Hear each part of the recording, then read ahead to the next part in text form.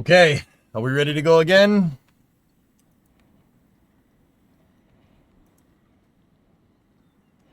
We ready to go?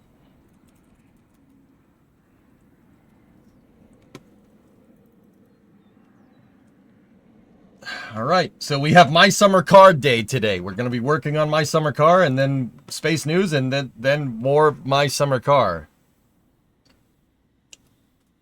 Did you see Gleater's references to Binky? Dude, I streamed for 15 hours yesterday. I watched Project Binky and then I went to bed, dude. And then I woke up and basically came right back out here. No, I haven't seen it yet. I haven't even watched the RV challenge and I'm ashamed of it. I'm ashamed of it, but that's okay. 10 seconds. All right, what is this?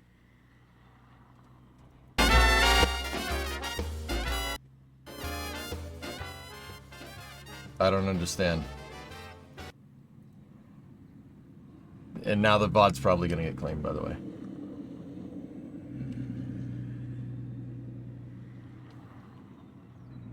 Read the names.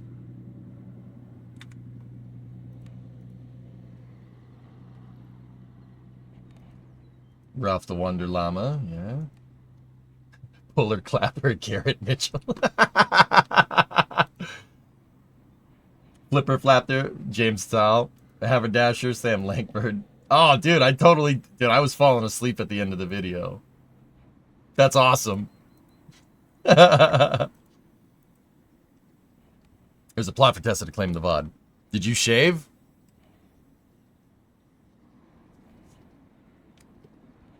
Say my name. Heisenberg. You're goddamn right. It's too hot, man. It's too hot. You see me sweating in the garage yesterday?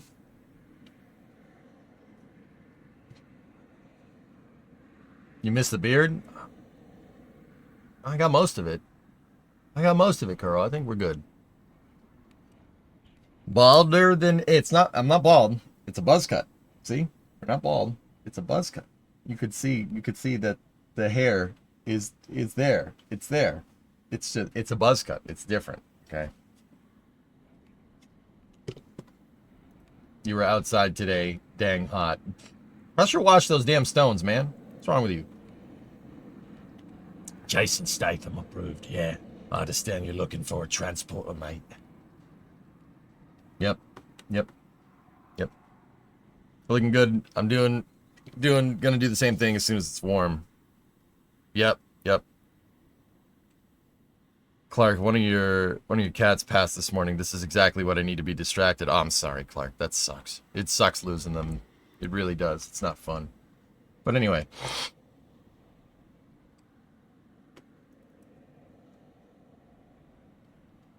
All right. So, let's get out in the shop. We got most of the rust assessment done. Most of it is done. We still got to kind of go in the back and take a look at things back there. So we'll get the vacuum out, get the cameras all set up, and let's go. That's what I wanted to do. I wanted to really look in and around the trunk. We know it needs a trunk floor, but there is some stuff we might want to check on the back of the car. Your hat is too big now? Oh, no, it fits perfectly. Did you see the Twitter post from Dean? Somebody just linked it a second ago.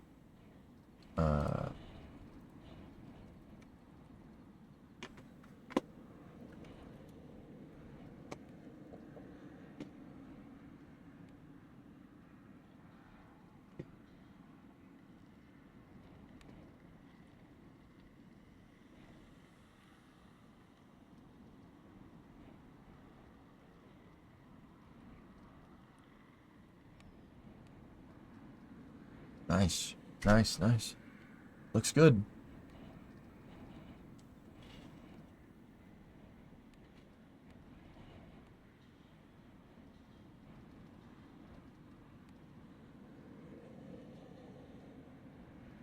It looks good, guys.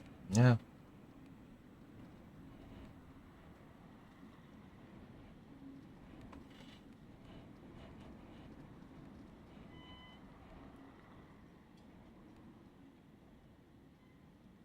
Yeah, it looks good.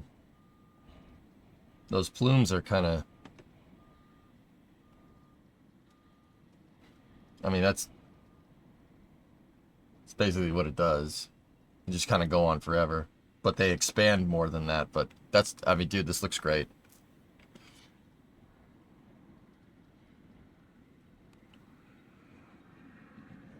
We can hear the Starbase beeps, sweeps, and creeps. Yeah, I know. I always do that to test the audio in the beginning. That's great, man. That looks really good. Real quick, is that... Wait a minute. Did...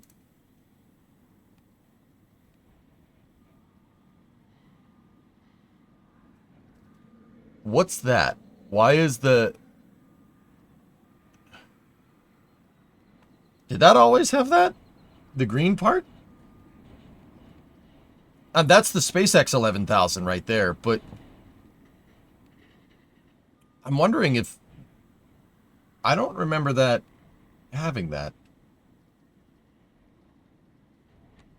They had to take off the main boom to repair it. Oh, okay. That's black, not green.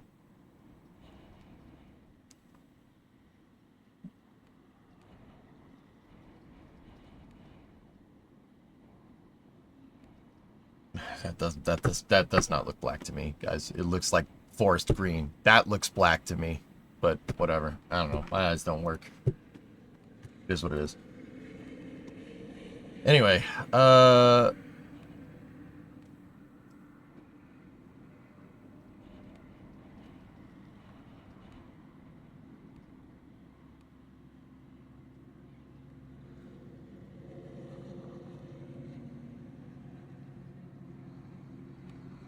do they have that yellow crane on the site? Well, it looks like they took some of the parts off of the other Liebherr 11,000 and put it on the SpaceX 11,000. Which is... If I'm understanding this right, guys, I was thinking about ways to lift the OLM. Like, how are they going to get the OLM on top of those pegs? They're going to use two 11,000s. That's the only real good way to do it. So if we see the second Liebherr 11,000 that's at Starbase starting to move towards Pad B, OLM lift will happen soon. Ooh, EJ is here. No, I am not. Stop stalking me.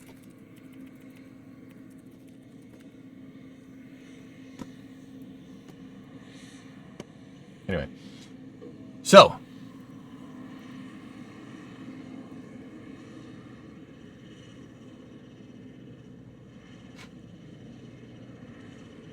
Don't mind me, just dodging sky whirly-doos in North Texas. I mean, hi. Yeah, I know that road. They've reconfigured Marvin for the OLM lift. Yep. Did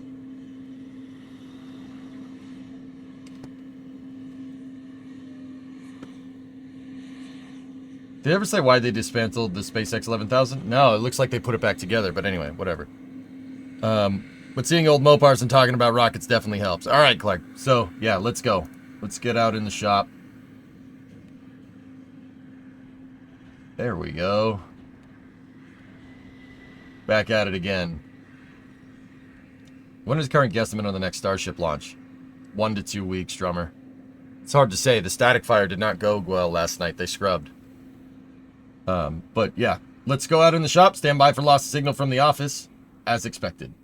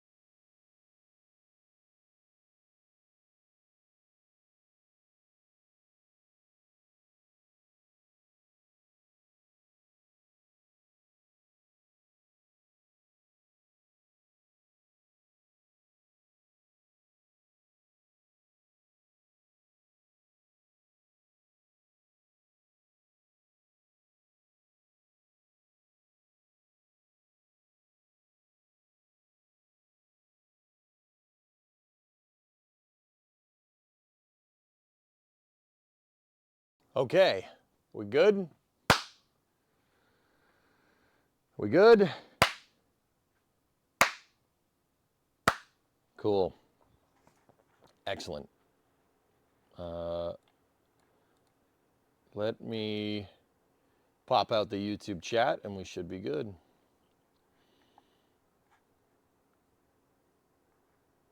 We're 5 by 5. Thank you, YouTubes. Just pop that chat out. I like to put both of the chats on the bigger screen right here so I can see it. Discovery, go at throttle up. I have other plans about making chat bigger, but we'll cross that bridge when we get to it. Hey, cool boy. That's a 6-month resub. Thank you. Oh, look, I have this. Right on. All right, cool. Enough sad stuff. How about that nomination for NASA administrator? So yeah, guys, real quick before we get into it, the Senate subcommittee voted in favor of making Rook NASA administrator. So now it's just down to a total Senate vote, and we'll see where that takes us. So the other thing is that I went to the store this morning and I got big totes. I got those big plastic, ABS plastic totes. Those are for taking parts, cataloging parts with this thing. That's what that's for. Yeah.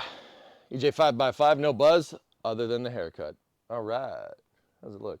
Yeah, it looks good. Looks nice. Aerodynamic. Hey, Tree Hugger, what's up, man? So, what I want to do, dudes, I think is back the car in. Well,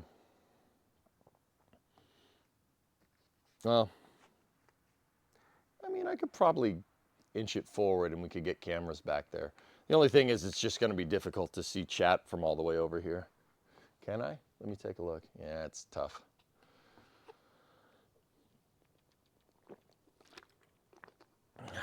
It's tough to see, but, you know.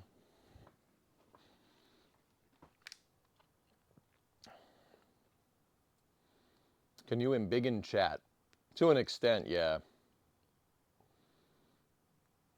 Let me see if I can make the chat a little bit bigger.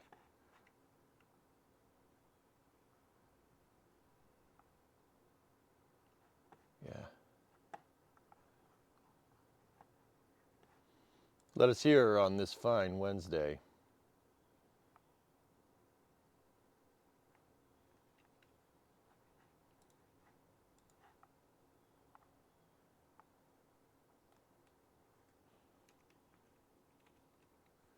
Oh, jeez.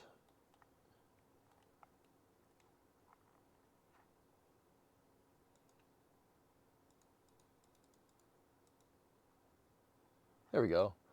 Yeah, I made the fonts bigger. That should be good. EJ, you may have said this, but are you going to paint it? I want to paint it, dude. I'm not going to do all the work.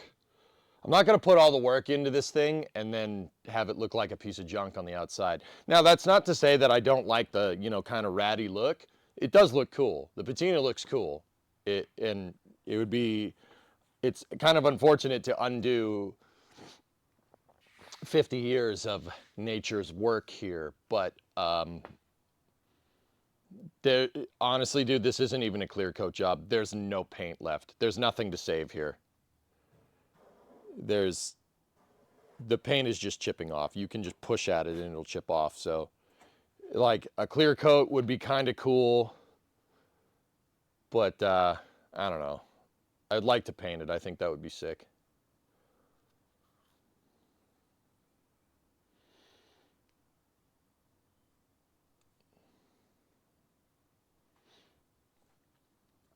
Yeah, that'd be sick. All right, you want to hear it start. With the bigger chat, I can probably see it. Hey, guys, is Rook Isaacsman's call sign? Yes, yes it is.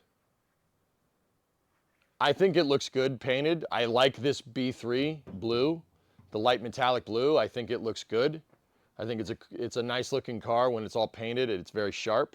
It looks good. But yeah, the ratty look does look cool. I just think everybody does that, dude. And if I'm gonna put all this work into this car, I want it to look nice, but then again, I don't know. It really depends on how much it's going to cost to paint it, you know? I don't have the resources here to paint this. I can't paint it in here. When it's done, I hope you're going to take it to shows. Well, of course, Jim. I don't have the resources to paint it right in here. So I know the body shop that did Brimo's car after somebody hit it. They do good work. So I would look to get a kind of a quote. And if the quote is too high, then maybe we'll just clear coat it. I don't know. The ratty look does look cool. I like it. The biggest thing that I like about, well, okay, let me put it this way. If we did get it painted, I'd be worried about scratching it. I'd be worried about screwing up the paint. With it like this, you don't have to worry about messing up the paint. If you run into it, whatever, it's not a big deal, right? But the thing is that this paint isn't protecting anything. So if I, clear coating it would be pretty cool. But like I said, there's parts that you're not going to get away with clear coating it. This would have to be sanded down. You try to clear coat that, it's just going to muck up. Yeah, I don't know. Whatever we do, like the ratty look looks cool, the painted look looks cool. I'd like to paint it. That was my original idea. I want to paint it because I think everybody does the ratty look. Everybody does that. The reason why people do it is because it's inexpensive. But with what we're going to need to do with the metalwork for this project, inexpensive is not. I don't think this. I wouldn't call this a low buck job with what we need to do, with what I want to do. Let me put it that way. So, you guys wanted to hear it start. She still starts. She still runs. I started it already today. But here, I'll show you.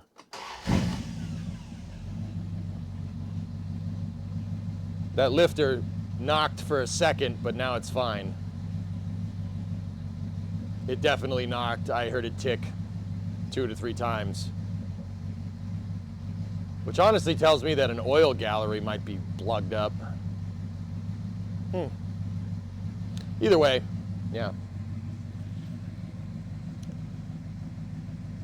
I know you're low on time, but you should really get some merch going. For this thing, yeah, that'd be kind of cool.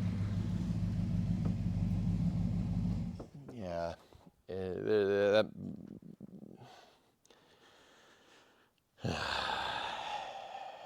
Something's weird with the right bank, guys. With what we need to do, we're going to have to take the motor out anyway.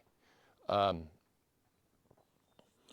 why? Why are we going to have to do that? Why are we pulling the motor? Well, the structural piece that holds the transmission into the car, the torsion bar cross member, doubles as your transmission holder.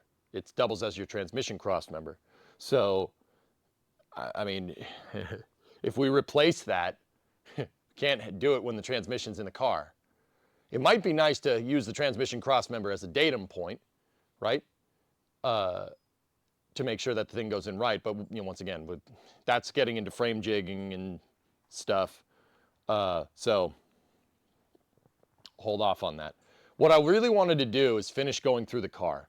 What we did yesterday, we used the hammer and we tapped on a lot of things and we found a lot of rust.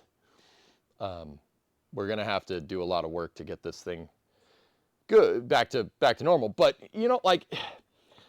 I'll be honest with you, this has about the amount of rust that you'd expect from a car that's 56 years old that was driven.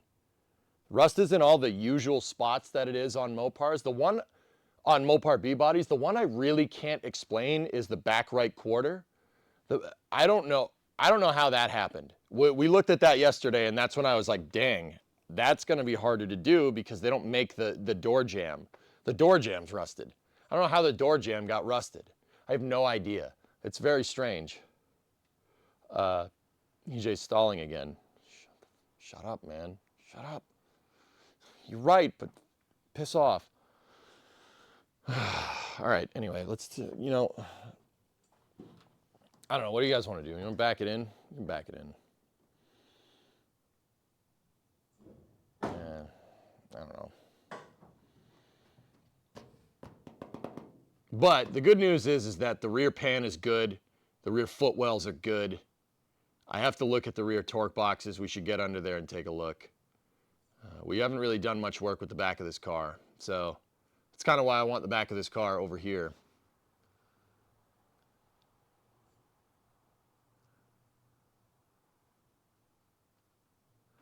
Yeah, all right, I'll back it in.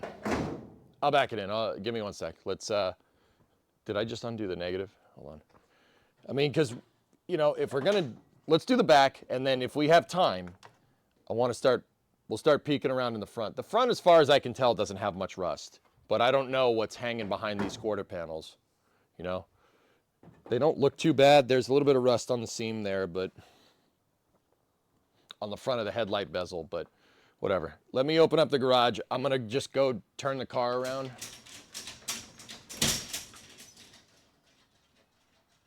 I do not like that that door makes that noise. The chain's getting stuck on the pole. I'm gonna have to go look at that.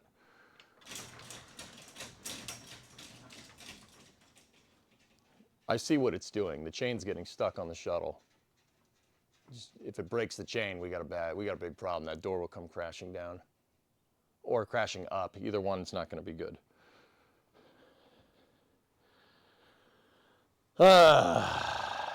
Maybe that's where the wind was blowing when it was parked. I mean, Tessa, it could be anything.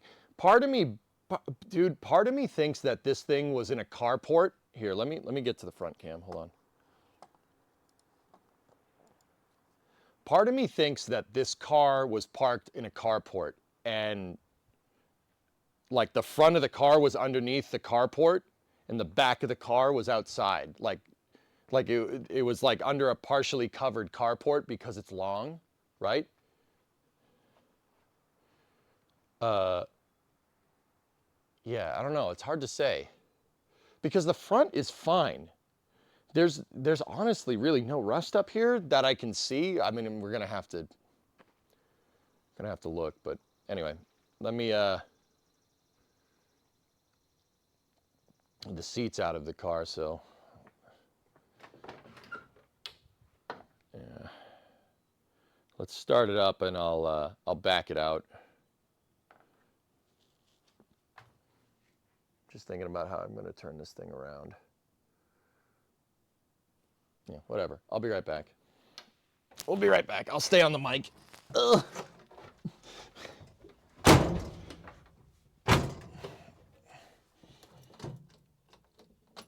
Did I undid the negative. What the heck is wrong with me?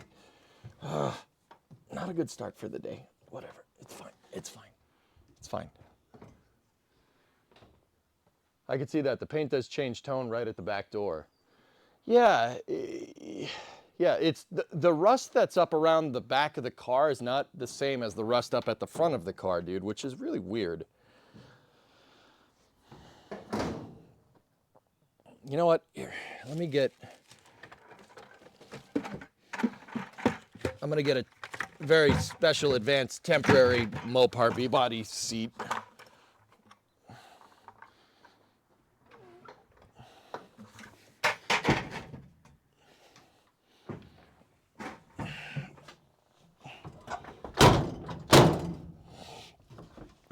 This thing is riding awfully high.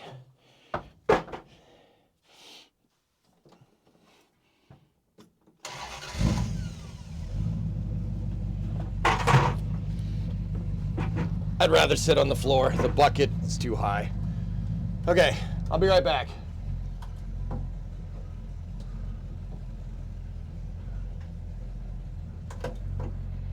Oh, I can see the ground.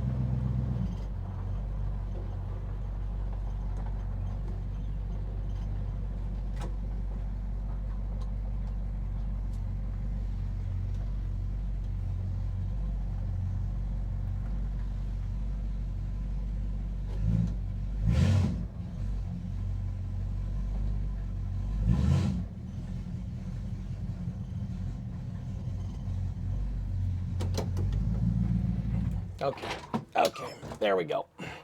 That was weird. I don't think I've ever driven around a car with no seat in it. Okay, we're good.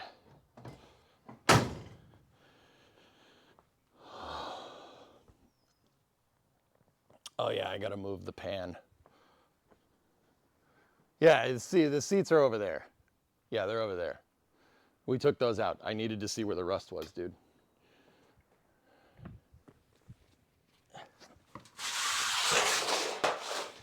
Transmission pan is still leaking, but it's not leaking as much, which is good, you know. But as long as, as long as it's leaking, that's good because that means there's fluid in it. Okay. Wow, this is weird. I'm so used to seeing this car not backwards in the garage. The right wheelhouse trim is close to falling off. Yeah, that's right. It's because someone pop riveted it in.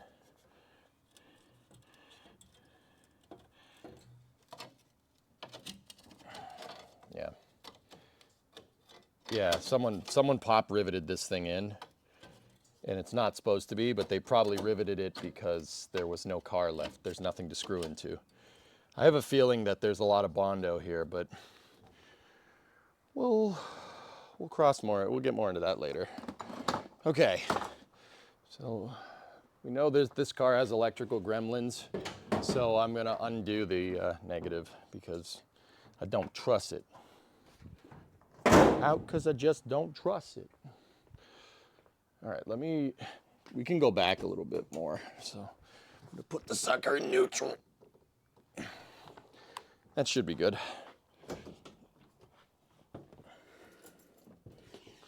Okay, all right. Let's see what we got.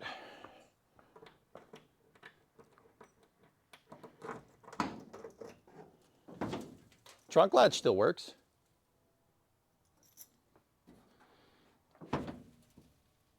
Okay. Lovely. Okay. Did you cut your hair? What hair?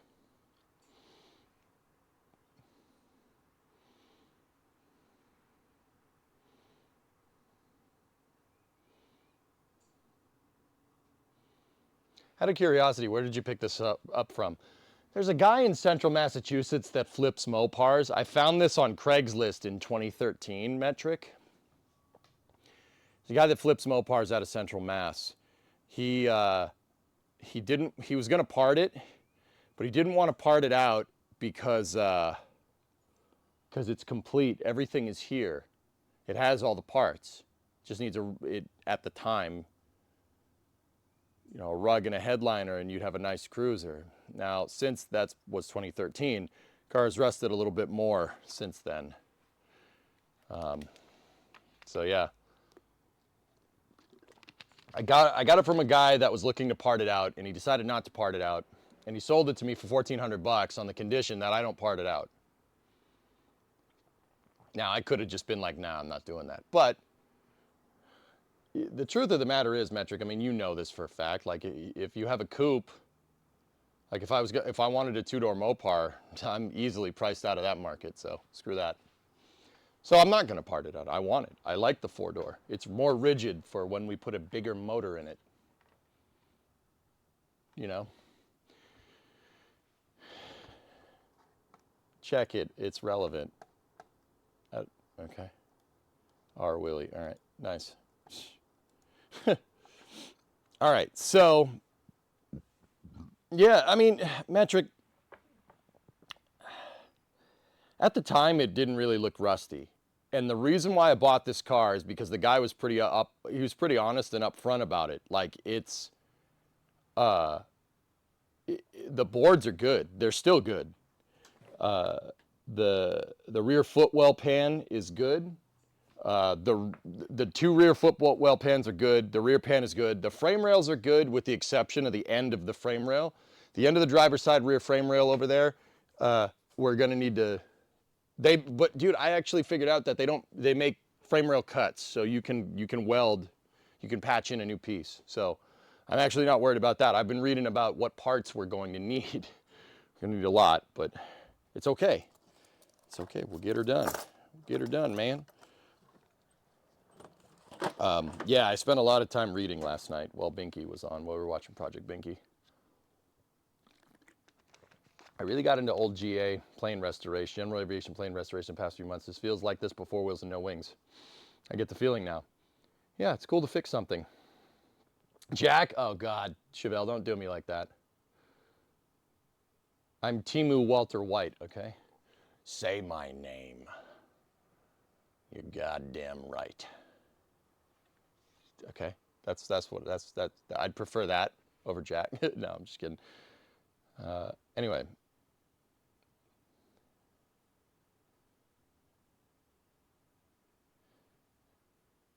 What was that book you had that shows the shop specs and whatnot? That is the manual. It's the Mopar manual, dude. Look. Yeah, Metric, you should get yourself one of these, dude. Super useful. It's just the entire 69 service manual. And the next bit that I'm going to tell you is not going to help you at all. I have no idea where I got this from. I think I got this as a present. I think somebody gave it to me as a Christmas present, and I don't know where it came from.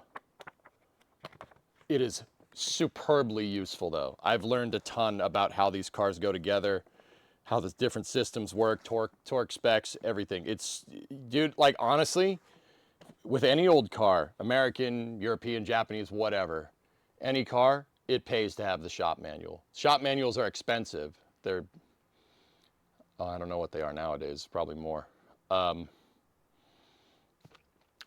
Yeah, but these shop manuals are insanely useful. Like, it'll tell you everything. It'll tell you how to do everything. And I mean, Metric, you know good and well, everything on these cars is designed to be rebuilt. I'm stalling again. Let's go. Even the car itself is designed to be freaking rebuilt. So, anyway, let's set up the camera. See what we can see in the trunk. We'll start with the left side. The driver's side. Here, look. Yeah, that's not great. Does it have an ISBN? No, it does not.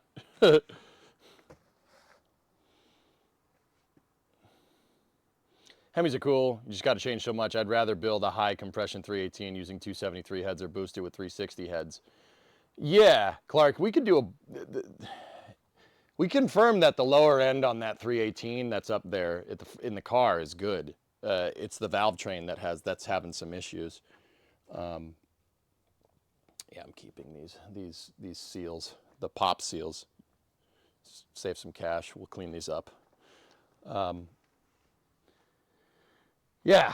So yeah, if you buy a project car, guys, absolutely buy a shop manual. They're worth their weight in gold. Okay, so I have huge totes over here that I'm going to put trim and stuff in for now. Let me just find some packaging or something to put in there. Yeah, that's fine. Because we started taking trim pieces off yesterday, and if you don't give them a home, you're going to lose them, and they'll get lost in the clutter. So I bought 2 big honkin' totes here to put trim pieces and stuff in. They're they're over there. See? We'll put trim pieces to the car in there when we go to take those off.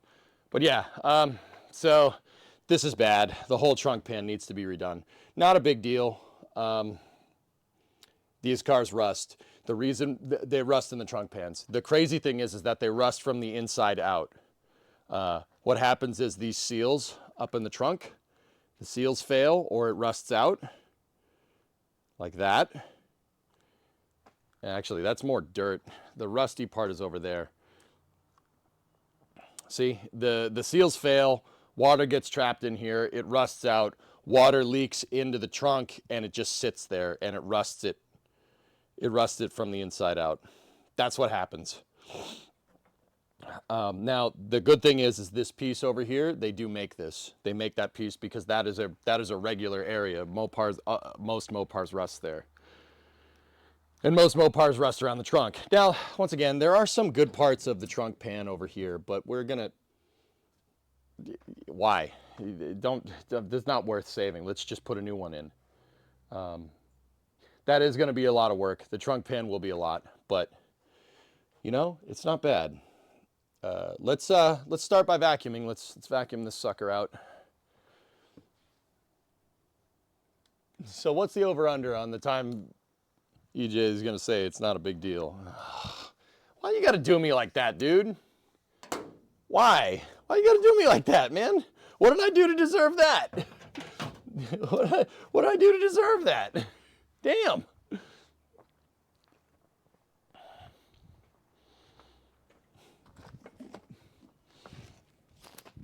Let's get the shop vac up here, which has a good portion of the car in it at this point.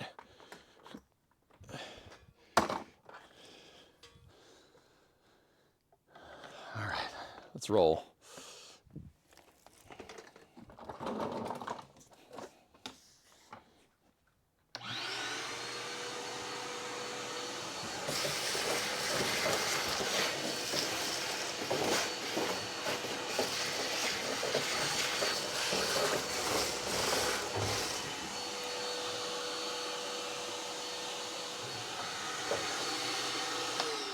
I'm gonna bring the trash can over here. There's a lot of old pieces of seam sealer that are not doing their job anymore.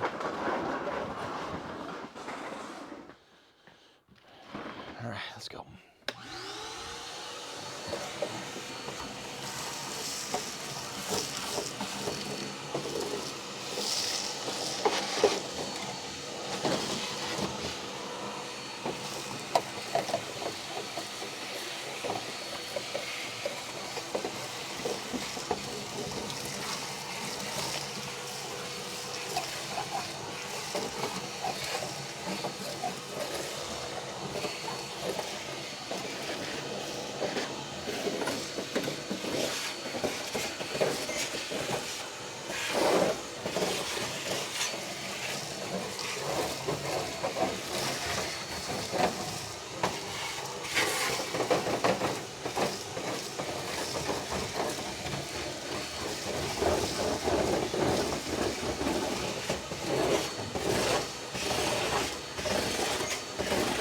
Dude, I'm running the vacuum back and forth on this, and the trunk is just falling apart.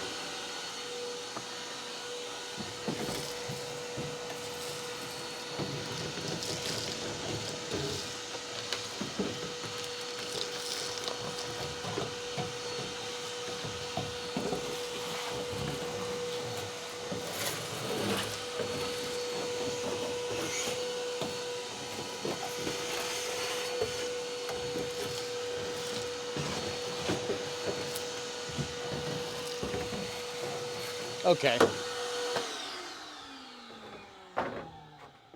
Wow. There's yeah, I mean, once again, not anything we didn't know. There's just not a lot of trunk back here. The trunk floor is shot. I noticed some pretty glaring red flags over here. Let me show you. Rust. Rust never changes. So, look. Okay. So see that? See this right here? This stuff up here? This gray stuff? That's the factory weather stripping. Somebody came in here and went to town with a seam sealer. All that black stuff that's below it is I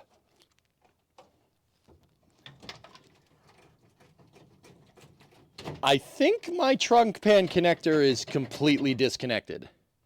That is just sitting in there.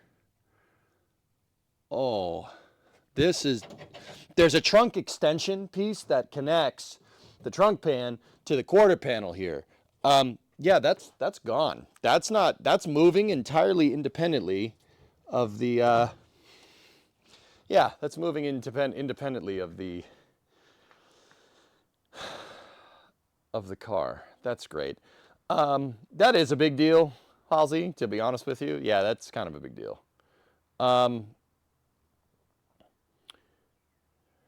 Crap.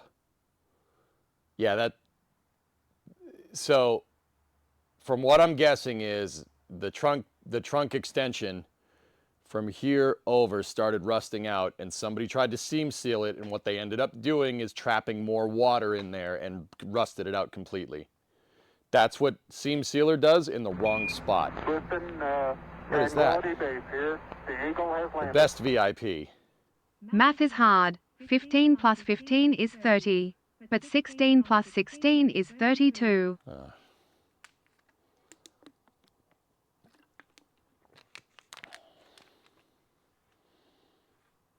Yeah, Rares, the footage from River Rouge was good. Did car companies attempt any kind of anti-rust measures?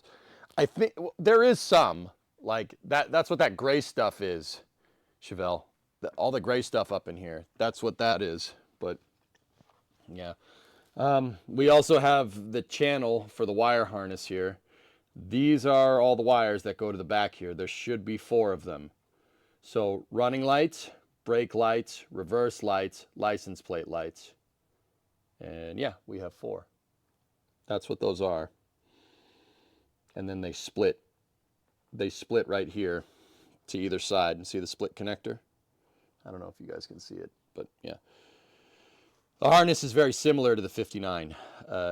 This is kind of garden variety stuff for mid-60s. Actually, it's garden variety basically until the 90s. I mean, even now. Yeah, that's how they do it. You run one wire coming back here and you split it. You split it to each tail light. So yeah, we have 4 wires here. Once again, one of them is the reverse lights, one of them is the running lights, one of them is the brake lights, and one of them is the tail light illumination. So the running lights. Yeah, daytime running lights. Daytime running lights, tail lights, brake, reverse. We should probably start taking that apart. Yeah, I think we should. You know, guys, the other thing is see, that's bad. The other thing that I'm thinking is it might be better to build more structure back into the car back here. So when we go to do the center of the car, we can anchor on something solid on the front and the back. The more and more I think about this, the more and more I think the trunk might be the place to start. How's the car project? It's projecting. Wait. It's coming. Seeing all this makes me slightly worried about seeing what's hidden under everything in the Bel Air. Stygian, here's what I'm trying to show. This is bad, and I'll admit I let myself get overwhelmed by it. Go ahead, throttle up. Thank you for the sub. I'll admit I let myself get a little bit overwhelmed by this yesterday, just because of the sheer amount of work that needs to be done. But it's all fixable. This is fixable. They make the parts. And they definitely make the parts for a Tri-5 Chevy. I wouldn't worry about it, dude. Yeah. Now, in terms of like rust prevention, the factory does have some rust prevention there, but this may have been dealer. This may have been a dealer thing. What the dealers would do back in the day is like quote unquote field modifications. They'd be like, oh, well, we used our patented rust technology on it, or anti-rust technology. And I believe that a lot of that, this car was undercoated, and I believe a lot of that was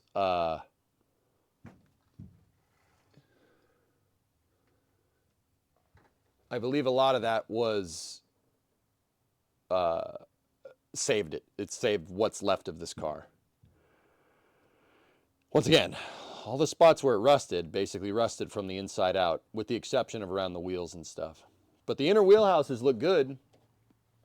That all looks good back there. Inner warehouse is good, but it's the outer one that you have to worry about. So this thing, right? How they made the what's called the wheelhouse is it's made out of two parts and they're clamshelled together. There's the inner and the outer. The inner is good because it does, here, let me lower you guys down. It carries a lot of the structure of the unibody, right? But the outer one carries the C-pillar. Now, if you go in there and look, see the trunk reinforcement bracket is there, and then just that diagonal right there goes to the wheelhouse and the parcel shelf. That's all actually pretty damn clean. It's still shine. It's still got some shine on it from the original paint. Now, what the heck? Hold on a second, dudes. I see something. Let me show you what I see. What the? Whoa.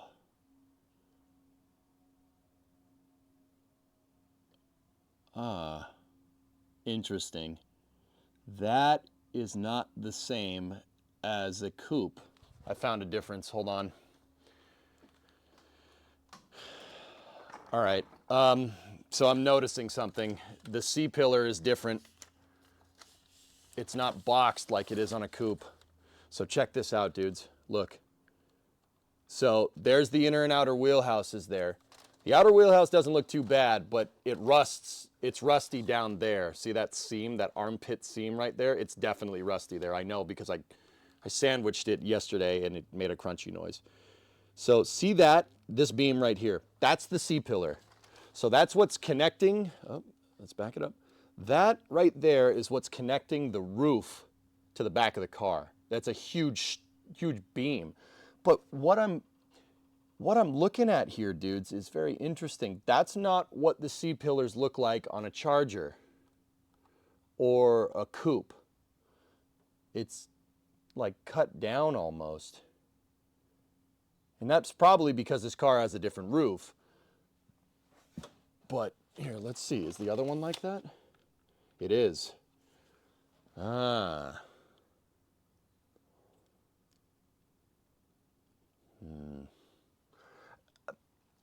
That, whatever. I mean, it's fine. The metal is good.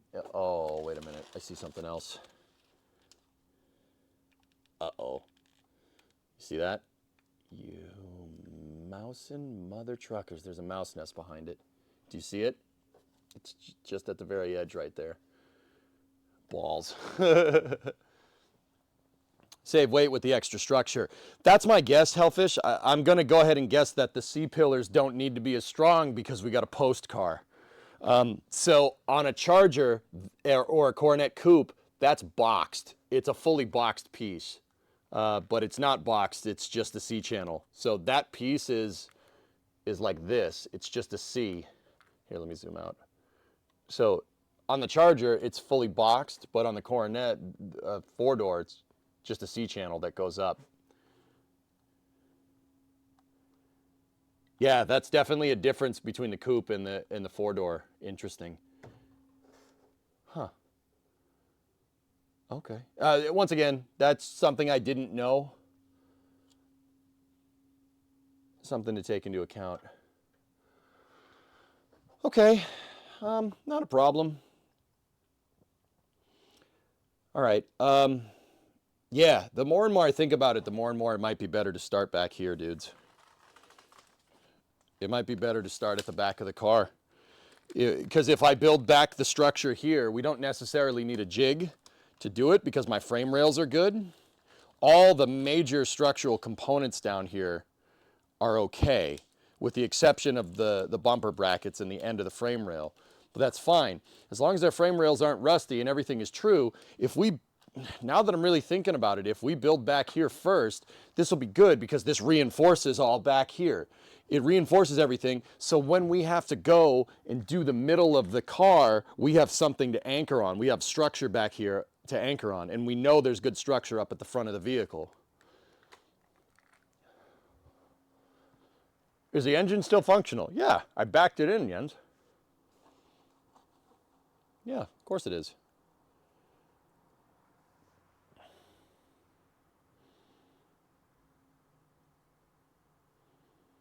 This car looks bad, but not bad for its age. Magman, yeah. This thing, yeah, this car, it's a sedan. This is like, a Coronet 500 sedan from 69 is basically, like the modern day equivalent would be like a Toyota Camry or a Ford Taurus. Like that, this car wasn't worth saving. It's just a car, right? But nowadays, they're pretty popular, so. And I can't afford one with 2 doors, so screw it. 4-door it is. Sure, Americans collect cars like bottle caps. Yeah, so? Stream makes you want to buy a project car. Well, you'll see how much work that actually is. So yeah, my trunk extension is, all right, let me get some gloves on. Hold on. Let me get the gloves. Gloves are coming on, not off. I really don't, I think that is just seam sealer holding that thing together. Holding that trunk extension together. I'm pretty sure it's just seam sealer, and that's it.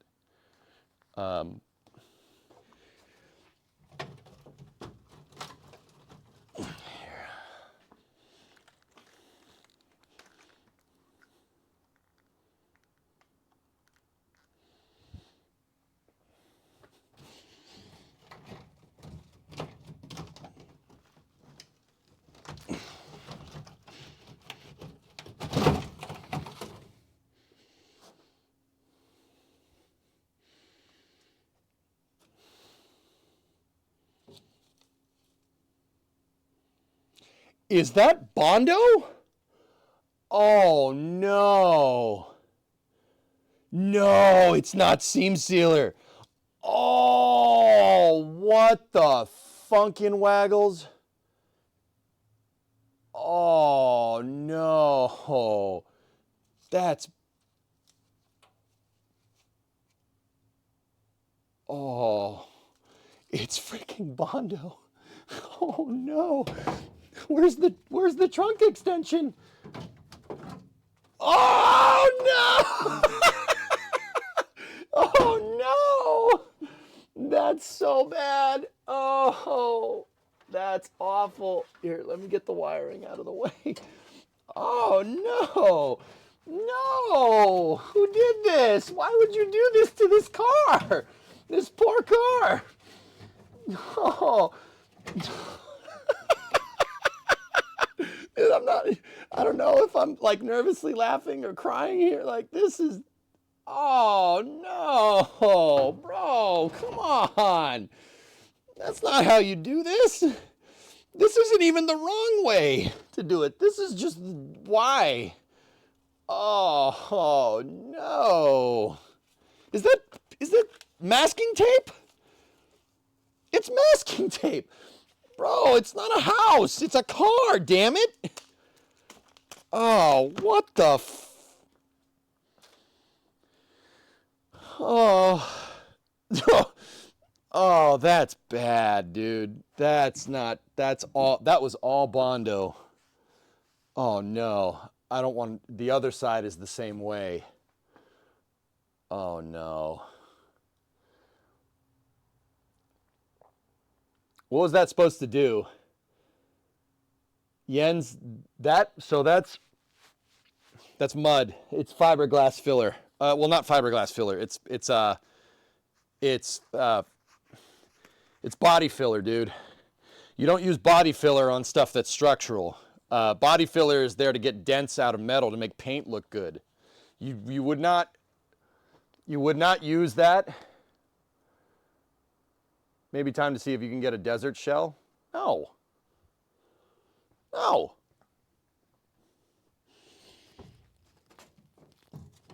No, I'm good.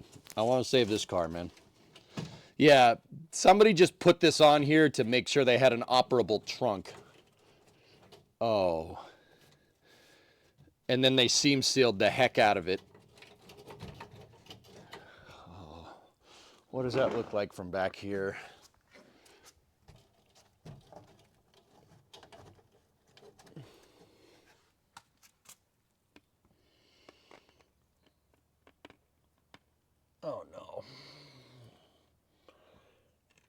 Outer wheelhouse just shot. Like, shot. See where these holes are? Can you see that? It's rusting all up in there. Like, all up in there. Like somebody did this repair and was like, okay, I just want a trunk that works, and kind of gonna go from there. Hold on, is this extension panel even connected to anything? The way I'm moving it doesn't seem like it.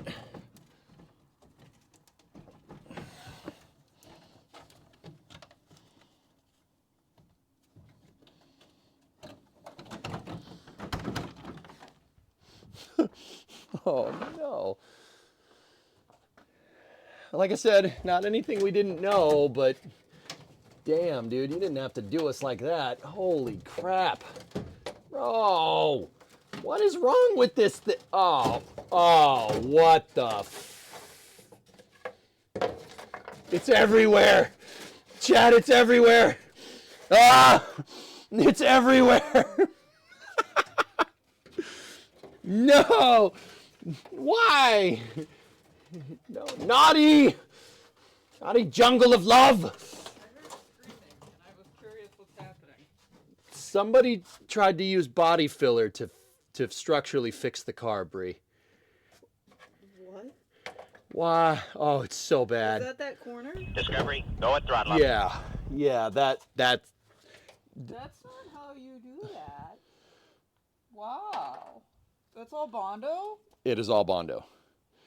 This is fiberglass filler for filling in dents.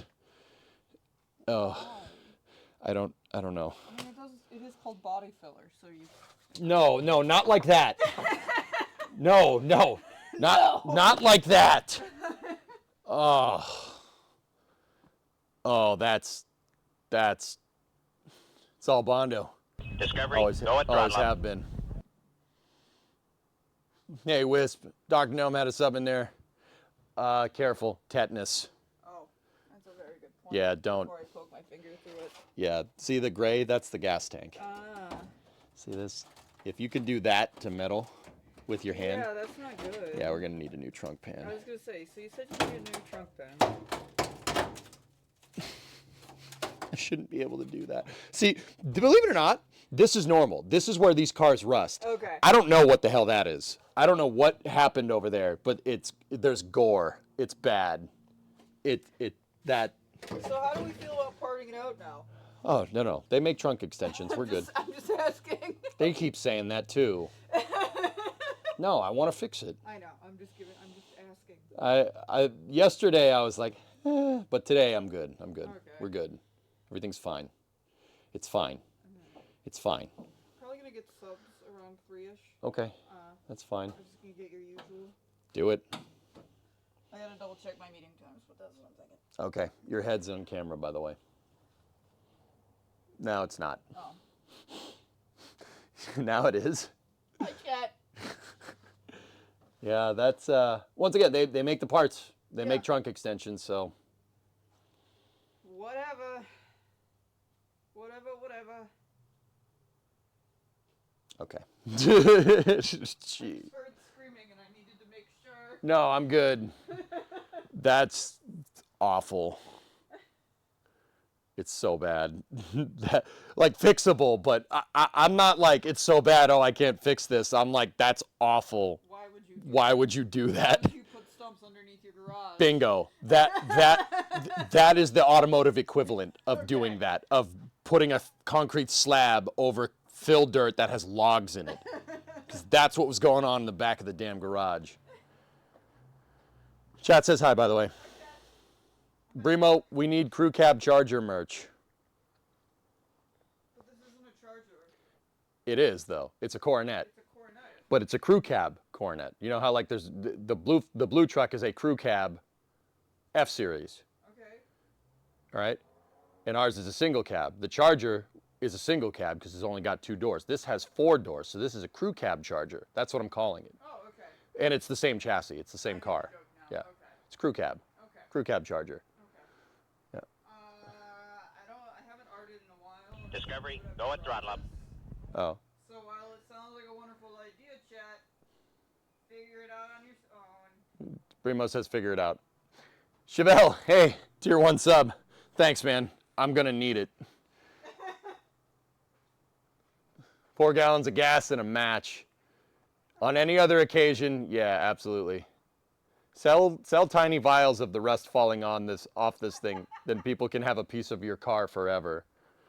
I don't think you want that, dude. Like, I'm not sure you. Here's a piece of rust. I'm not sure I'm okay with doing that.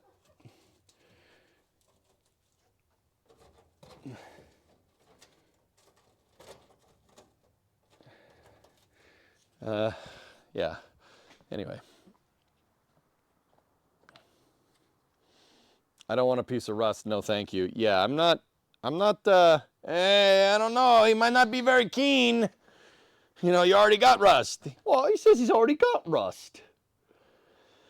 Okay. Let's, I'm going to get all the wiring out of here. And, yeah, that we'll get everything out of the way. I'll take the tail light, all the tail harness out, and I'll move it to the part of the car that's nice, and then we'll keep going. We started over here, so let's just work our way around. So, yeah, in order to do that, we got to get all this stuff out of the way.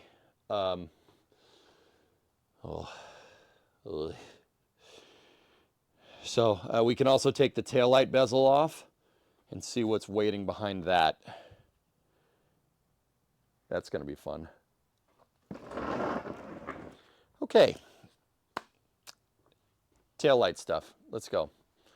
I'm betting a lot of these repairs would be easier with a lift once your accountant does his job. Yeah, most likely. It would have been nice to have it by now. I kind of had planned on having it by now, but you know, let's just forget about it, I guess.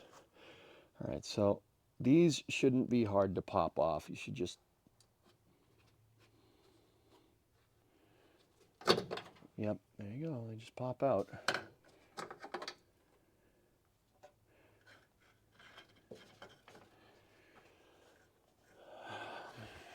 Man.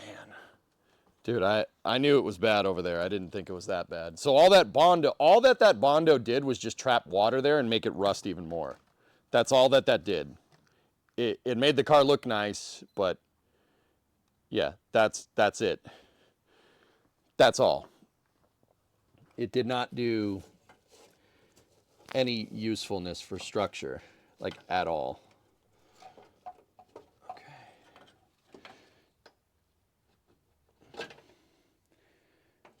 Okay. There's just metal tabs holding this together. Let's get the rear harness out. This is the original one.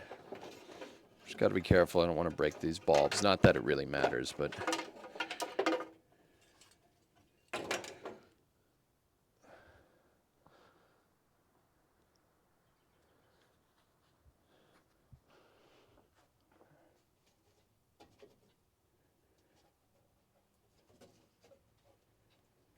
There's the license plate illumination light.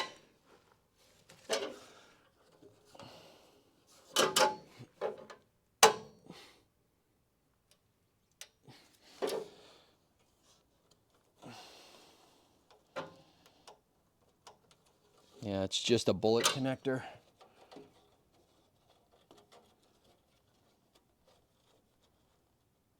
Okay. All right, so there's the license plate light here. But you know what? We'll take the bulbs out of these things.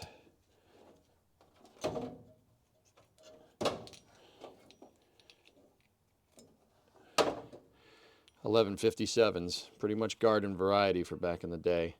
1073s and 1157. Cool. I'm putting the bulbs down on my electrical desk. They're by the 3D printer. Discovery, RC, go at throttle up. here's some help. 100 Canadian. Oh, thanks, bud. My bad, I actually got to order food around too. All right, whatever. Kyron, 80-month resub. Thank you. RC, thanks for the $100, man. Yeah, dude. I'm gonna need. Oh God, Chevelle, have a few beers on you, bro. I think I need more than a few beers. No, thanks, man. I think we're, yeah. This is not great.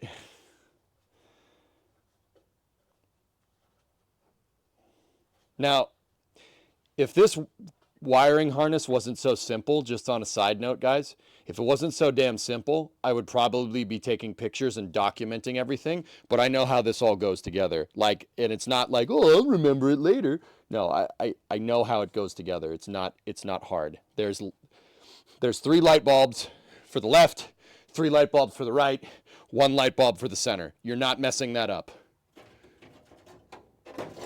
Once again, the brake light and the running light are the same. They're the same bulb. The reverse light is slightly different, so you're not screwing that up either. This is such an absurdly simple piece of wiring that I normally would document it. We're not doing that. This is just, it's easy to just take it apart. And I know the harness. This is very simple. There's only one way that all the wires can connect because of the lengths.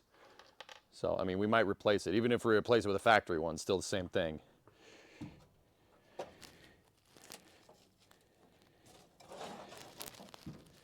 Okay. The only thing now is the license plate light wire. It's going through a grommet here. I'm trying to pull the grommet out.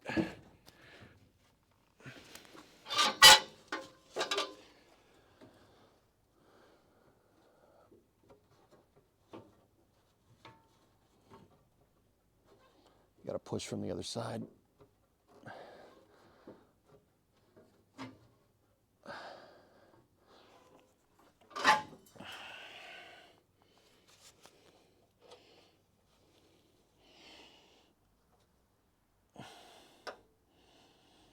There's 2 tabs that are holding the wire in place.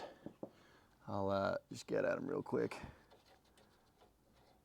Worst case, the harness is in the service manual. Exactly. I have a lot of documentation already. There's no need to document any of this.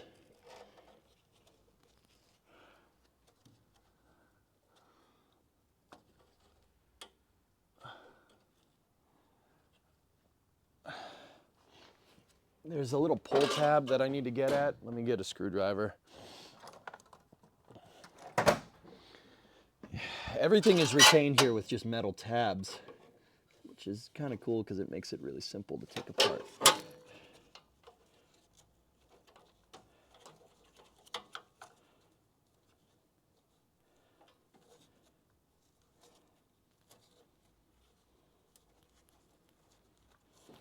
Yeah, nobody's monkeyed with this since 1969.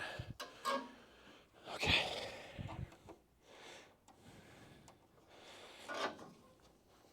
Now, I'm trying to save this grommet. Trying. I don't know how much luck we're gonna have.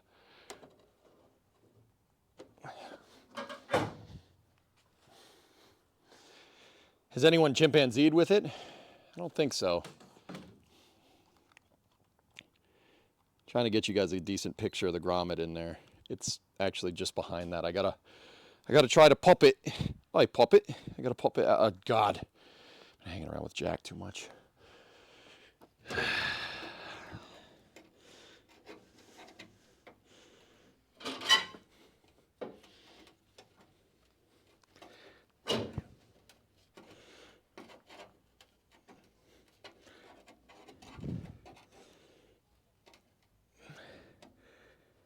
Come on, baby.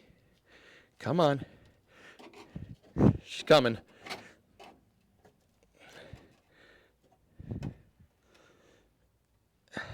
Come on, get it. Get out of there.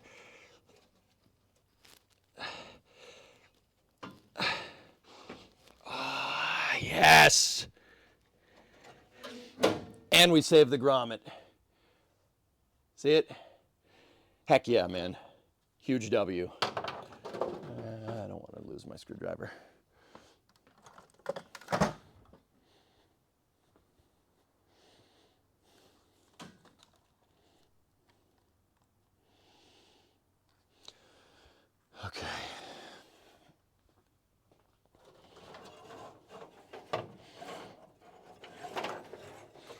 It looks like, so this was with this had a braided wire sheath on it from the factory. Looks like some mices may have gotten at it, which once again, considering the mouse nest that we pulled out of this thing yesterday, yeah, probably.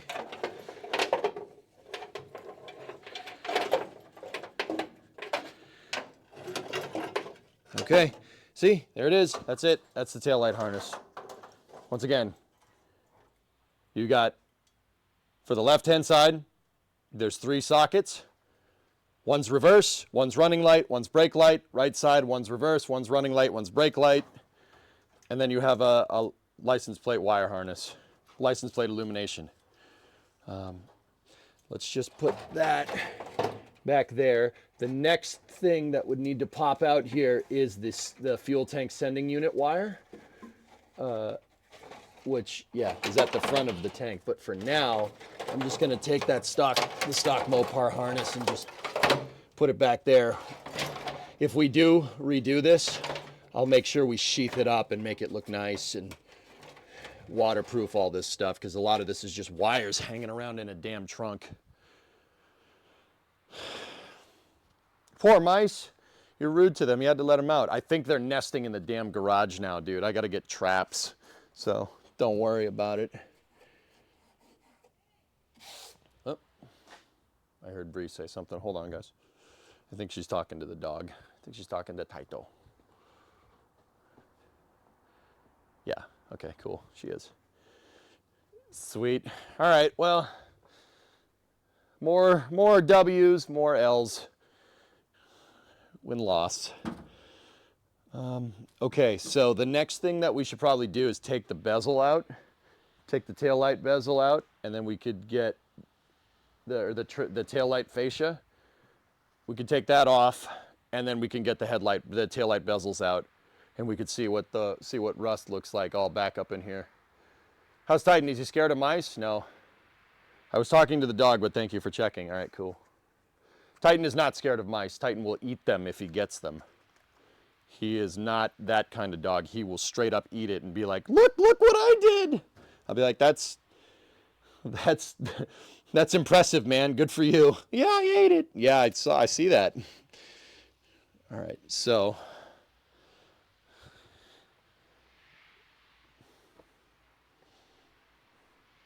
To trap the mice, use a mouse pad and a shotgun, okay? Don't eat mice, shouldn't eat mice. Eating mice is bad, okay?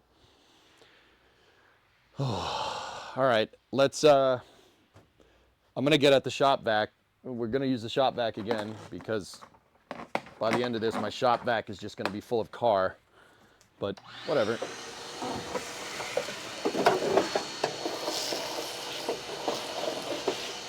I believe in keeping the workplace clean. Especially with what I'm seeing down here, it's probably gonna get messy.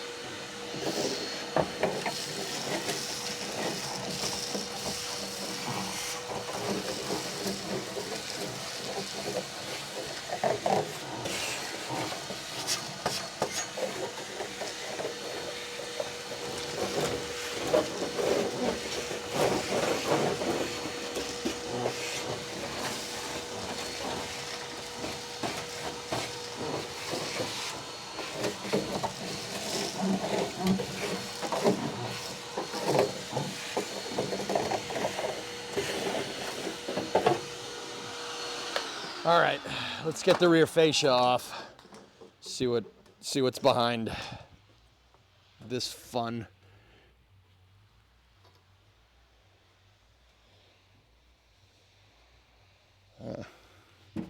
How do these caps come off? Are those? Oh, these caps look to be a captive nut.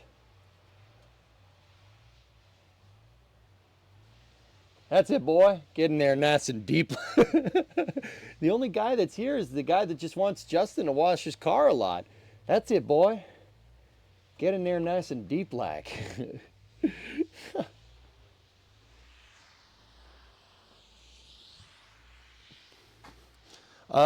These are captive screws, or captive nuts on this like tab.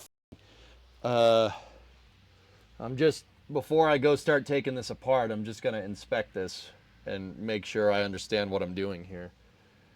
Okay, there's 6 captives on either side, 2 captives for the fascia plate right here, 3, 1 in the center. Okay.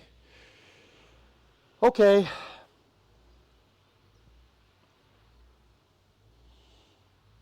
All right. Yeah, let's get the wrench. I don't think this is I mean, I don't know. What do you, those captive things don't look like they're. Yeah, see, this one came right off. Chat, take a look at this. Oh, that's cheapy stuff, dude. That's cheapy stuff. It's not even a nut. It's just a little tab of metal to pick up on the threads. That's cheapy. That's cost-saving measures. Well, if we use these stamp things instead of nuts, we could save 2 cents per nut. But hey, that's what they did. Keep it affordable, I guess. How's the rust on the front half? Hip, the rust from the firewall forward on this car is not as, it's not, okay, so from like basically here forward, not too bad. From what I can tell, I don't see any surprises in there. The good thing is that I can see it when we pop the engine. I can see the frame rails. I can see the quarters. Like, I can see the structure in there, and it's not a big deal. Yeah,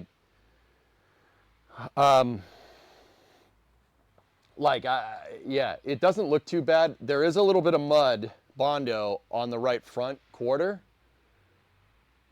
So we might need to figure something out there. But then again, they sell the quarters for this car. So if it's too far gone, I'll just replace it. There is mud right here. And I'm not sure why you'd cake on 1/8 of an inch of Bondo here. You shouldn't. Bondo should not be any thicker than like a 1/16 of an inch.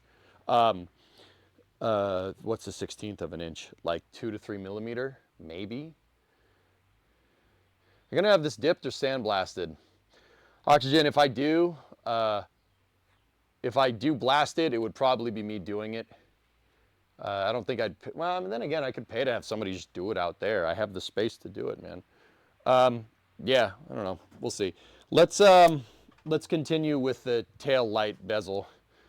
Do you got any of the ownership history? Yeah, Hip. Actually, part 1, I talked about it in pretty good detail. I wouldn't say like, go to the VOD. I mean, you know how I am. I usually like explaining it. The short version of this is this car was ordered. This car was ordered from a dealership in New Hampshire. I'm not saying which one. It was ordered from a dealership in New Hampshire in 1969, and one guy drove it from 1969 to 1974, as far as I can tell. It looks like I'm the second owner on paper. The guy that I bought this from was not the original owner. A guy bought it from an estate sale and was going to part it out for 2-door parts, but he didn't want to part it out because it's complete. And the car is actually, the outer panels are actually pretty straight. The doors are pretty straight. The roof is good. So he didn't want to part it out. So he sold it to me to drive it, to basically to drive it around, to have some fun with a B-body Mopar for a really, really short price. I got it for $1,400 in 2013. That guy never registered the car. So on paper, I'm the second owner, technically the third owner, technically. Car did not have a title. I had to go to Vermont, and New Hampshire. I had to go to New Hampshire, talk to them about it. I had to talk to the Massachusetts police about getting a car retitled from out of state, et cetera, et cetera. I had to have cops come and inspect the VIN. I did this way back in the day, like almost before I started streaming. But yeah, it is titled. It is a titled registered car of the EJSA. How much mileage is on it? 97,000 is what I'm thinking, Twisted. It's got 90, that's what the clock is reading, and it doesn't look like it's rolled over because, once again, like, there's a lot of parts on this that are still pretty mint. Like the pedal, for instance. I learned this from Vice Grip Garage, believe it or not. If the pedal is worn out, the brake pedal, if it's worn out, it's usually 197 because the brake pedals wear out. The rubber stop on the brake pedal looks brand new. So unless it was replaced, highly doubt that. Highly doubt someone would look at the brake pedal on a car and be like, oh, I should replace that, right? I'm pretty sure it's 97,000 original miles. It's got a 318 in it, torque flight 904, light duty 3-speed, and a 7 1/4 rear end. That's changing. That's all going to change. Don't worry. Let's get the taillight bezel off. But yeah, I talk more about it in detail in part 1. If you want to go see part 1, check that out. It's on YouTube. Actually, I spent all of part 1 talking about the car, and Chad gave me crap for talking about it, but I wanted to lay out all the information for it right away, so I could, in the event that this happened, I could just be like, yo, check that out. Go check out part 1. 3/8 is too small. I don't want to use like a ratchet or something to take this out. I think those are 1/2, so just something with light amounts of torque. What is it with Mopar and freaking 7/16? Everything, all the nuts and bolts are 7/16 on this damn thing. I think, at least I think. 1/2 was too big. Yeah, 7/16. All right. I'm going to take these caps. They're probably worth something because they're original. I'm putting them on the desk. When we're done, we'll screw them back in when we get the bezel out. I could probably use a 1/4 inch drive here. Now watch this 1/4 inch drive. Actually, you know what? Let's just go. Let's just. You know, I said I'm not going to use a ratchet, but I think we might need one to get at some of these. So with an extension. So let's just do that. It's not going to take a lot.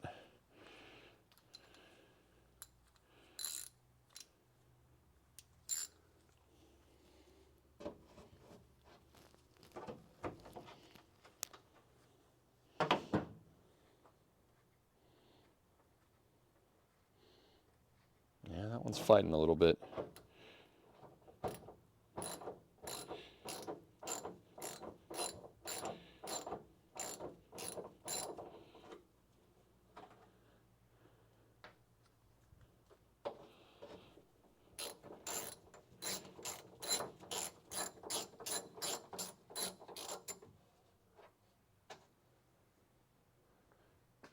Would you rather a large range of bolts? No. No, not at all.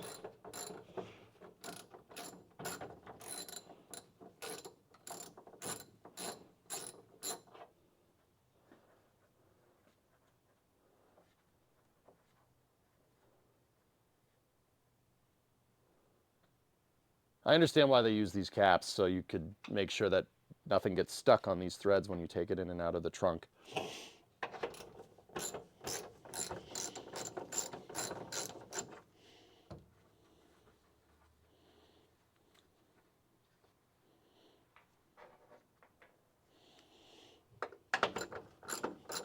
You know, I thought these things would be flimsier, but the ratchet seems to be okay. I'm getting the electric ratchet. Save myself some time. I think the electric ratchet is low torque anyway.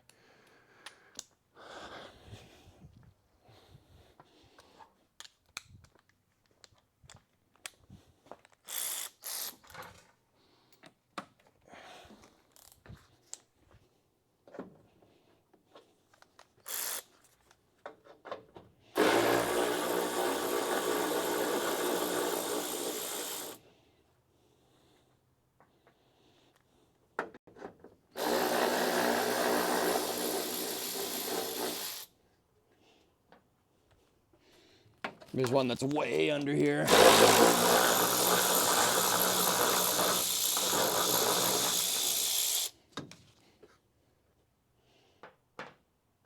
Oh, not.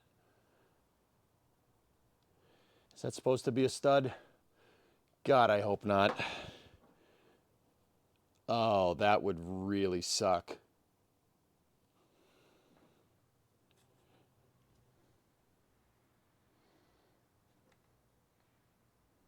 Yeah, maybe Aqualex, right? Yeah, don't make it a 1/2 inch. Yeah. I mean, to be honest, fellas, 7/16, you know what 7/16 is really close to? 10 millimeter. Low torque, yeah. Yeah, low torque. Should have done it with the damn frickin' ratchet. Oh, I hope I didn't break that. Whatever, it's fine. I will go back to using the regular ratchet. on the other side.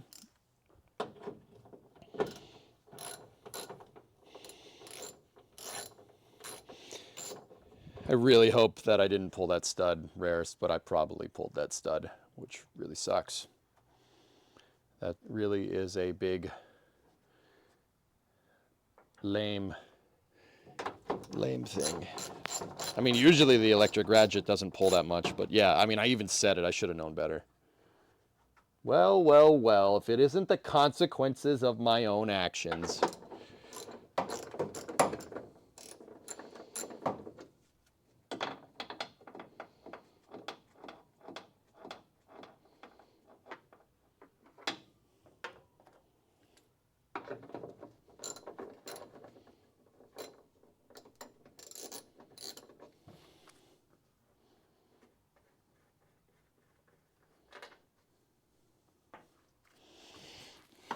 Please be a stud, please be a stud, please be a stud, please be a stud.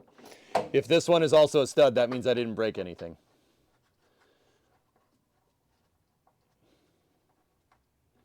Yeah, it's not. yeah, it's not. Oh, easy there, Aladdin. It's about to become magic flying dinner. You can't eat carpet, silly daddy. Oh, you gotta boil it till the glue gets soft.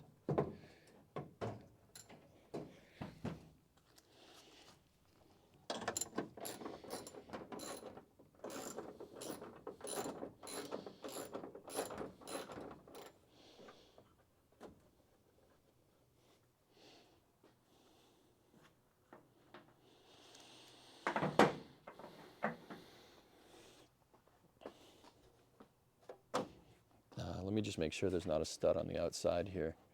There is. Yep, there's a stud for the outer part of the fascia plate, which is holding this whole thing together. It's funny because it doesn't feel like one of those capped screws. So there should be one right around the corner here. It's funny that they left this one a stud. It doesn't have one of the weird cap screws on it. And the other thing is that it doesn't feel like it's 1/2 inch. It's back up in there on the other side of the taillight bezel. It's in there around that corner. Let's back it out and see what we can find. But once again, it's not 7/16. It seems like it's 1/2. Let's see. Let's put a 1/2er in there, see what it does. Yep. The outer bolts are 1/2 because logic.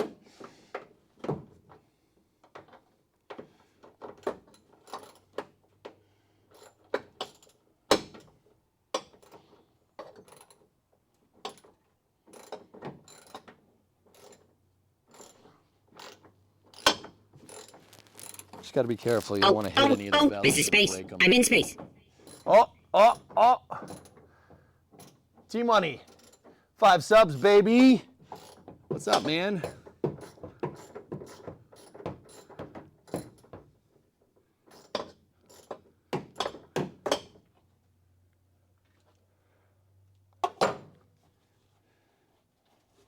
Thanks, dude. Appreciate it. Dude, I can't tell you how happy I am that you guys are into this. That makes me just happy as a pig in poop. Because, you know, the truck streams did okay, but not like this.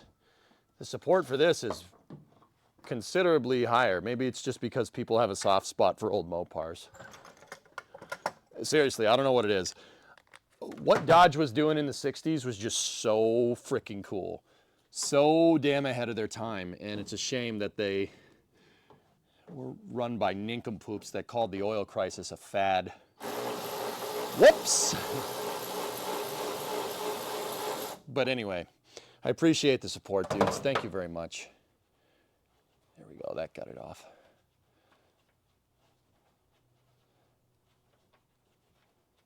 I'm just super pumped you're into this stuff, guys, because, yeah, I'm into this stuff. We could do this for 10 hours a day, no problem. What the heck is this thing? What is this? What is this supposed to be? That's not a bolt or a nut. Happy as a pig in poop is one of the best analogies you've never said. Thank you.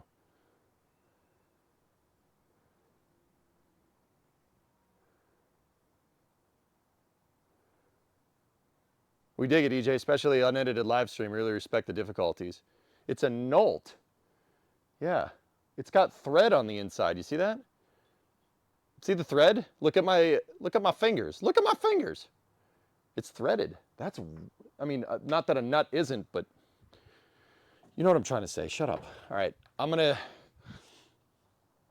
get at the other one over here. You guys watch and make sure while I'm in there that those don't fall, okay?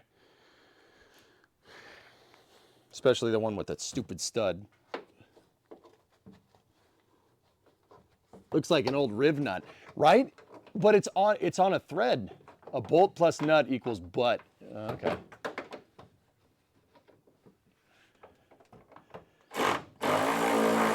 Got it.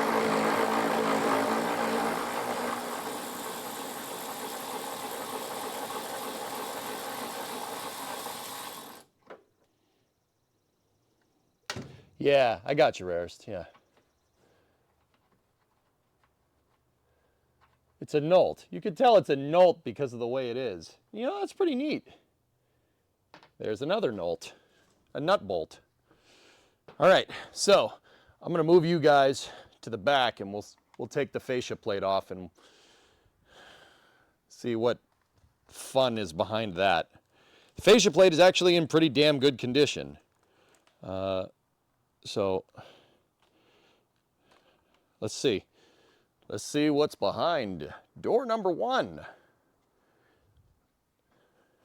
That dent was there. Don't worry, this bumper is not doing very well. See that? Yeah, see that? The bumper's not supposed to do that. It's not supposed to do that. So don't worry about that.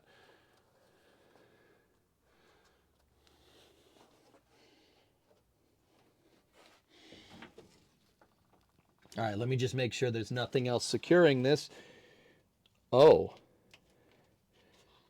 Oh. Oh, I am sorely mistaken. There is way more. There's way more stuff to get at, dudes. Look.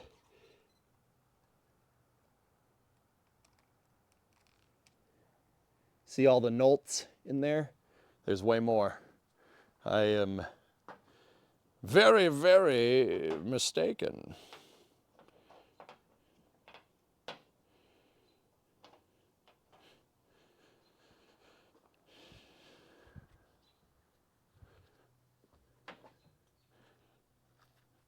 All right. I'm putting down the electric ratchet. Let me get my regular socket. Those don't seem to be more of the Nolts. They're the butts, I think. So, yeah, you know, if you've been watching the stream, that made sense, but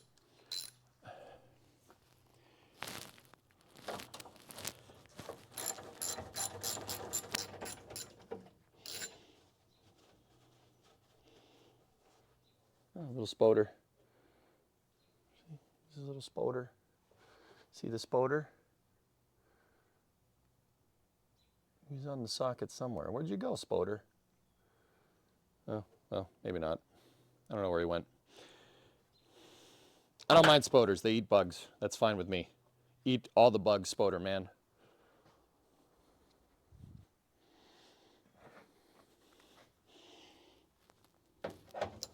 You can bet your bottom dollar that these gloves have a firm grip.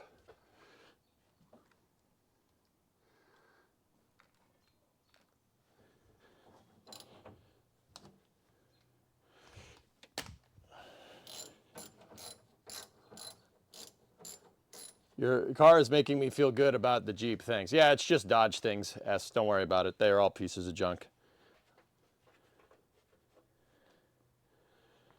It's just Dodge things. Yeah, see, this is suffering from Dodge trunk. See this right here? This is all Dodge trunk. See this right here? See, yeah, oh yeah, oh yeah, see? It's got Dodge trunk. See, Fords and Chevys don't do that. It's got Dodge trunk, dude, that's all. It's okay, it's not terminal.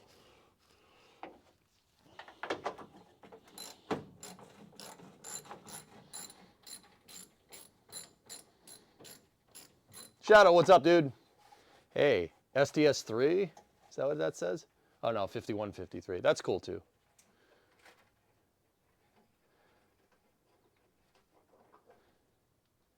What's up, Vic? How you doing? Yeah, she suffered. Oh, suffering from Dodge trunk. And this has got Dodge rockers. You know, it was a really interesting piece of technology from the time. The car actually reduces its weight over time. You know, very interesting. So over time, as the motor wears in, you get better fuel economy. You know, because there's less car to move because it rusted away. Yep. All right. Now let's get at the butts on this side. Doing okay. What are you doing to the car today? We're really just kind of looking all back in here to see what surprises there might be. Oh no, not the Dodge Rockets. I'm pretty sure a Dodge Rocket rusted out in Huntsville, and that's why they had to take it down. It's got Dodge tank. You know what I mean?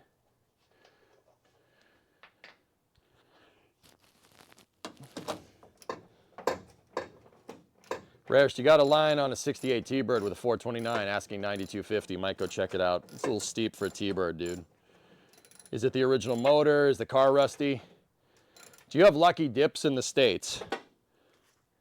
It depends, Don. Most likely that's probably something that we have, but it has a different name because everybody likes to name things differently despite all speaking the same language. Mr. Potato Gem over there. Yeah, I called you out, mate. What are you going to do about it, mate? You going to do nothing? You going to do nothing? Because a potato gem is a weird name for it, mate. It's called a tater tot. All right? That's weird. You don't want to call it that. It's a strange name. No, sorry. What's Lucky Dips, dude? I don't know what that is. I've seen potato, right?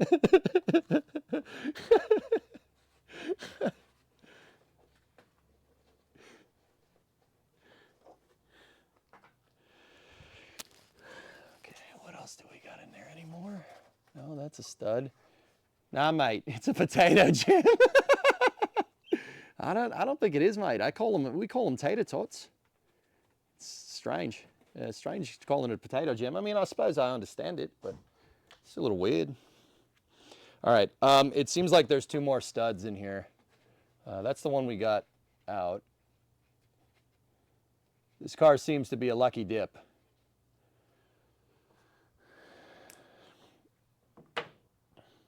Kufu, what's up, dude? All right. Take a look. Yep, there's two more. What the heck? There's a stud right here. Like, I don't know what that's holding on. Like, I don't know if that's holding on the fascia plate. Hold on, let me just push on a couple of these studs. You don't want to damage that plate.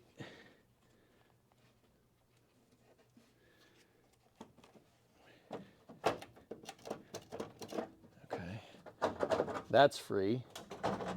That's definitely free. The center of the plate is free. I just saw it moving. There's three more studs actually over here using the Nolts. There's one like up there, and then there's two down the bottom. Strong suggestion for a tool halfway between the ratchet and the electric ratchet. Oh, yeah. I'll just do it by touch. Relax. We'll do it by touch, man.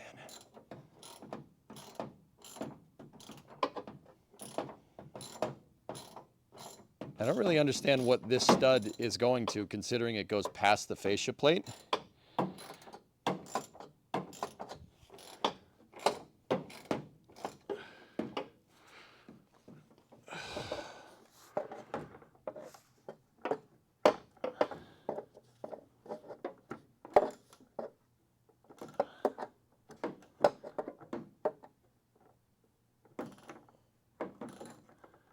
Just trying not to break it, dudes.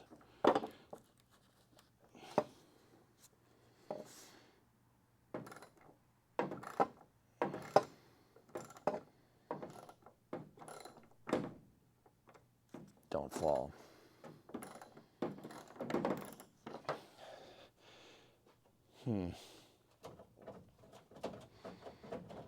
Yeah, she's still stuck over here. She's stuck out on the corners, man.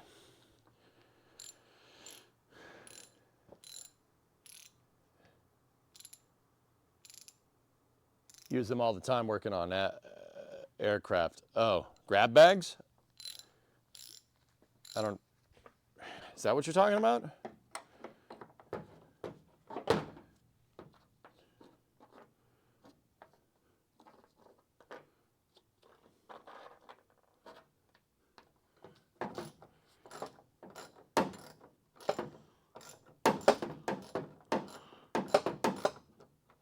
Just trying not to bang up stuff too much in here. Might want to get the bigger extension just so we're not rattling the dang thing around. You don't want to hit something and break it. If there's something made out of plastic here, it could become plastic-int.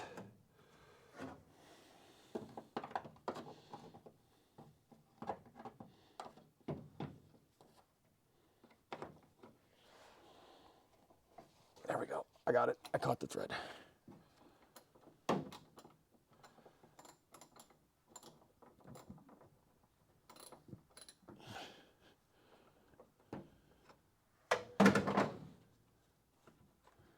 There's another Nolt here.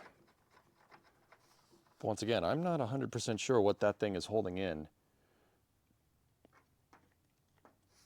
And there seems to be two more down the bottom. Ow.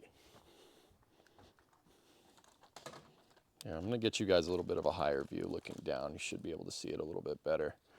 Can you see them? Hold on. It's just above this mess of whatever that is. I think that's more Bondo. That's the outer reflector right there. But just underneath the bezel, like on this sill line that you can't see because it goes underneath, there's two more. I agree the price of Steve looks relatively clean. Might not be much to wrench on, which defeats the purpose. He put a 4-barrel on it, new headers on it, but that's the sort of fun stuff I'd rather do. Yeah, there you go. Basically, everybody gets a random prize in the box, mainly for kids at toy shops, but you don't know what you're going to get. It's called a lucky dip. Oh, yeah, we have stuff like that. We don't, yeah. I don't know, not sure if it has, it's not called lucky dip, but yeah, we definitely have stuff like that, dude.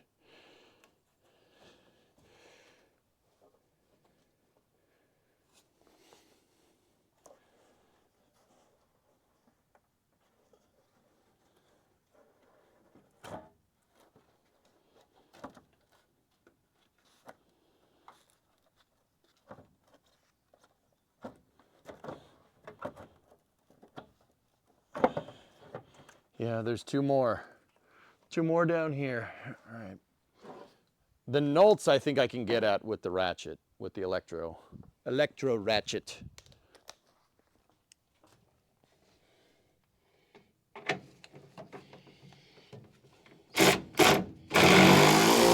Yep.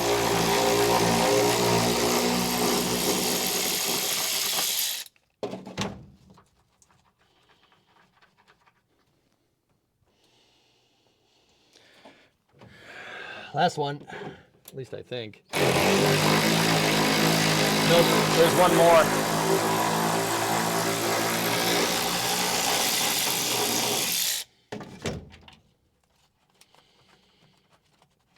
There's actually one more up top. Oh. There's one more like way up in here. I think these might be the rear tail light outer bezels. But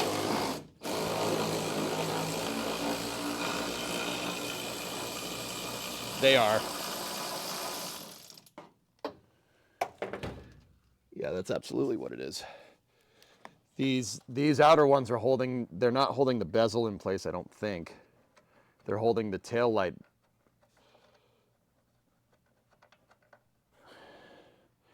Holding this tail light piece. Hold up. Let me see. Let me get the camera on it. So this trim piece right there. I think those were holding that thing. So let me just back it out and we'll see if this piece comes off. Just be very gentle. It hasn't been off in a long time. Yep. Nice. Metal. That's super cool. Wow. Yeah, they seam sealed it. But see, yeah, that's where, see all the holes right here? That's where these studs were going through. Take a look.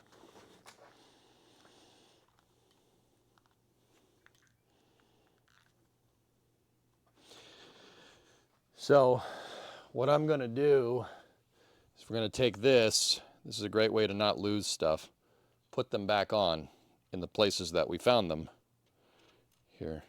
So when we go to need this part later, we know where all the hardware is.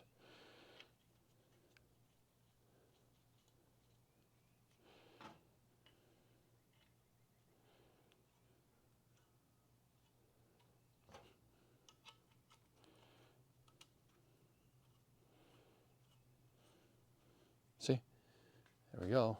Now we know where this is. And what I'm gonna do is I'm gonna take this piece so we know where it is, and I'm gonna put it in this tote right there so we don't lose that.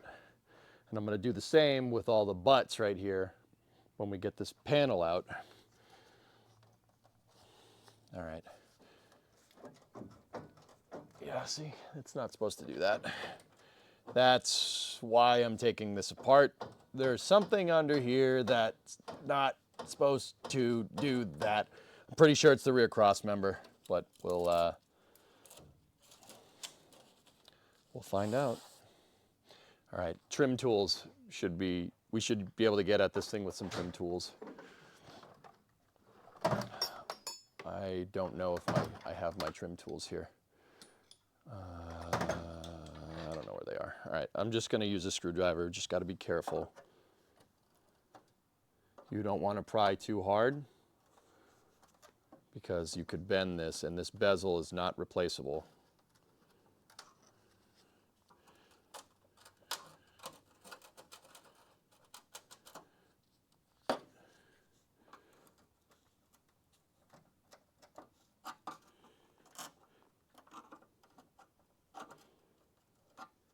This is where it pays to just go slow.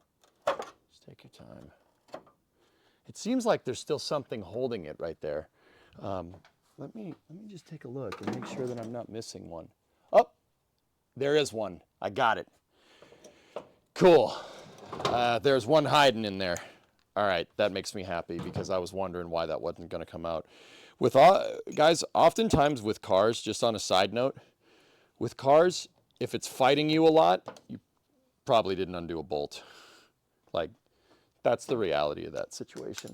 If it fights you, it should be easy to do. I mean, rusted bolts non-withstanding, right? It should be pretty easy to do. Like, the stuff shouldn't fight you, especially on an old car. There we go. There's the last fascia bolt. Got it.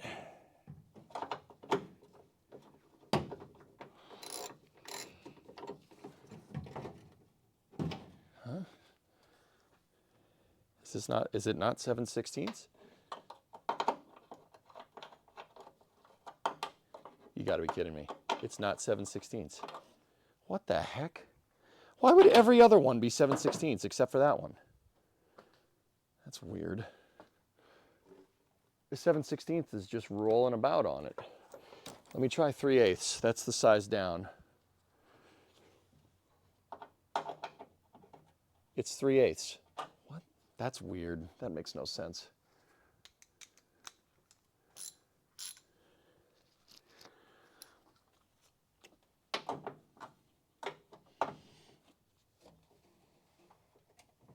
The only thing I can really think of as to why this might be a different bolt is these might be pilot screws. So they would have a guy going on the assembly line, right, that put the fascia in place and put it in on 3/8 screws. And then another guy would be the guy that puts the bolts on, or these weird nut things, right? So these might be what's called a pilot bolt, just to get the fascia on the car and hold it in place, because you see that's totally different. That's a totally different, that actually is a nut. It's a flange nut. A really cheap one, but it is. Right? This was probably to get that thing on there. This is probably a pilot bolt. Meaning that just 2 bolts to get the thing in place, and then another guy would tighten it down. That's my guess. That's probably why it's different. Starting to feel like Flight 5 again. I think this is going to pop out of nowhere, and NSF and EJ will have to rush to set up everything. Yeah. Yeah. Yeah, well, with that scrub last night, who knows, Trey? We'll see. I'm going to move you guys over here. I have to get a couple more pieces out of that side. There's the pilot bolt, and then there's the other stuff. There we go. That's going to get you the angle that we're looking for. Just going to have to get right up in there. So the first thing I'll do is, because I already have the 3/8 on here, is just take out the pilot nut.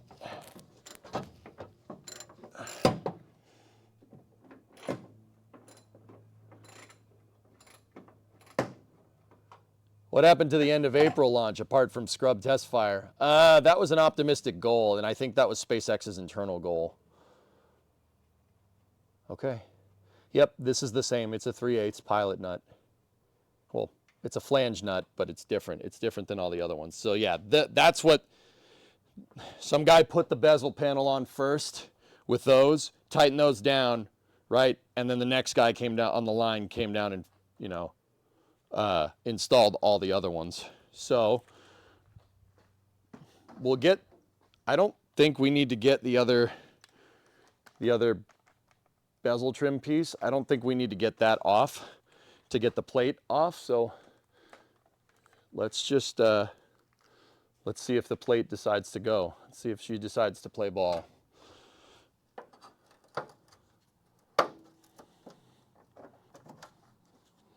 This thing hasn't been off here in a good while, man.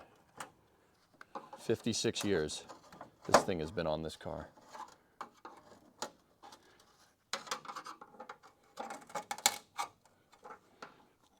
So again, I'm being very, very gentle with this screwdriver. You should use trim tools for this to do it right. The threads are fighting me. Let's just go around the horn very, very, very, very slowly and very carefully.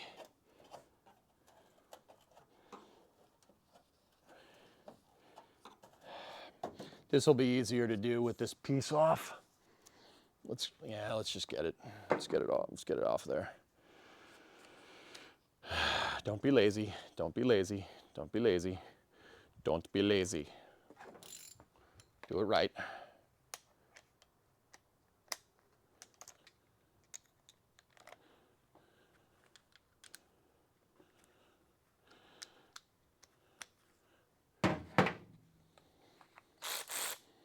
Is that a Lowe's box in the car? It's a bucket.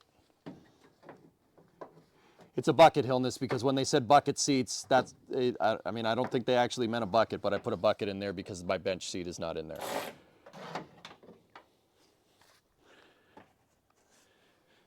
I don't think that's what they meant, but...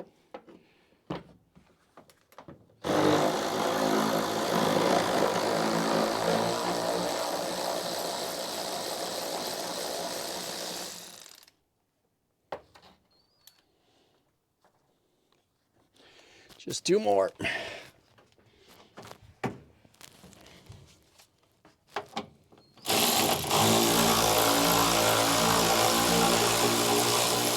Three more. Did you like the plumber's butt? Yeah, you liked it. Don't lie.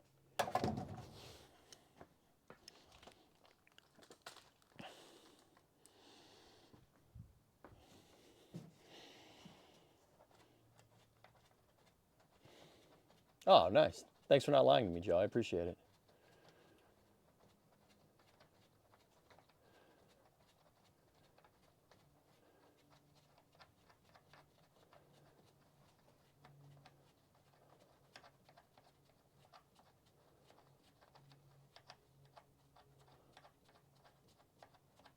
Can we have plumber's Nolt instead? We have plumber's Nolt at home. Plumber's Nolt at home.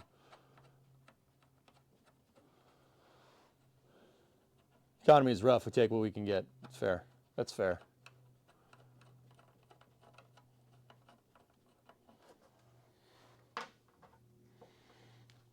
Numero tres. Just 2 more.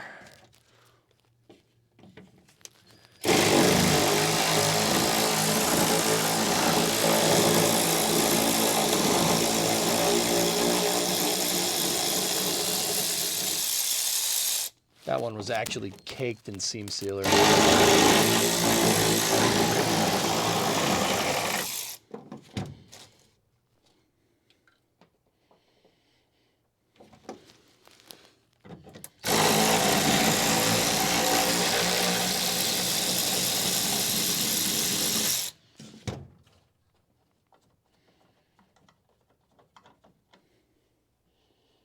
Okay.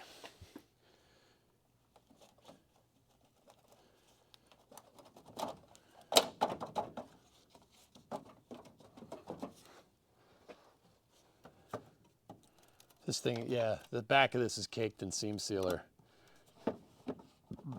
It's funny to me because they were worried about water intrusion here, but not like, doesn't seem like they were worried about it anywhere else on the car. Yeah, there you go. There's the passenger side rear trim, rear bezel. Good news is I don't see any Bondo anywhere. That's good. Dude, this is nice, man. These pieces are actually metal. That's pretty sweet. So let me just put the Nolts back on. We'll clean these parts off and we'll seam, you know, when we go to put the car back together, we'll seam seal it later.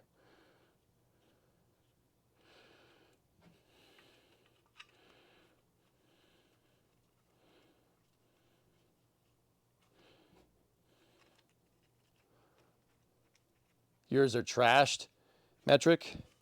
Yeah, mine are, dude, that must have been what the dude that I bought this from meant. Like, everything is here. Nobody's screwed with this car. That hasn't been off. That's factory seam seal right there. No one's been monkeying around with this thing since 1969, except for that damn Bondo disaster that's under the left quarter.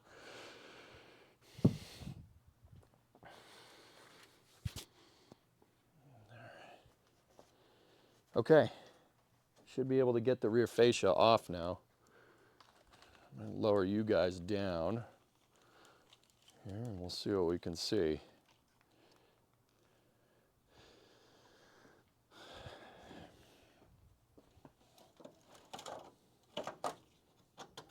There we go. Oh, careful. Oh, not bad. Oh, what the hell is that? All right, let's just put that in the trash can.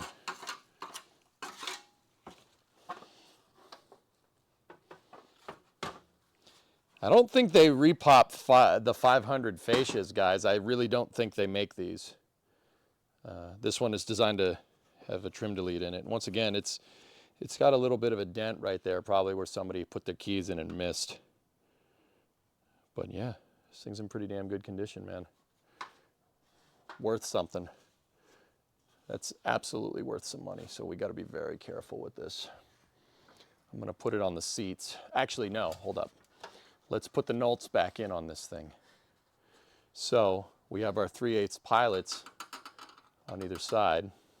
Let's do those first so we know.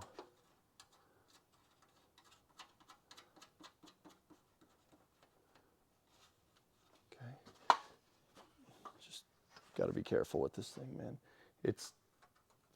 I think this might be aluminum or aluminum or whatever you want to call it.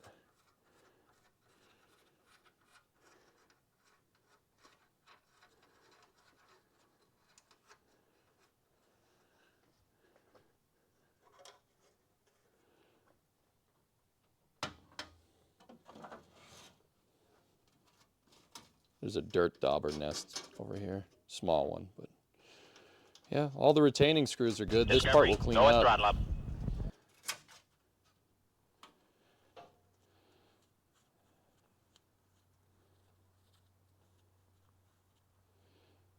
That one came out of its retainer. See if we can slide the retainer back on. There we go. Sweet. Yeah.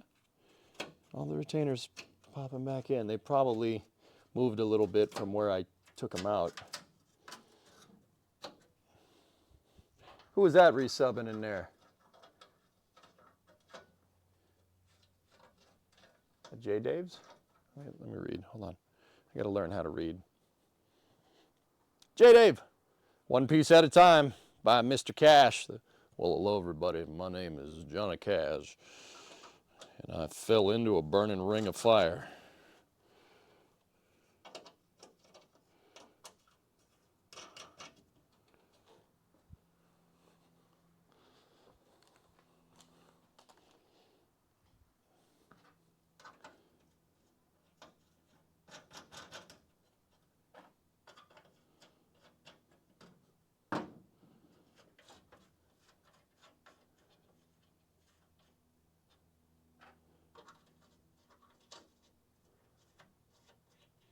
If I recall correctly, I dailied this car in 2017, summer 2017. I drove this car a lot.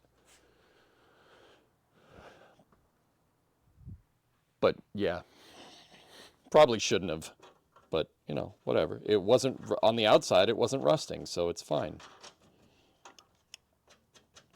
Nowadays, I don't think I could get this to pass inspection. It won't pass. We have, so for the people overseas, Massachusetts, my state, has basically something equivalent to MOT, where they inspect the car and they make sure it's roadworthy. I don't generally like that, but because you have to pay to do it and it's mandatory, you have to, so it's like basically a tax to drive on the roads, which is really annoying. I don't think it should cost money because you already pay taxes to drive on the roads, but Massachusetts and whatnot. But also at the same time, you probably should make sure that your car is safe before you drive on these roads. Massachusetts roads are a little bit unforgiving.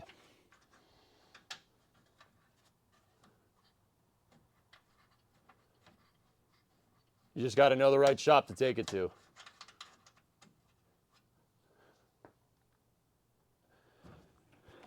I don't know what you're talking about. I took it to a very reputable shop, and they certified the car was safe for Massachusetts roads. I don't know what you mean.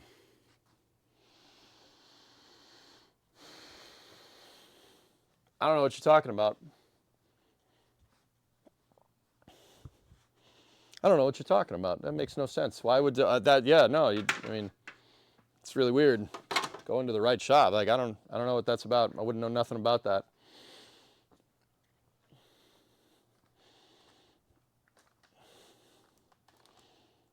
All right. It is once again time to shop vac.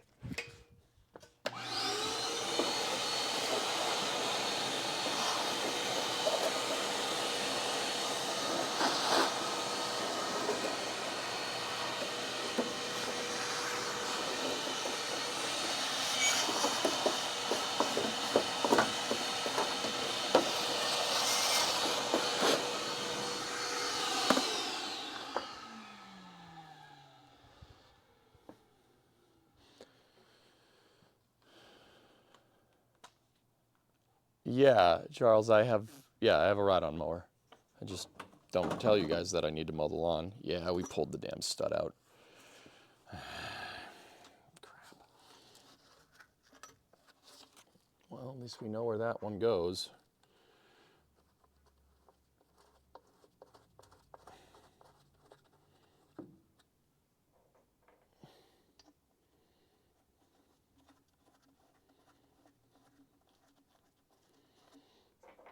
Yeah, this is all factory stuff. Still pretty good, man.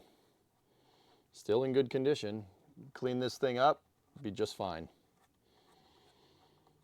But once again, I'm taking all the hardware, and you put the hardware, if you take apart a car, first of all, don't, unless you have somewhat expedient plans to rebuild it, or else you're never getting it done. If you do stuff like this, document everything. Put all the hardware back on the part so you don't lose it, because you will lose it. So doing this, right?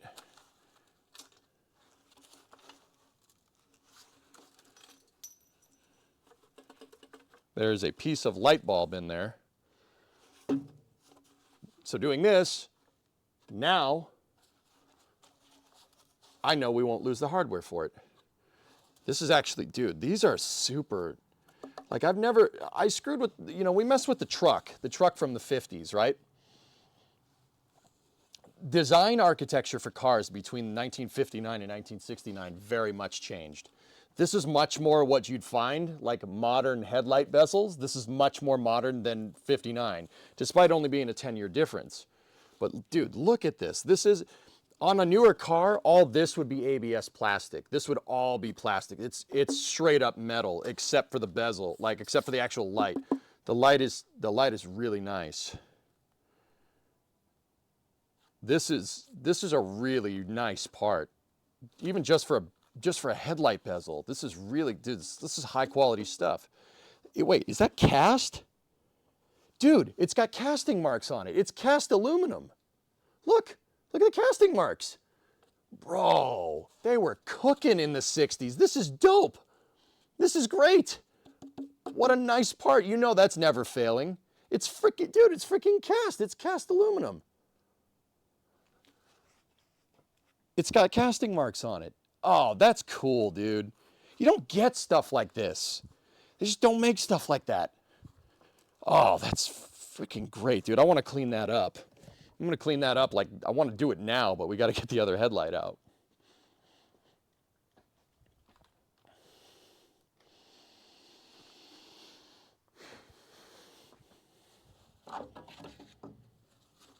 Yeah, once again, freaking mint condition. Let me put the hardware back on. Bro, this thing is fantastic. Oh, man. It's a shame we might have to cut the rear fascia panel away so we could get the trunk pan in there, but you can always put it back. It's not a big deal because it's actually not in bad condition. It's just the parts behind it aren't in good condition. Oh, this is fantastic, dude. This makes me so happy. This is a huge W. These are the parts this is the stuff that adds up, dudes. The metal parts are going to add up because we need a lot of it, but all the trim, all the bezels, some of it you can't get. And then you have to go shopping around for it. And one guy in the middle of nowhere has the piece that you're looking for, and he wants $5,000 for a freaking taillight bezel because I know what I have. You know, way to price people out of hot rodding, you douche nozzles. All right, there we go. All the hardware is installed. Sorry, soapbox EJ came out for a second there. You know, it's nice that all these parts are here. All that stuff adds up when you're doing a resto. It adds up big time. All right, let's get the vacuum out again.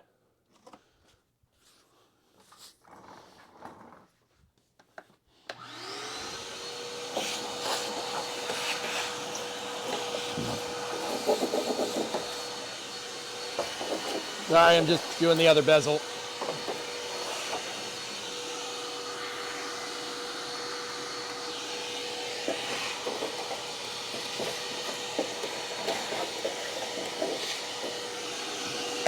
All right, let's clean up this fascia panel. Let's see how dirty or clean it actually is.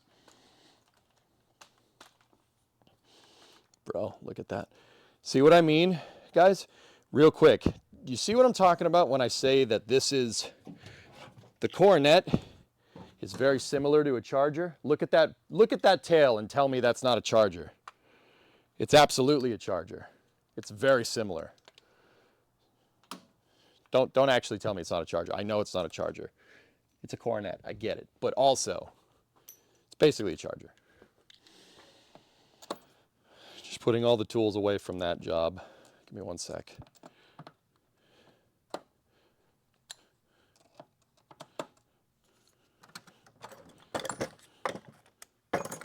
Cool. Look at that. That's some Charger stuff right there, man. It looks exactly like a 69 Charger. Face the Charger, please. Did anyone else hear him go Hank Hill for a second?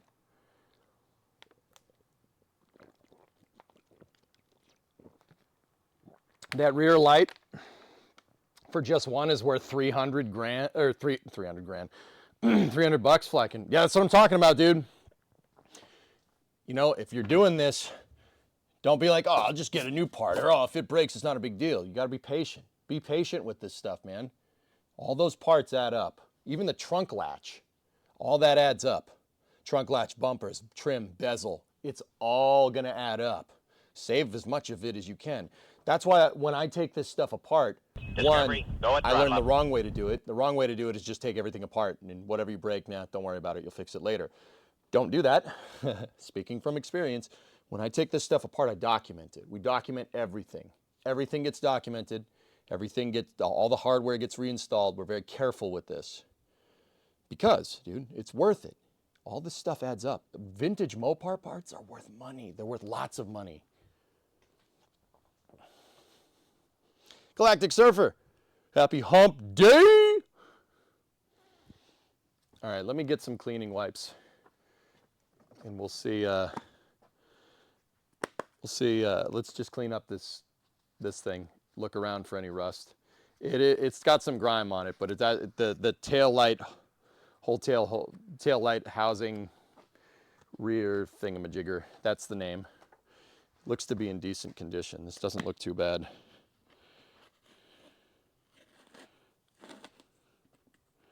Guess what day it is?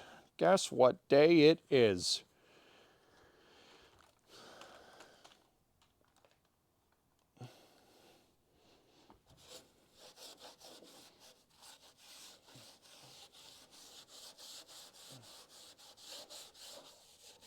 There just seems to be a lot of pollen and grime and stuff in here.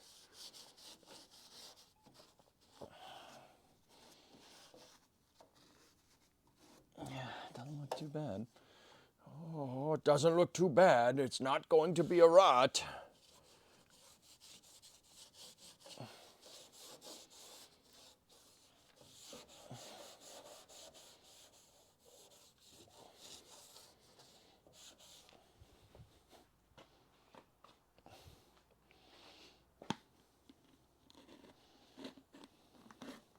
Vanilla pudding taillights. That's right.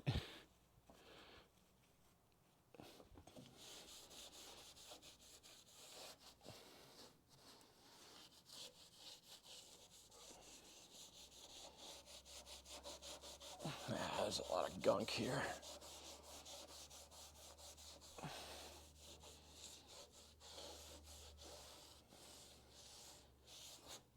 Dude, look at that.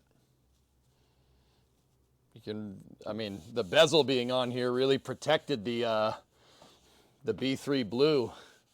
Look at, damn, dude. You could cut and buff this. This paint is savable. The rest of the car, not so much.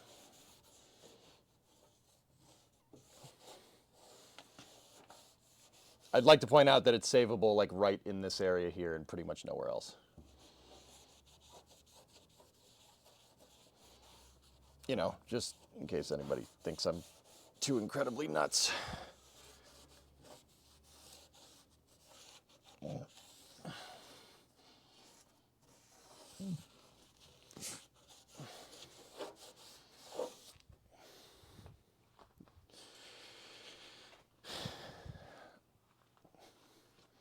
Don't worry about cleaning the metal yet. This is just for my curiosity, ARJ. You're right. We got to get the bumper off, which I'll admit I may or may not be just putting that off. You know, just, you know, may or may not just, look, we can clean this. Oh, look, there's using my patented cleaner right there. See? Like,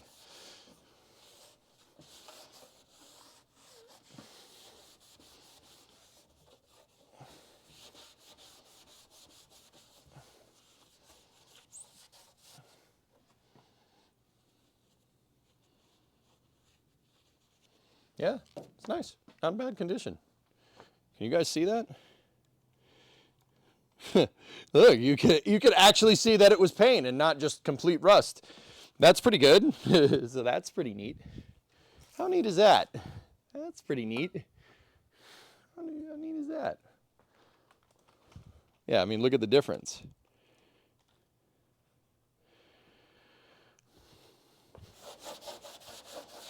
A little bit of scale on this panel, but yeah, not too bad. Once again, you can buy these panels. I don't think we need to. This one is okay.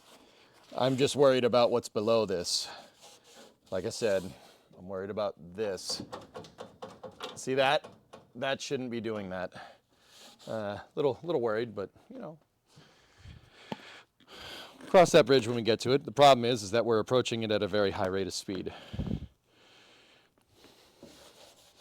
Which is why I'm just taking 5 here and just cleaning I'm just cleaning my tail light bezel, boy.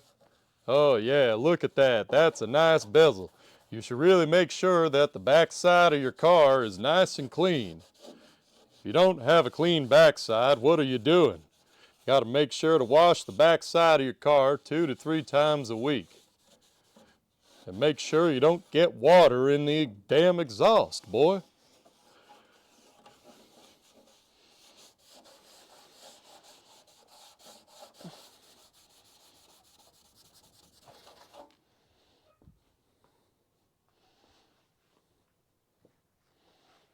Cross the bridge! Cross the bridge! All right. Let me just use my patented, paint protection thing. Amazing golf ball whacker guy. Cool. Good news. Taillight panel is mint. Taillight panel's in great condition, actually. That's really good, considering how rusty the rest of the car is. This is good, man. We can save that. Absolutely, we could save it. Once again, probably gonna have to get this out to get the trunk pan in there. So we gotta drill some spot welds out, remove it. It's not too hard. I've seen it done on YouTube before a couple times, boy. Yeah, great. Now the bumper. The bumper. Oh, this. Yeah. Oh boy. This is gonna suck. This is gonna suck complete butt. It's gonna suck. It ain't gonna be fun. For the chrome, I find Diet Coke toothpaste is phenomenal. Tessa, yeah. That you're right. You're absolutely right. Yeah.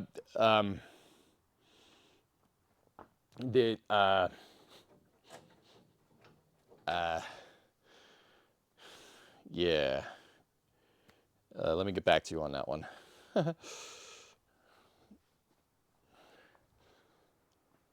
I'm not sure there's much bumper to save, dude.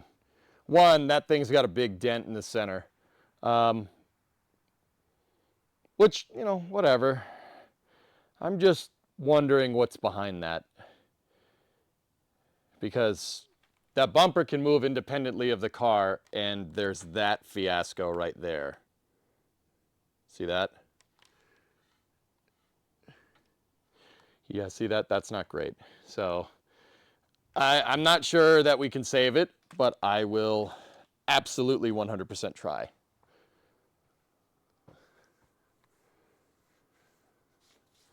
All right, let's do it. Muppet, we're crossing the bridge, bro. Let's go. So behind this, there are bumper brackets. There's 2. They pick up on the rear frame rails.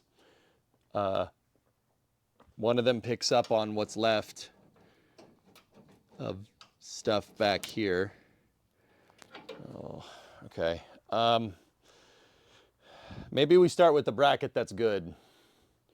I'm going to lower this camera so you guys can come down here and join me in the fun. I ain't leaving you up there. You're going to come down here with me, and you're going to see what's down here. Come on, don't be shy. Come on down here. All right, so there's a bumper bracket behind this. You could see where it, well, that's not a pickup point, that's a toe point. It picks up right behind this piece, basically. Let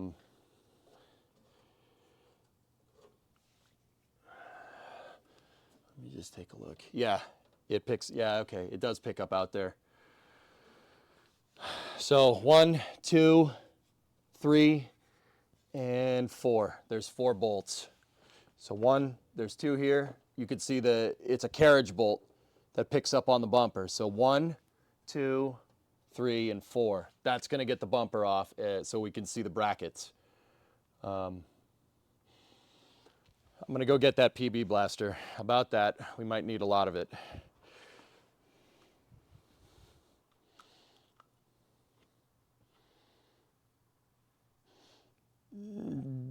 Tessa, I know about the chrome, dude. That ain't what I'm talking about, man.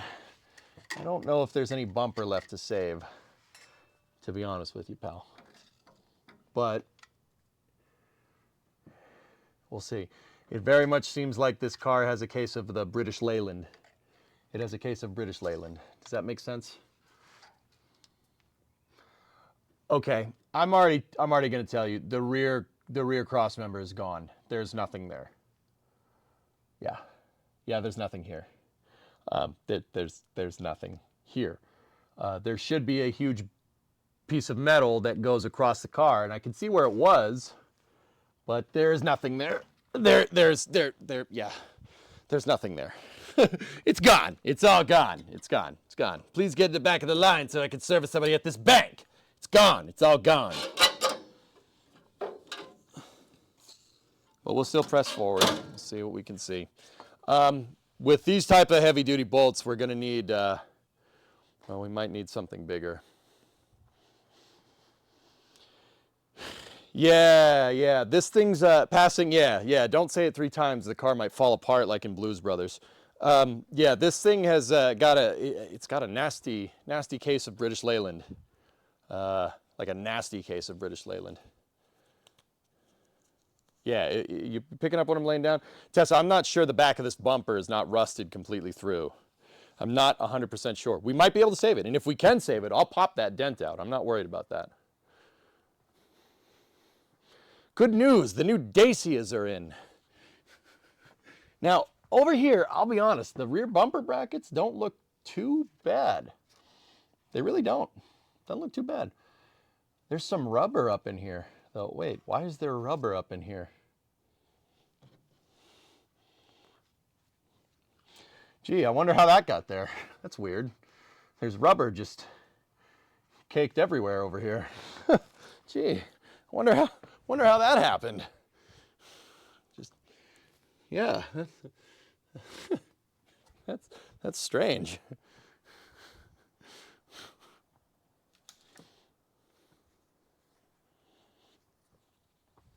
I'm gonna need the light to take a peek of what's up in here. Sorry if this blows the camera out. I actually don't think that's too bad. Okay, so looking back here, oh.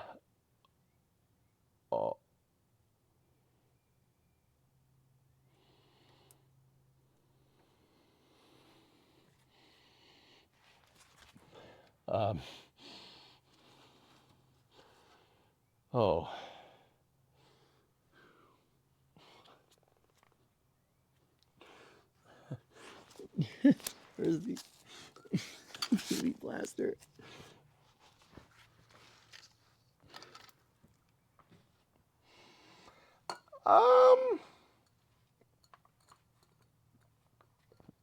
It looks like the bumper is savable.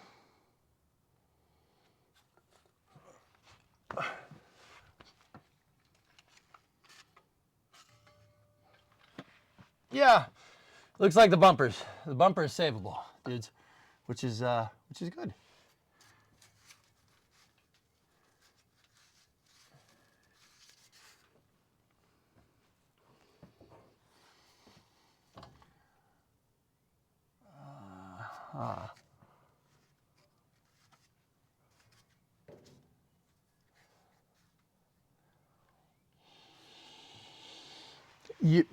just come here.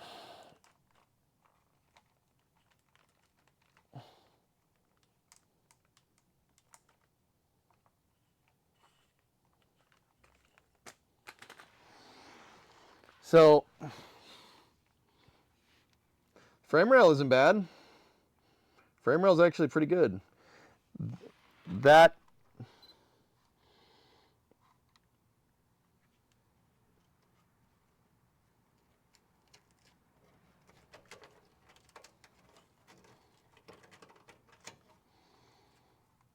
That's not. Yeah, that's what I mean when I say the rear cross member is gone. It's not there. Bumper looks okay though. Bumper looks fine. We can save that, Tessa, for sure. We cannot save that. That's not.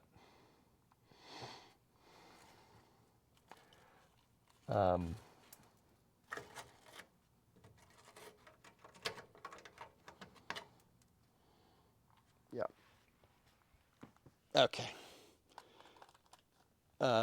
So you know that's great.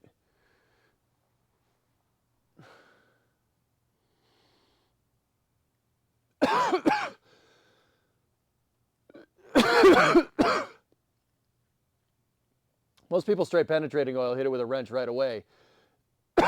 Letting the stuff seep in there is what you do. Yeah, that's why I'm talking to you guys. Yeah, you gotta let them soak. I know that, dude.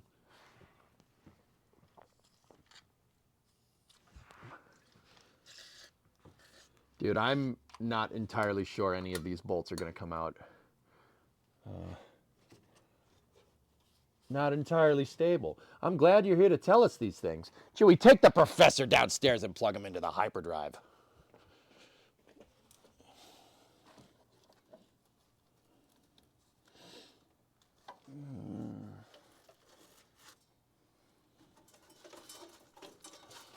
That's a lot of rust coming off there.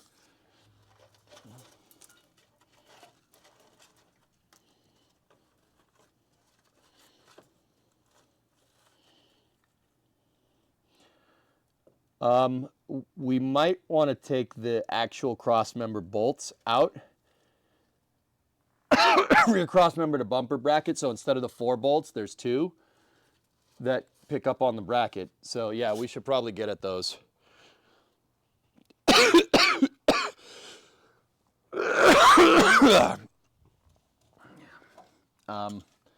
I'm gonna attempt to do that. Just keep digging, it'll loosen up. You have the open air in your garage, yes. I mean, despite all that rust, this thing is still anchored into something. It's anchored into something. What it's anchored into, I don't know. But it's anchored into something. The bolts are still holding something together.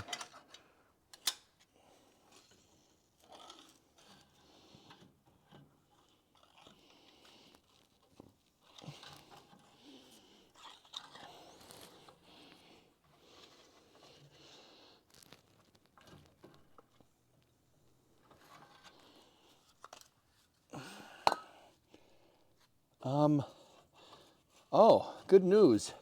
It looks like the cross member brackets are on a captive nut. So, yeah, okay, they are. That's definitely a captive nut in there. Let me see if you guys can see it. So, take a peek in there and look. See that? It's a captive nut on the back of the cross member. That's not an actual nut. It's a nut that's welded to the bumper bracket. There's another one right there. See it? So that means that those 2, right? We should just be able to pull the bolts out. And by should just be able to, I mean I'm probably going to have a hell of a time doing it because that's rusty as frick up in there.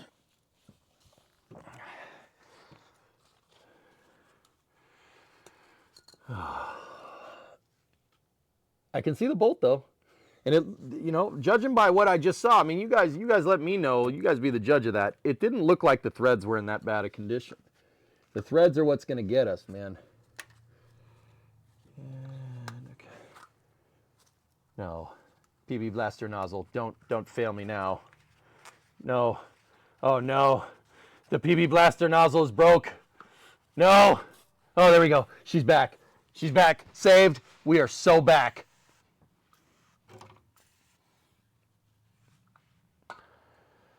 Okay. Those bolts look like I don't know, 5/8 maybe. Let's hope and pray.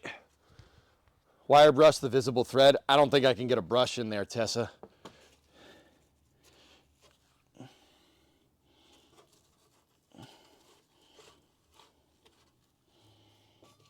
Yeah, might be able to. Hold on. Let me see. Let me wire brush it. Get a toothbrush then, bro. Who are you? Get a toothbrush? Who? Go away. And thank you for going outside. You listened to what I said. All right, so I got a wire brush. I'm gonna see if we can get at those threads. There we go. Yeah, it's cleaning them. I can see it. I would show you this on camera, but this is a really difficult shot to get. All right, let's get it. I mean, they're actually pretty clean, dude. You saw them.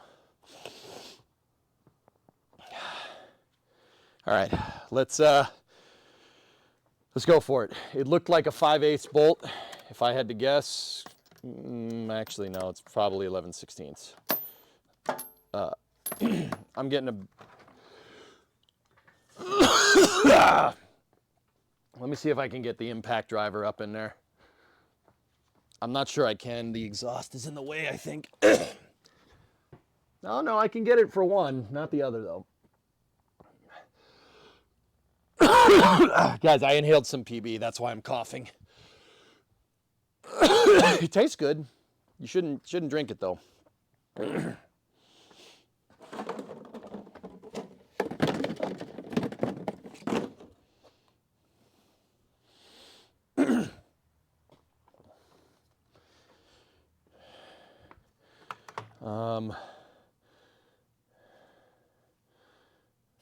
Yeah, those bolts are. I'll see if they're 3/4. Hold on. Tastes like victory. Okay. 3/4 is too big.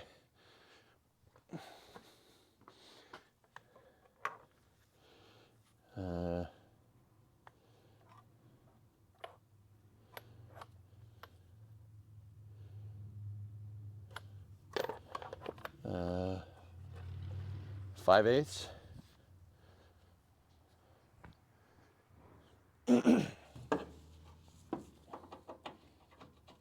Five-eighths. Okay, I can get at one with the impact wrench, but you know, dudes, I'm not sure I trust that. I'm gonna use an impact driver.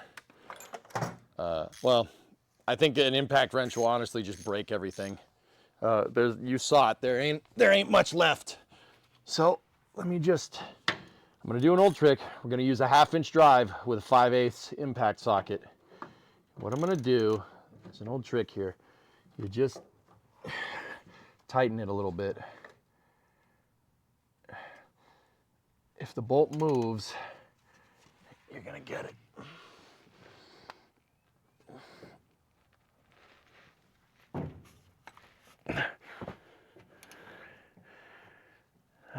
We need more torque. We need more torque. Get the bigger one out.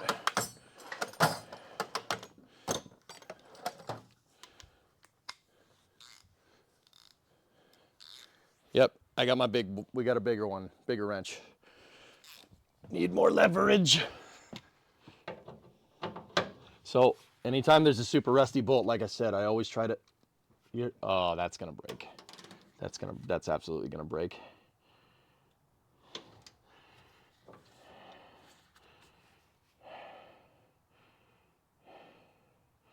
I'm not sure there's any saving that. Heat will probably do it, but there's not, like I said, there ain't much. There isn't much left.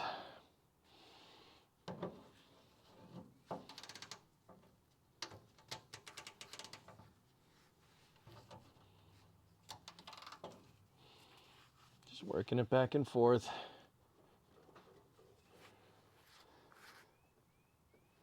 A little bit of tightening, a little bit of loosening. Okay.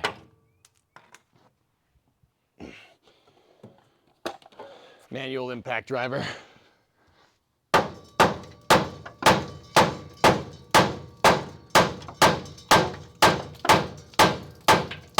Jesus, tap dancing Christ.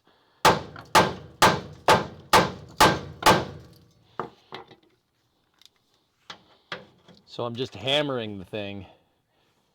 See if we can get it to turn. And hammering it made most of the car come out. You know, that's good.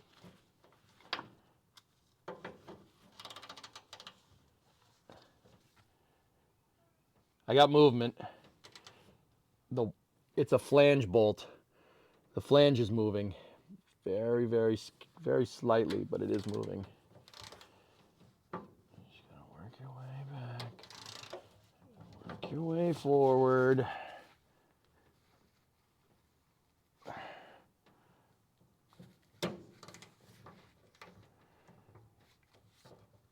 Yeah, I got some movement.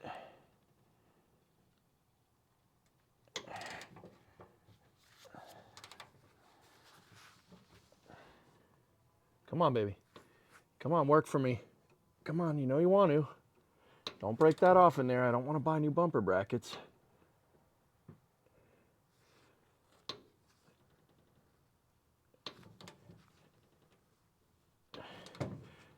Oh, no way. Come on, baby. Yes. Fuck! It started to go, and then it didn't.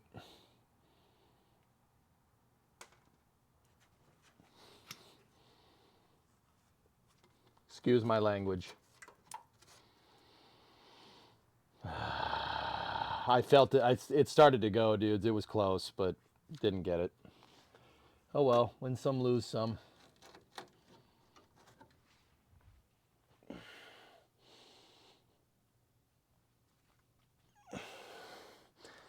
Yeah. Didn't really want that to happen, but that's okay. All right, let's see if we can get some movement on the damn bumper.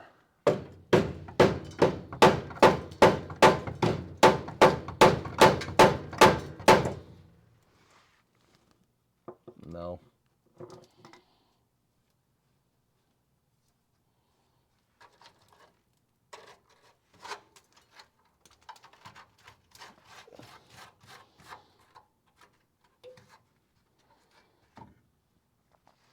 Almost wondering if I can get at the bumper bolts.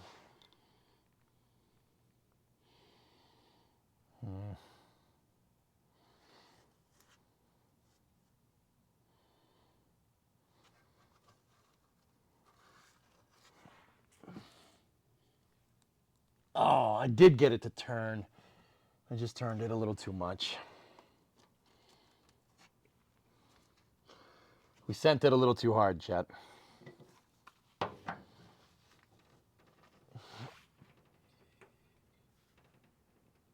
Yeah, dude, guys, none of these are coming out without a fight.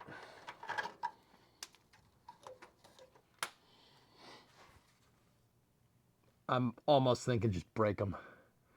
Just break them off. We'll drill it out. It's so rusty back here. It is so freaking rusty. It's not good. Like every time I hit it with the hammer, a piece of the car fell out.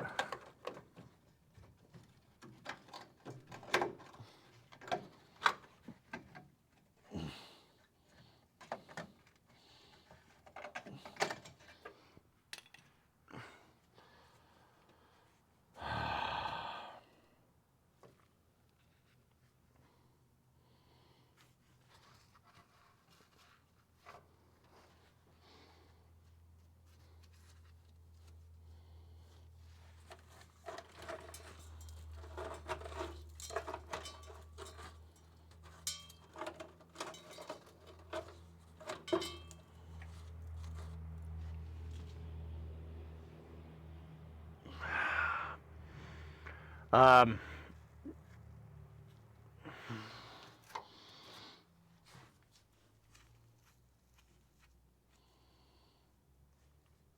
mean, we'll try for the next one, but honestly, that one was the cleanest. That was the one I thought would come out, but we did learn that it's not a flange nut, it's just a regular bolt with a washer. So, we learned that. That's pretty good. Here, let me just... Guys, there's no way. I'm just breaking them. Screw it. Like, there's being patient and stuff, and you got to be kidding me. What? Really? What the hell is this? How are you even moving? The washer rusted away.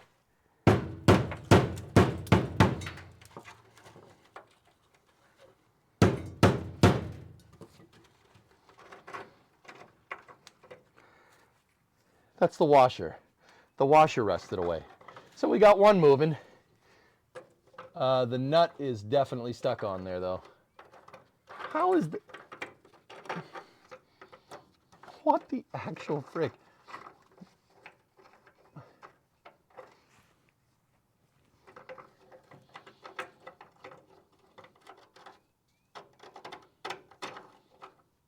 Well, that one's stuck in there because the bolt, the captive bolt that was on the back side of this bracket's rusted off, and it's just sitting on the threads. I mean, I doubt we're gonna try it. I doubt we'll be able to get that, but I'll still give it a shot.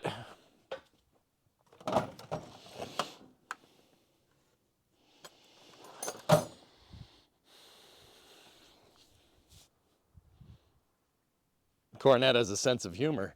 Yeah. Yeah. Yeah.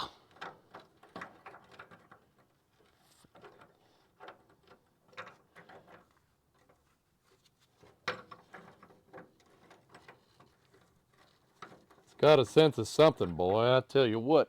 And there's a lot of bead attached to the outsides of that bolt. It is a 5/8 or 5/8 nut, but what would be the equivalent? Give me a 17 millimeter. A 17 mil wrench should be able to get this. Here, you know what I'm gonna try? I don't know if you guys, nah, you can't really fit. I want to show you what I'm doing, but I can't really fit a camera in here. So I'll show you what I got in a second here. Now this is the part where this thing is probably gonna break.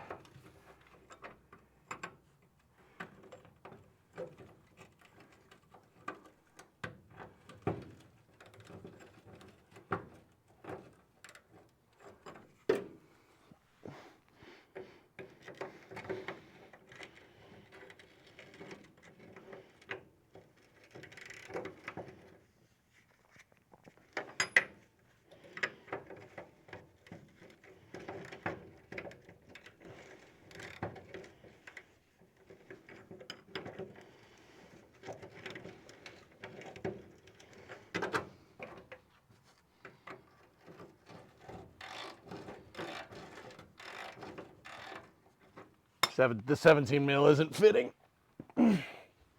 Describe the taste.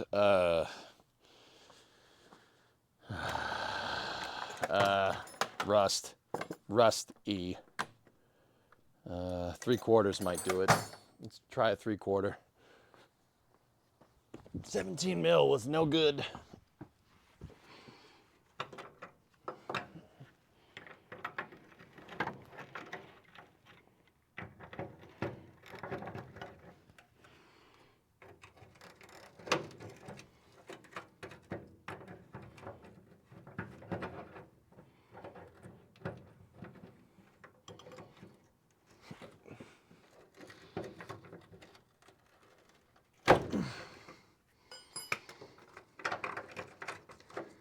That's not coming off.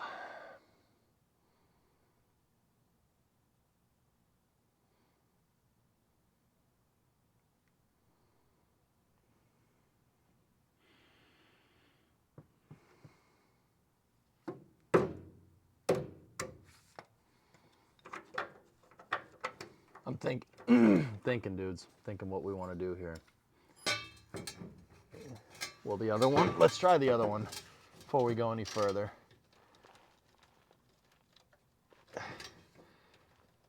How?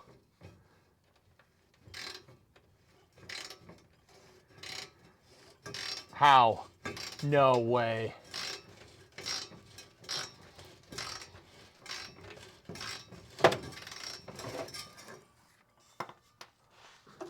How?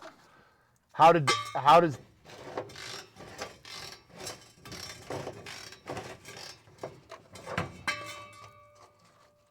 It's moving. How is that possible?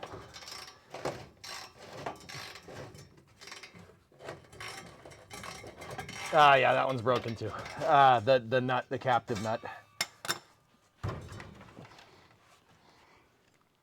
All right, let's try the other one. There's 4 on the bumper bracket, not 2. We have one broken off, one is moving, but it's functionally useless. It's because I can't get the nut off.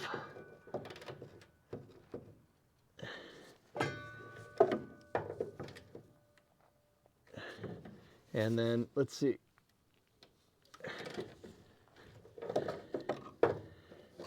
Trying the last one here. This is the other one with the threads that I showed you, dudes. It's just my light. It's not like I needed that.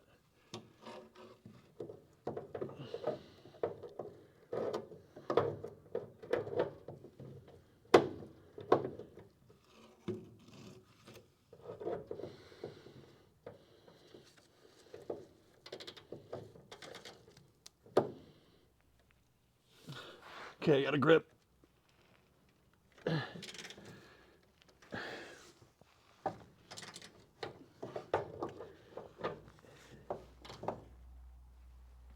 What? It didn't break. Hold on.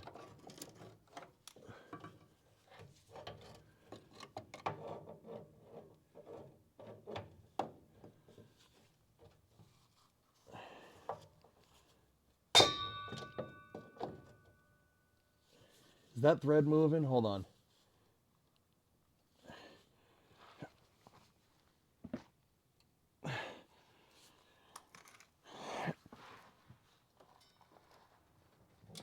What? Dude, we got it. We got it. It's coming.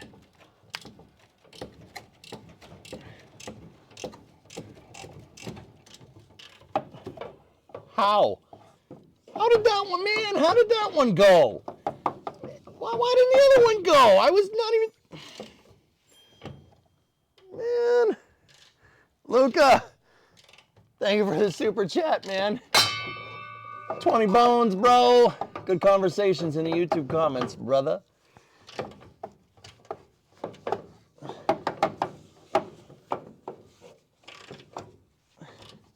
Dude, it went. It's actually moving.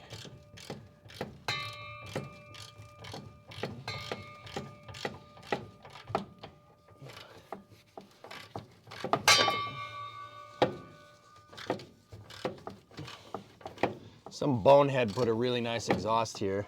I don't know who the heck that was. It was me.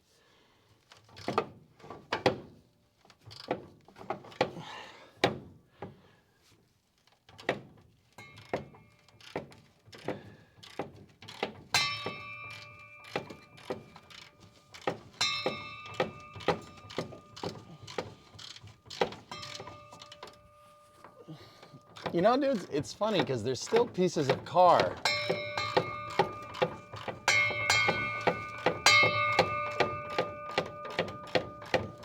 Lunchtime.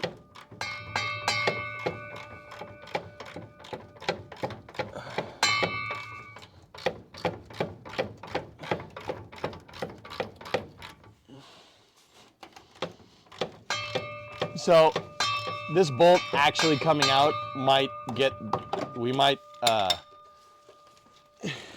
drop the whole bumper. Got to be careful.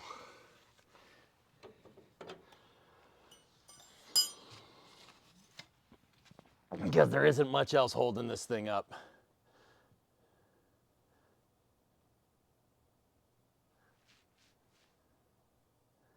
Is this what it looks like when you roll a nat 20 for intimidation? EJ, I'm gonna have to break it. Coronet squeak. Yeah, right? Yeah, exactly, Kat. Yeah. The car hears you. The car talks to you. It's very strange. It's very peculiar behavior. They talk to you. You gotta talk to it. Sometimes you gotta be rough.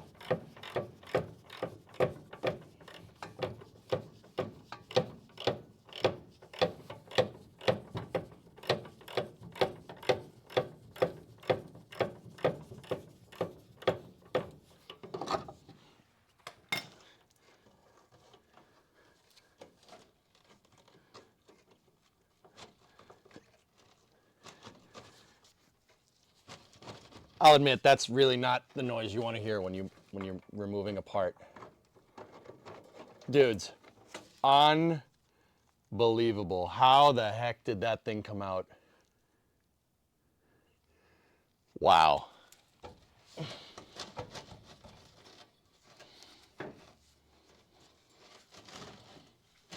Yeah, you hear that? You hear that crunchy noise? That's not what you want. That's not that, you don't want to hear that.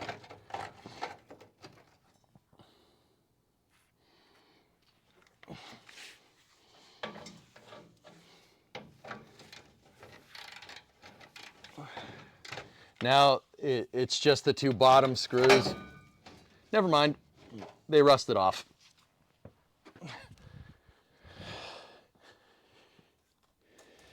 Yep, don't worry about that. It rusted out. It's fine.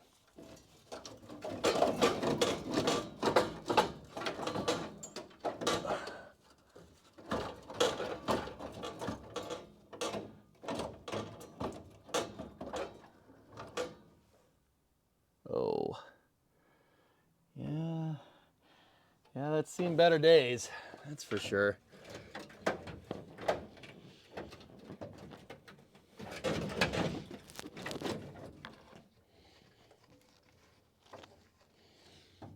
All right, let me get the PB for the other side, guys. Got to try to do the same thing. Let's get the blaster. The two bottom bolts that I broke loose just rusted apart.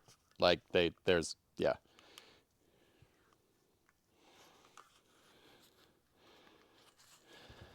The plus side though is that I can get at this from the top. Yeah.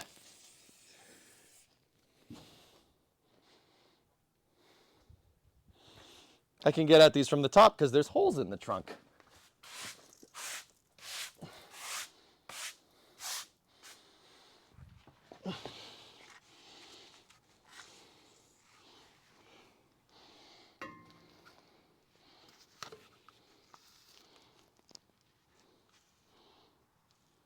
Okay, let's see how much luck we have on the other side. One of the bolts, I'm pretty sure there's nothing left. So we don't have to worry about that.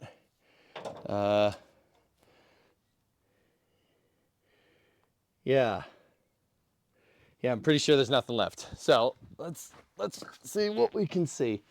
Ready?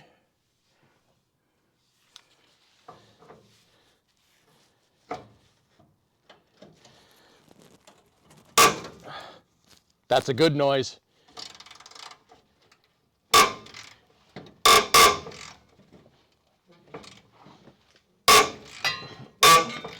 I can't believe that.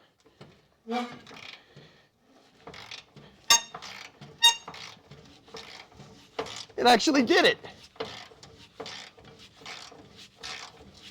What the? How are you coming apart?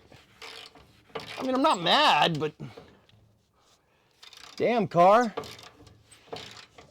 But I have a very big sneaking feeling that this is the only bolt that's holding this thing together. I'm pretty sure the other three are rusted out completely.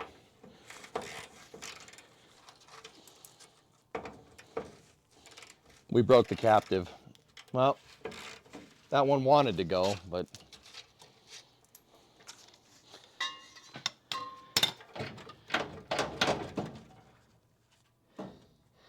The other three are rusted off completely. This is the only one that's fighting us here, so let me get that wrench.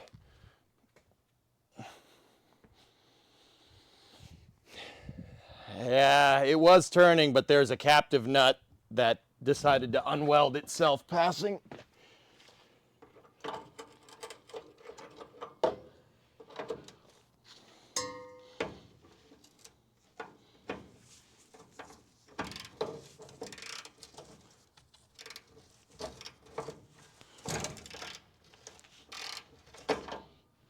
I need a smaller wrench. I need a smaller wrench to get at what's left of that bolt. So let me get my 5/8, or the nut. Let me get my 5/8.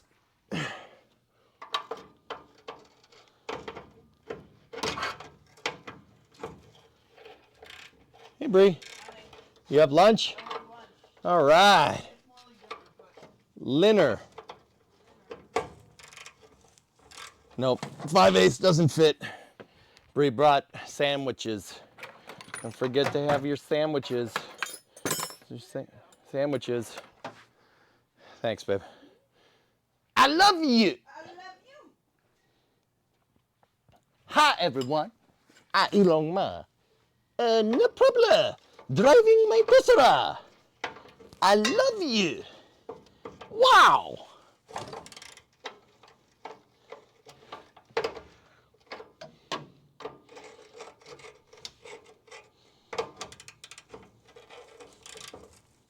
There we go.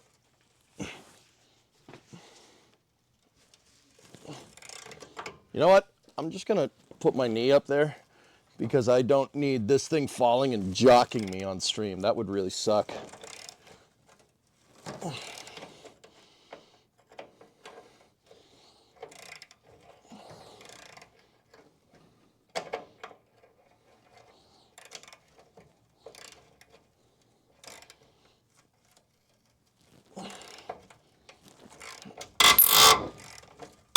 That's the noise you want to hear.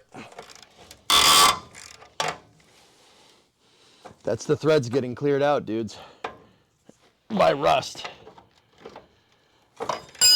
Oh, drop the wrench.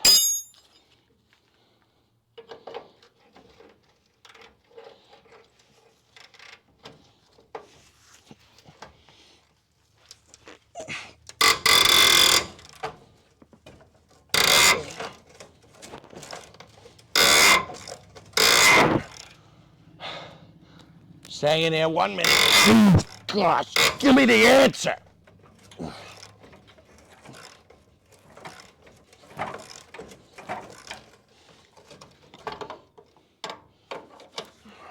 Got about 3 more threads on this thing to go. You know what? All right, all right. Here's what we're doing. I'm tired of turning this by hand. Give me the wrench or the impact driver. We have a mini Milwaukee. I was just worried about this thing getting to be a little too much Cheech, but there's nothing to save here. So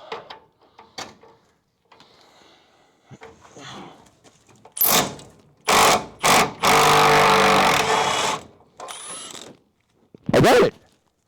Actually saved the bolt. All right.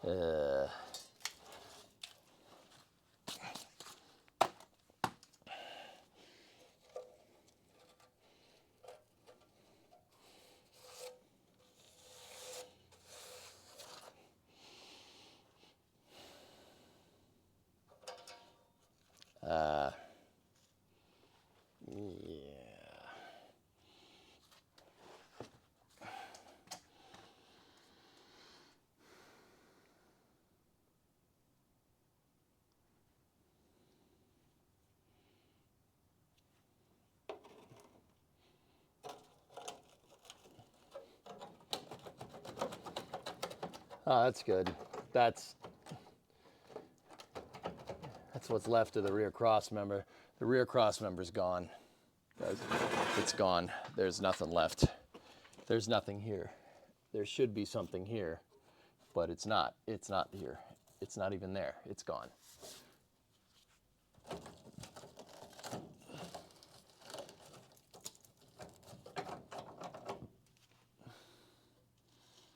Yeah, part of it is actually on the bumper over here.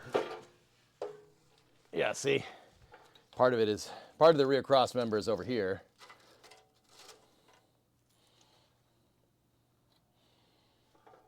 Part of it. Some of it's over there. Some of it's on the ground. So, let's do some statistical calculations here. Out of 8 bolts, I broke 1, sheared 2, and got 2 out, and the bumper got removed. So that should tell you everything you need to know about structurally how this is faring back here structurally. It's not ideal.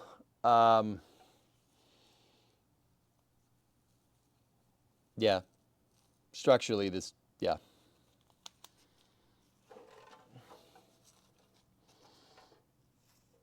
Yeah, we were supposed to take off 4. I removed 2 and broke 1, and then broke the captive nuts off another 2, and the bumper came off. That math don't add up. Now, with that all being said, let's see if we can get it. See if we can get. The other 2 bolts are right here. Note that these should be in the car and attached, but they're not. So let's see what happens here.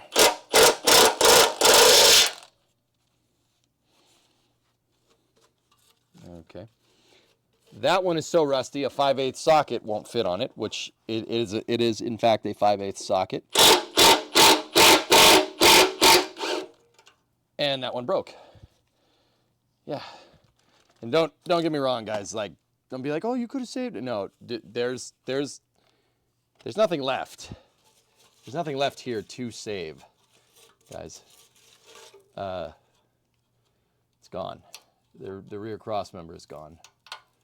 Like,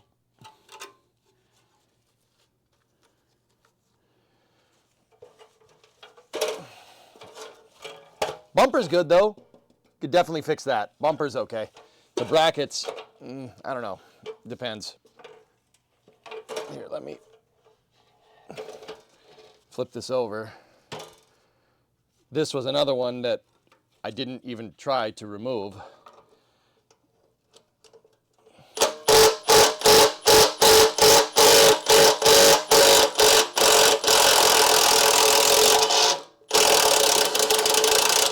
Yeah, it broke the captive. Dude, this looks like the freaking Titanic, man.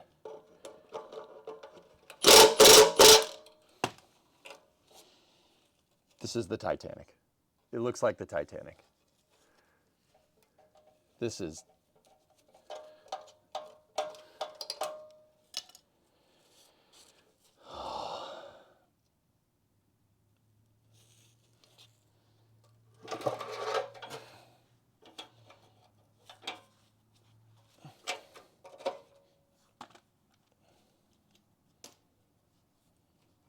So, there should be a crossbar that goes across this whole thing. That's what it should look like. That's part of it. Well, that was it. It's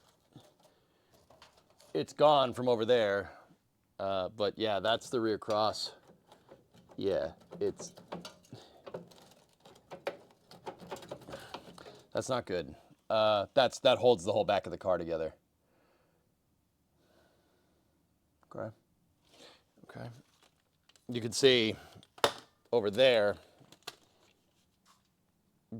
that the piece that goes there is right there on the bumper because it was completely separated.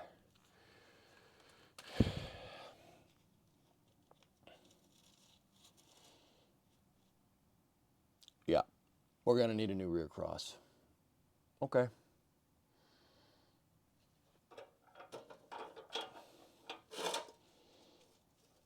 Bumper's good though.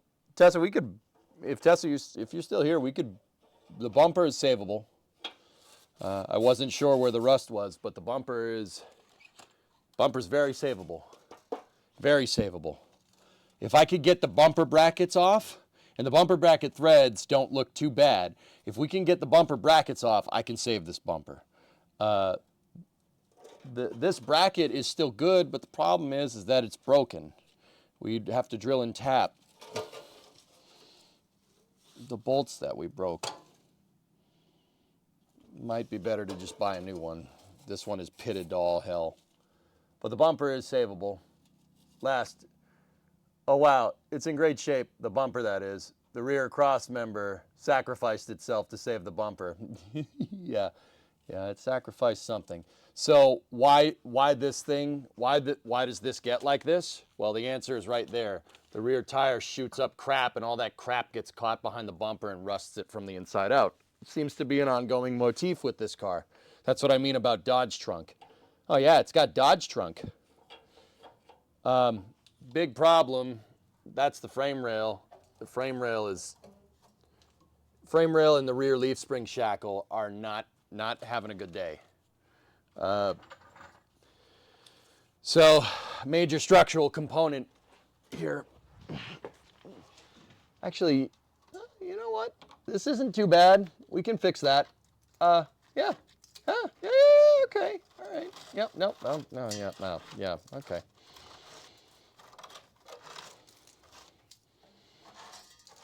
They make patch pieces for back here, dudes, but the flange for the cross member is there.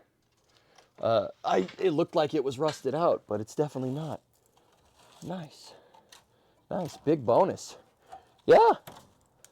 The back of the frame rail is pretty shot. This is no good. This needs to be.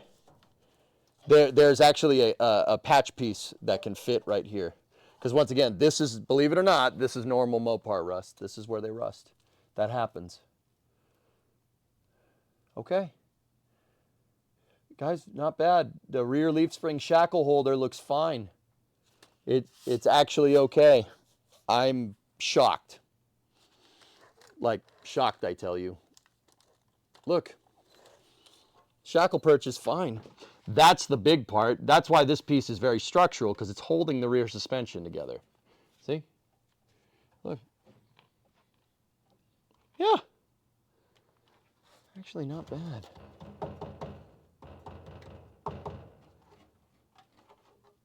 It's not good. That's good. It's not good that we can see the bottom of the deck lid through the floor, but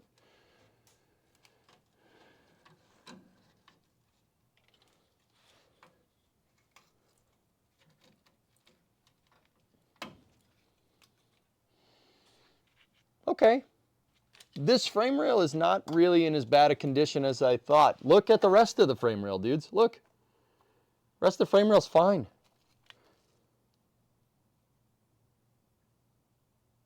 Yeah. Unreal. This is not as bad as I thought. Really. I mean, the end of the frame rail is a little bit troublesome, because this needs to be strong to pick up on the rear cross member.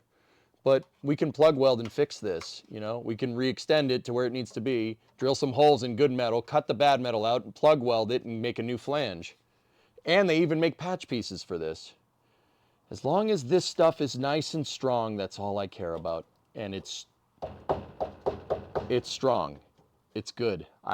Somehow it's good. I can't figure that one out.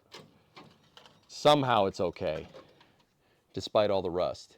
Even the bottom of the sill plate, actually okay. A little bit of rust right there peeking through. Damn, dude. Really, guys, that's normal Mopar rust for an old B body. That's not anything crazy. The cross member is a little weird, but it's weird that it rusted here and not like back here where it should rust, but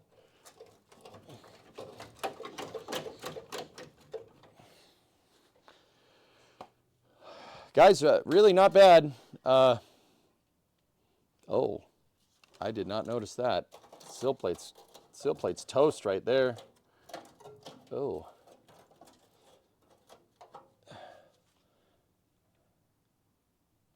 Why is that like that? Why would there be a hole here? See, that's not normal. That's not, they don't rust here, usually. That's weird. I don't know why that's like that, but I didn't notice it before. That's not, yeah, that's weird. That's not supposed to be like that, obviously. I mean, but that's not a normal rust spot.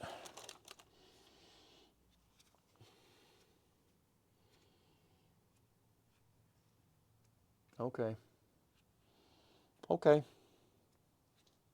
Okay.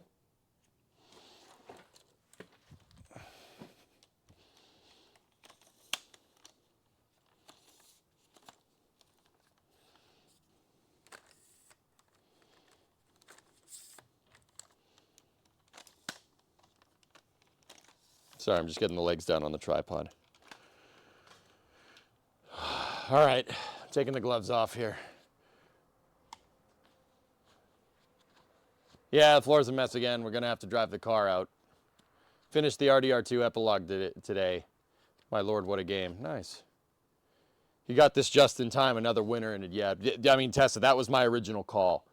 Another, if I had left this out for any longer, there'd be no car left.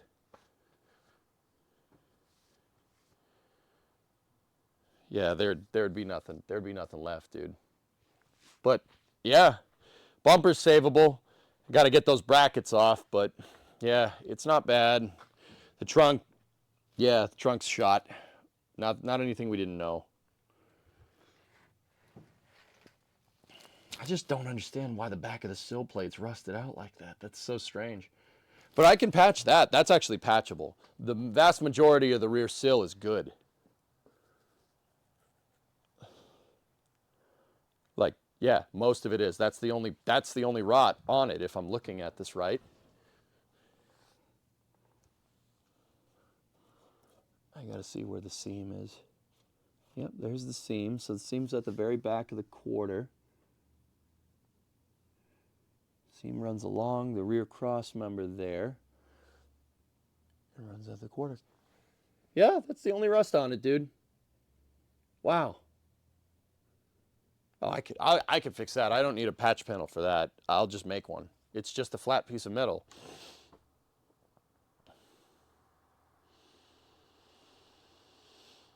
I would probably want to start with doing the interior work. Feel like that's the easier spot and will provide valuable knowledge into how this will work. See, I disagree, Coltec. I think back here would be the good place to start, to be honest with you, man. The reason why is because if we start taking apart the center of the car, you'd need something structural at the back to pick up, like if we made a frame jig, and you need something structural at the front, right? Discovery, go at throttle. There's no structure here at the back. There's no structure because the pan's gone, right? So, dude, I'm thinking we start back here. We start with the trunk pans. Just to build structure back into the vehicle. We're gonna have to drill the spots out on this piece, on the bezel. You know, we're gonna have to undo this, take this piece off so we can get the pan in and the trunk extensions. Hey, Doom. Waiting on a supercharger pulley, sitting at 530 wheel horsepower on E85. Hope your project's going well.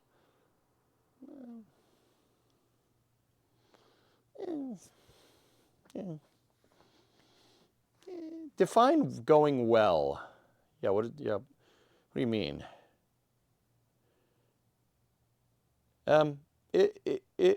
It could be better, but it could be worse. Yeah.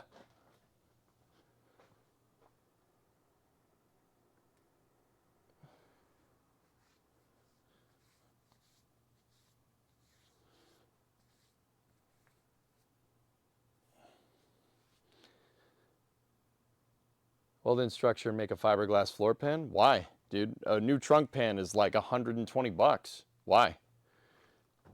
I'll just weld the metal back in. This guy, Zoom, this thing was not made Like, it was made to be put together pretty quick, pretty easily. It's just spot welded. The floor is just spot welded to the frame rails. That's all. That's it from what I can tell. Some of the spot welds already rusted away. So, you know, that's good. And the trunk extension on the driver's side is already rusted out. So, you know, it removed itself voluntarily, which makes things a lot easier for me.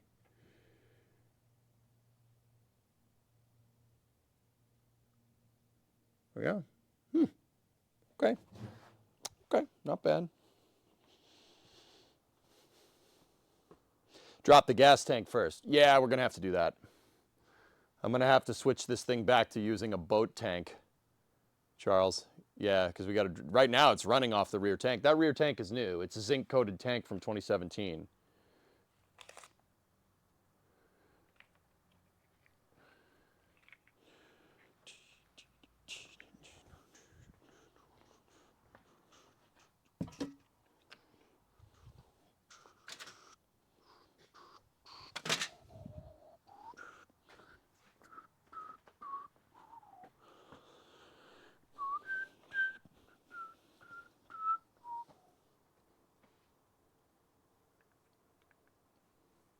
Okay, that was a lot of work, dudes, but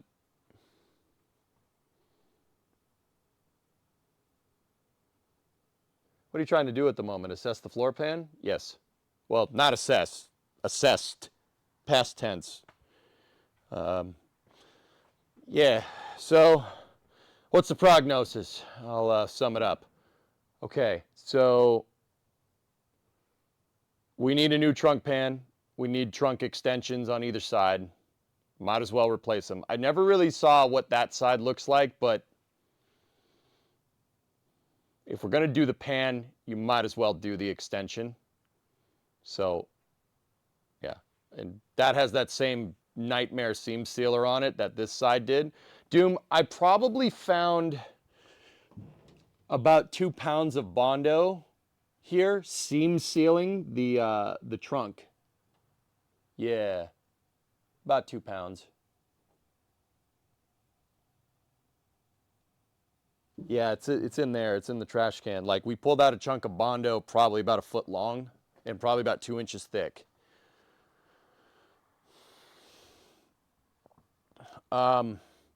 So we need a pan. We need extensions. The back sill does have rust in it, where the tail lights and the trunk and everything mount to. That does have rust in it. It's patchable. I can fix that. We don't need a repop.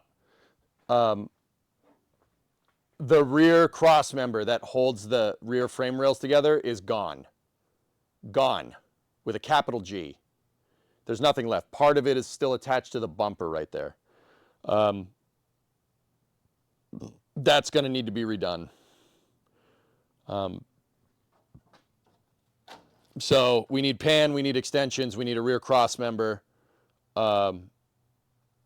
Actually, that's it. I think I might be able to save the quarters.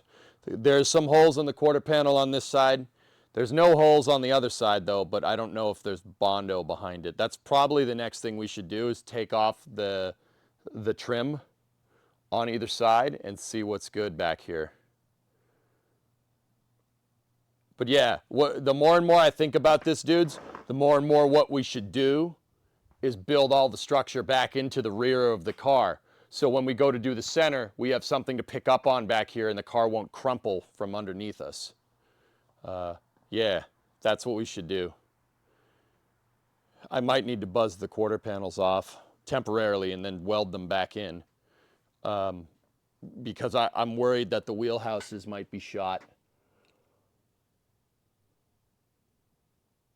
I think the outer wheelhouse driver's side is no good. Like here, let me just squeeze it here real quick.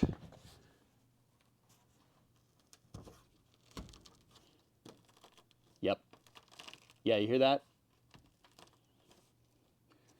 Wheelhouse is shot. We might be able to patch it. In fact, I'm pretty sure I could patch it. And while we're here, you know what we should do? We shouldn't patch it, we should tub it. So we can get a bigger tire back here. Yes, hear that? Yeah, that's shot. I'm gonna have to buzz the quarter panel off, at least part of it, and then maybe we'll put repops back in or something, but let's see this side, see how this side's faring.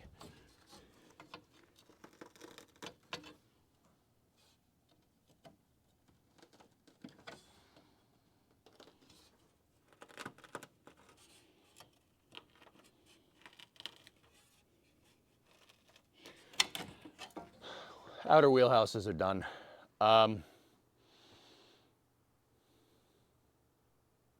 Yeah, I mean, okay. Not anything we didn't know. What I'm thinking though is that what I could do is put a piece of tape on the accent line, zip off this quarter panel, at least part of it. Like we don't need to, that's all metal, right? Just zip off a piece, right? Put the wheelhouse in, weld the new wheelhouse in, and then put that back. I really don't want to take that quarter off. That would really suck. Nor do I know how this all goes together either. I know how the coupes are assembled. I have no idea how this thing comes together.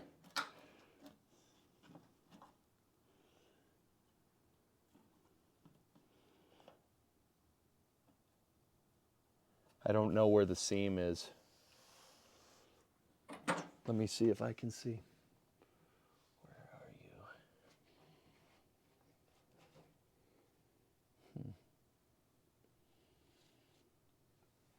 you? Yeah, I'm not sure I know where the seam is. We gotta take this trim off. This is where a vinyl top was supposed to be. I'm not putting a vinyl top back on this car. I mean, well, we could. Nah, I'm not doing that. Screw that.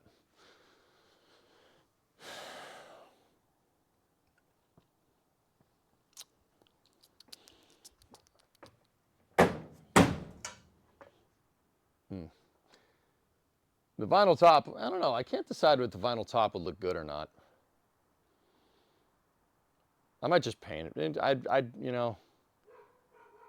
can just paint it. Vinyl top could look cool though. But if we paint it, I'm taking all the vinyl top trim pieces off. I'm gonna get rid of them. Because why would you have it with no vinyl top? See this chrome strip right here? You'll cook in the summer. Just add a wheelie bar. Might as well take the roof off and chop at 1.5 inches. No, Doom. It's not that type of car. That's not what I'm going for, dude.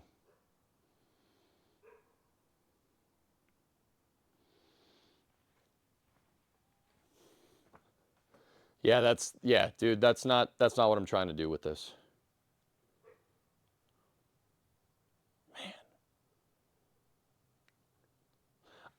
You know what's crazy? The car is still pretty strong, even with all these freaking holes in it. It's still, nothing is flapping around. Everything is staying nice and true, which is crazy to me. Like she's still strong, which is nuts. I don't know how that's possible, but.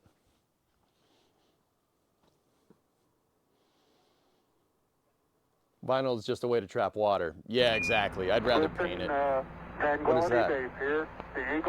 No wrath. Why does a chicken coupe have 2 doors? Because if it had 4, it would be a chicken sedan.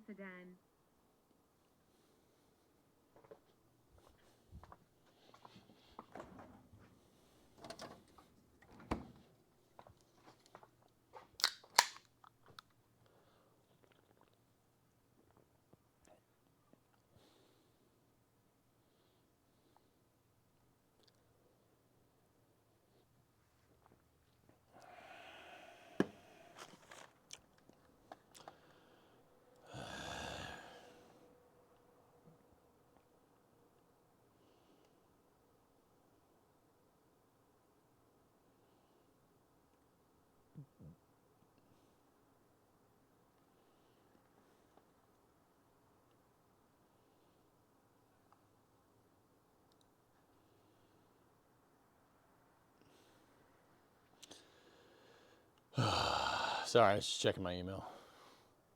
Seems to be a piece on the floor. Yeah, it's the rear bumper. Yeah, it's that's the rear bumper. Yeah, it took part of the car with it, so you know that's neat. Yeah.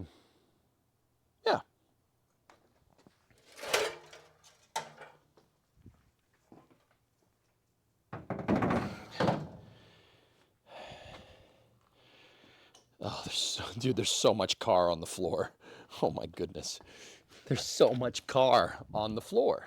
That's great. That's not how that should be. The car should not be on the floor. It should be in the car. But yet, here we are with car on the floor. I think that was a haiku. 575. Does this seem weird to anybody else? I mean, we're looking down on Wayne's basement. Only that's not Wayne's basement. Isn't that weird? You know, in 7th grade English class, we were learning about haikus, and I tried to pass that off as an actual haiku. It's not 575, but I just wrote it anyway.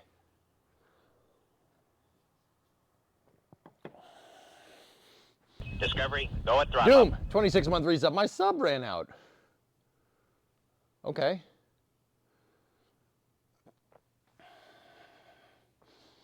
Oh, is it back?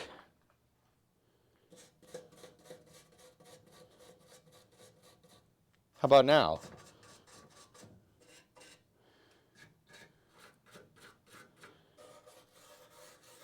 The bumper brackets here don't seem to be in that bad a condition except for the captive nuts, but the captive nuts go on the cross member anyway. I'm wondering if we could zip these things off.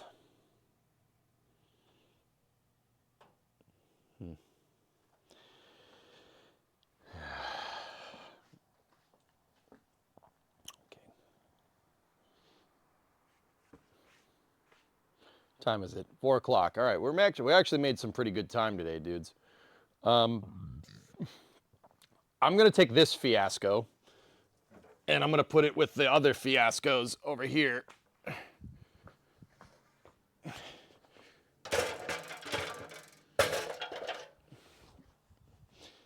We'll try to save that bumper later. Look, some hardware. I saved some hardware. All right, cool. Put the hardware with the thing and put the lime in the coconut.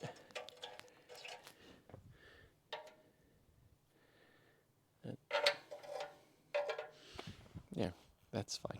Okay. The last thing we need to do is really figure out what's going on with the passenger side. What is this? What are you doing? The Eagle has landed. Half of all Ford trucks ever made are still on the road today. The other half made it home.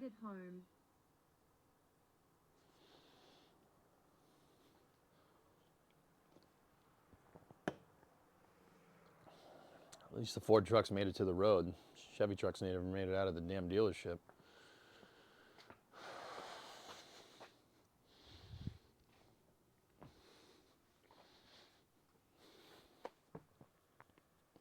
Why would you buy a Chevy truck? That's hilarious. That's hilarious. Would you buy that crock of crap? Oh, man. I want to see if we can pull that trunk extension out. That's what we should do now. Let's see if we can get it out of there. Oh, I missed. Oh well. To steal the LS out of it. That's right. It's like a shipping crate for your LS engine.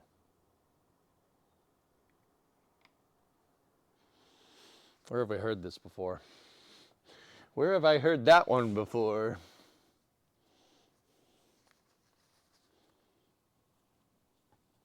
It's got Dodge Dash. Oh yeah, it's got Dodge Dash. You buy a Chevy truck as an investment. 10 years after you bought it, it's rare. You hear about the engine recall? I don't know if this is a joke, if you're teeing up a joke or not, Mutter. If you're teeing up a joke, yes, I've heard about it. Shut up. If not, I have no, I have not. There's a lot of sharp things down here.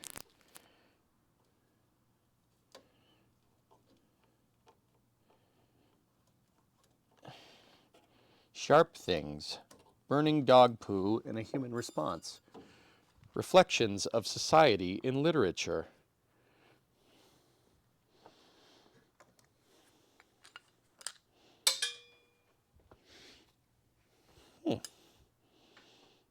Managed to save one of the captive nuts. All right. It's not captive anymore. Now it's just a nut.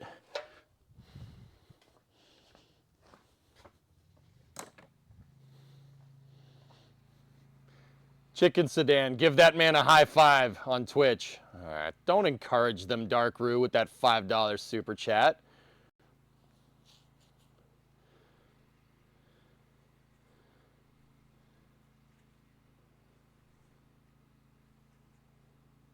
Yeah, Doom, I tried to tell everybody that the other day. The issue stems from internal... What is this, Mutter?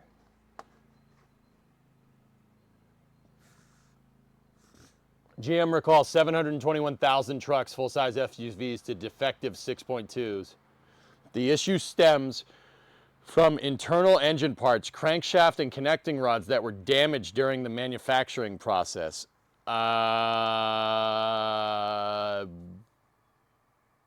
It's okay, Mutter. You know why it's okay? Because GM doesn't need to worry about combustion motors anymore. They're leading the EV revolution, remember?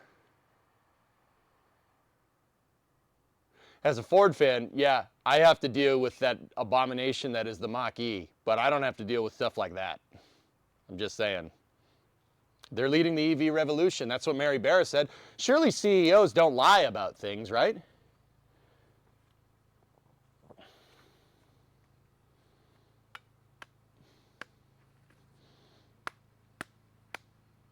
Surely that's not just corporate gaslighting, right? I'm sad that the Focus isn't last year. Now that's something that Ford's doing that's really stupid, Bio. Why would you stop? They stopped making cars here. The only car they make is the Mustang, which is Jim Farley. What are you doing? Stop. Dude. The Fusion. You have a car that's called the Fusion. Electric vehicles are hot right now. You have a car called Fusion. No, let's get rid of that and let's make something called the Mustang Mach-E instead. You have a car called Fusion. Okay.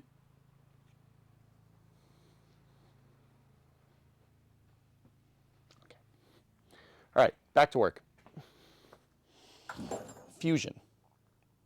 Electric fusion. No? All right, cool. Whatever. All right, whatever. It's fine. It's fine. It's fine. It's fine. These people are tone deaf. It's fine. It's fine. It's fine. It's fine. No, but people only want a Mustang. Yes, I know. The Mustang, yes. You only want Mustangs, right? It'll sell because it's sporty. Ha ha ha ha. It says to do it, and I wrote it, so it must be right.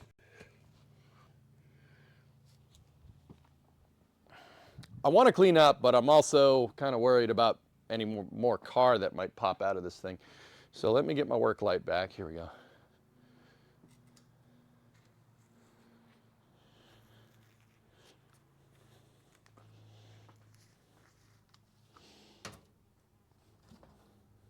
Honeybee.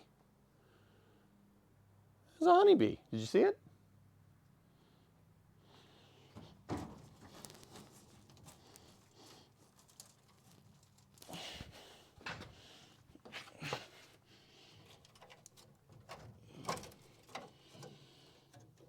I am starting to think that Bondo is the only thing holding this trunk extension in place. There's supposed to be a pinch weld here. The pinch weld is gone. What the heck? The pinch weld, it's gone. Huh. There. Hold up.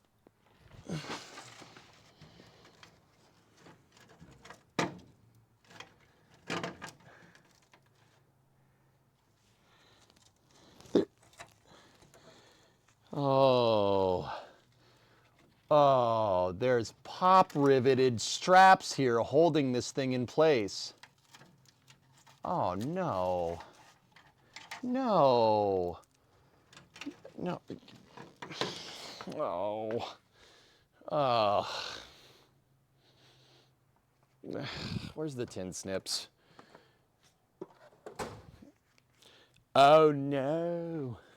There's the dude with the rivet gun. Somebody went to town with a rivet gun on this and called it a day. There. Yeah. Okay.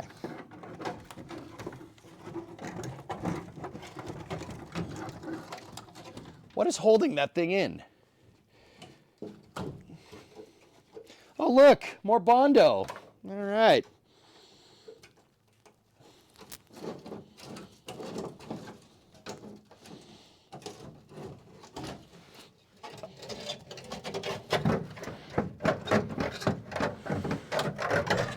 See right here? There should be a pinch weld right there. There's no pinch weld. There's not even a flange. Why? Why, Mr. Trunk Extension Pan? Why are you like this?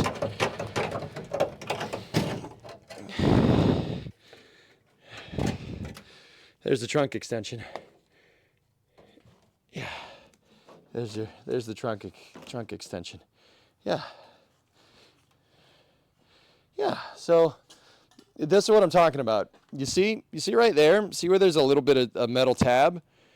Now, there should be a tab running all across this where it'll be spot welded to another tab on the trunk pan. That's what's left of the tab on either side. This is where a pinch weld would be, where they would spot weld the trunk extension in. Yeah, that's gone. That's not there. Somebody also went bananas with the trunk extension and some tin snips. See these? Yeah. See, somebody just went in here and snip, snip, snip. Yeah, the trunk extension should have a piece that goes down that connects to the bottom of the quarter panel, and it looks like they replaced that with a pop riveted strap instead. I just tin snipped this piece off right here. See? Just pop riveted. Yeah.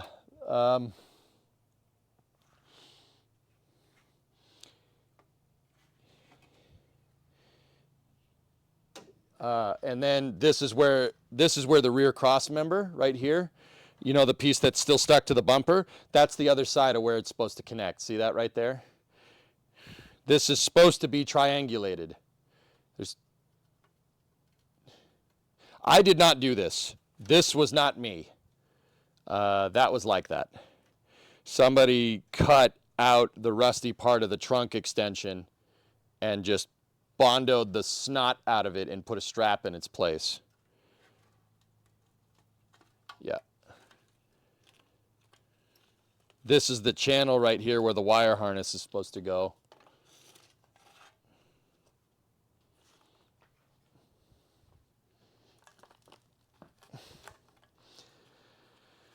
Okay.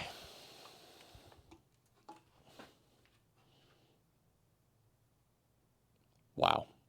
All right, how's that quarter doing?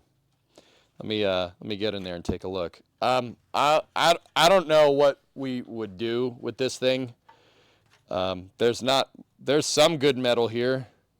Maybe use it for patch panels or something. The vast majority of this is not great. Put it on the wall. Yeah, Bio. She's dude, you know what I'll do? I'll keep this. And then when we buy a new trunk extension, I'll show you what a new one looks like and what this one looks like. And we'll compare and contrast, dude. We'll compare and contrast so you can see the carnage that I'm seeing. By the end of the day, you won't have a car left.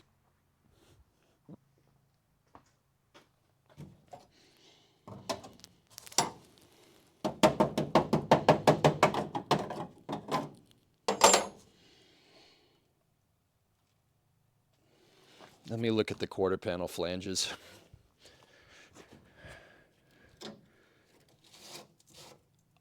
Dude. Really? The quarter panel flange is okay. Yo, come here. Look at this. How is that possible?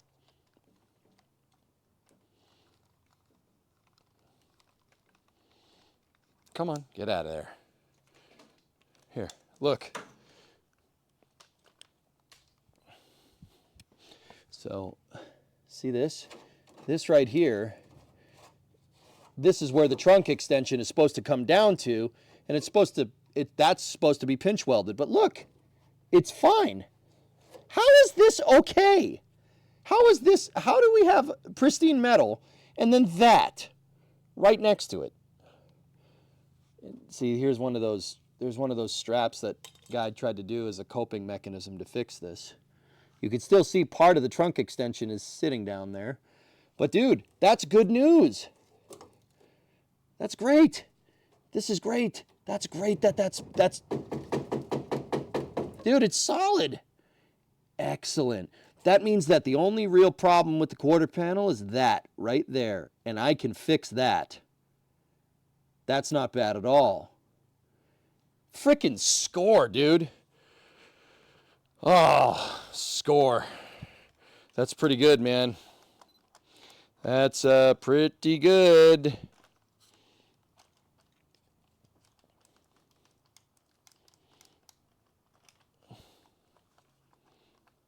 Why is the camera tripod mount not working? Come on.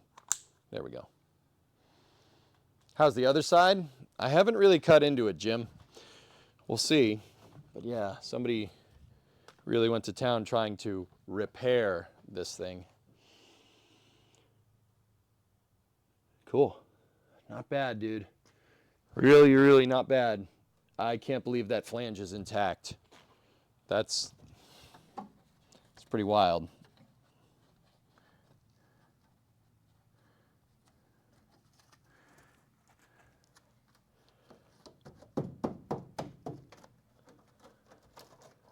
I'm just feeling around the rest of that flange all the way up through the quarter. Yeah, quarter into the wheelhouse has seen better days, but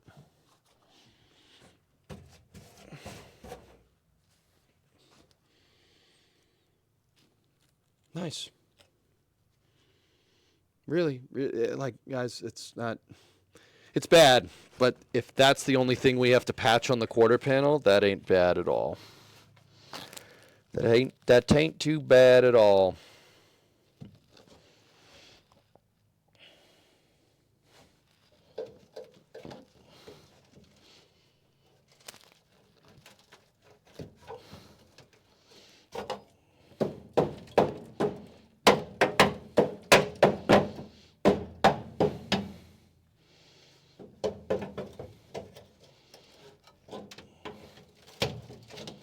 Sorry, I'm just trying to get this last bit of Bondo infestation out of here. There we go. Doom, tell me you're still here.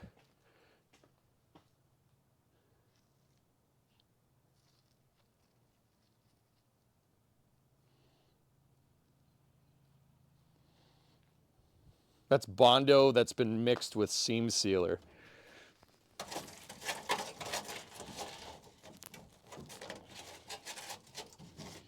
Jesus, this thing is rusty. Wow. That is ridiculous, man.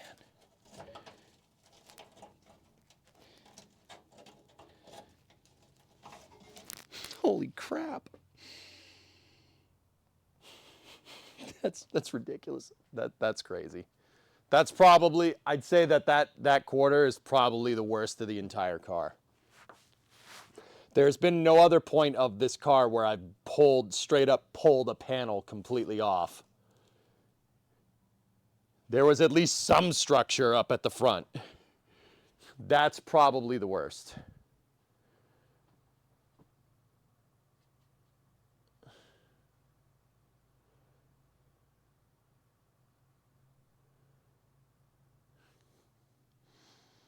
But the quarter panel flange is okay. Meaning, if we clean it up, I can weld to it, which is good.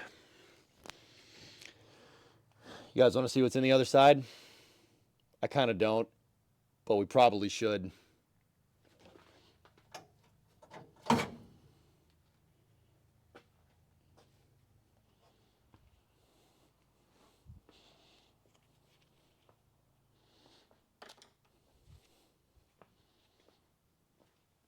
We want more caulk?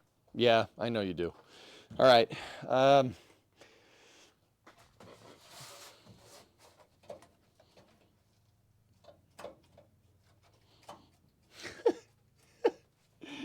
Trunk pan shouldn't be doing that. But it is still solid. It's pretty solid through the leaf spring perch and stuff. That's pretty good, man. Okay. All right. Let's turn the camera to the other side.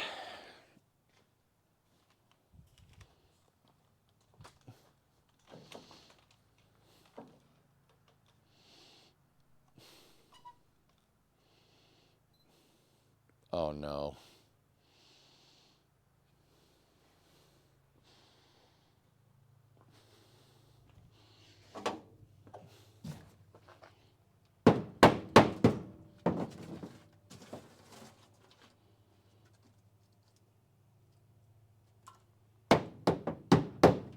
It's the same thing.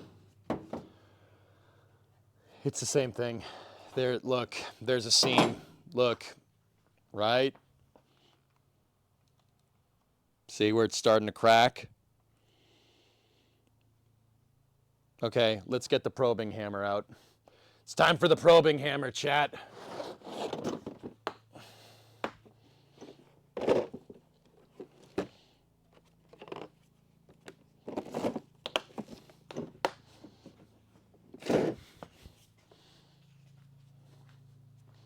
Did you put black goop on it? This is not me. None of this is me.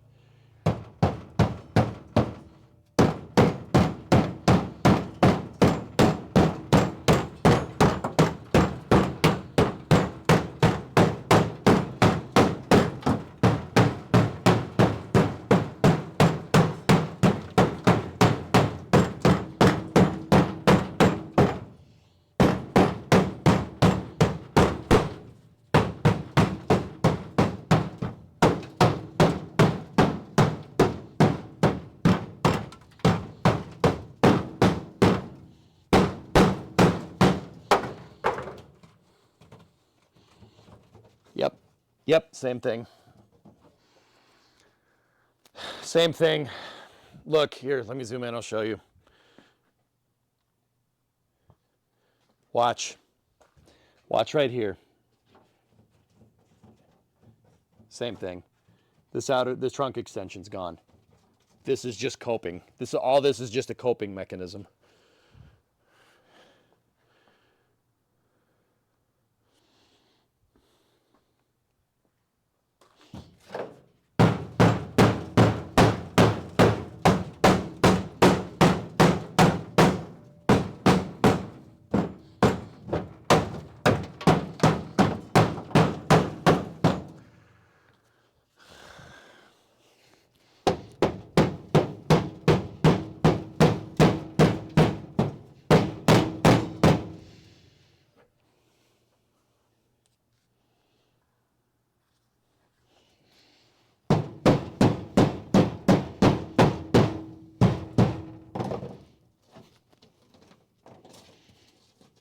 I actually found trunk pan. Some of it.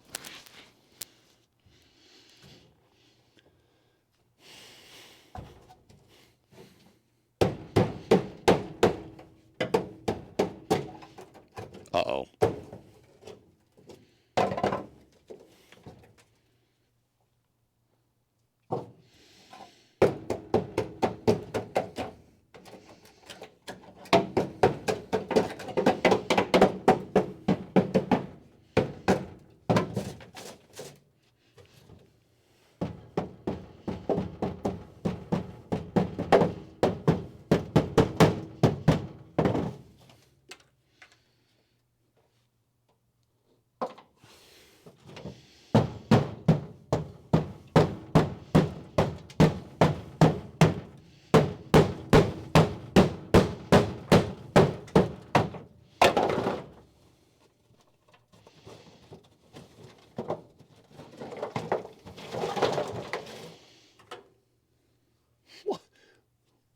Why? Why? Why would someone do this to their own car? I really hope the guy didn't pay for this. Why would someone do that? Oh my goodness.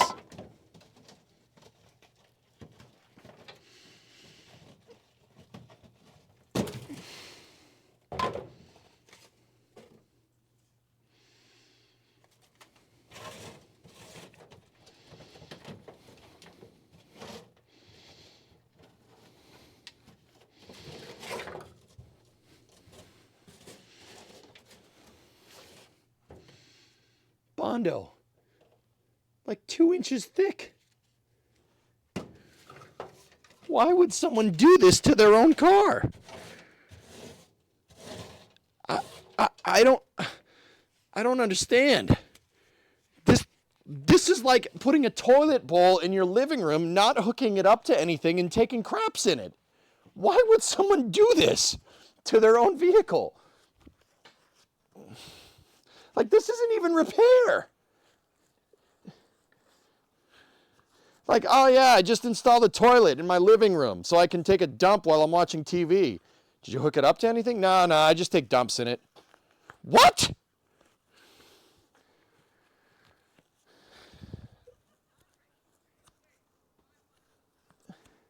Why? I don't get it. Why would someone do this to their own car? This is something you do to somebody's car that you hate. Oh my God. I don't understand. So if you guys can see the gray stuff, up on the top of that's factory insulation. That's what they did from the factory. They just sprayed a little bit in there to reduce road noise, right? The black stuff is somebody, whatever this is something. All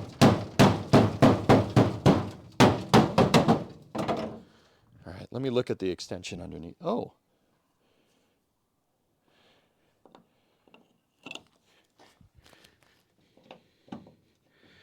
The tail panel came out. It's not supposed to, but that clip was broken. Okay, well, good thing that didn't come off coming down the road. That would have been, yeah, we're gonna need new reflectors. That one's shot. I may have hammered it, but then again, it's behind a protective plate, so who knows? I'll save that for later, just in case.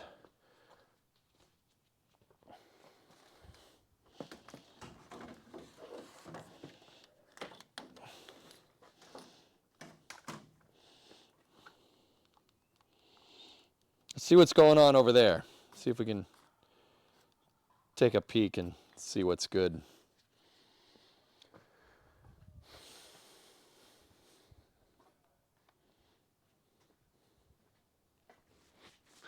David, that's exactly what this is. Not to harp too much on whomever did this. This is just, I need it working.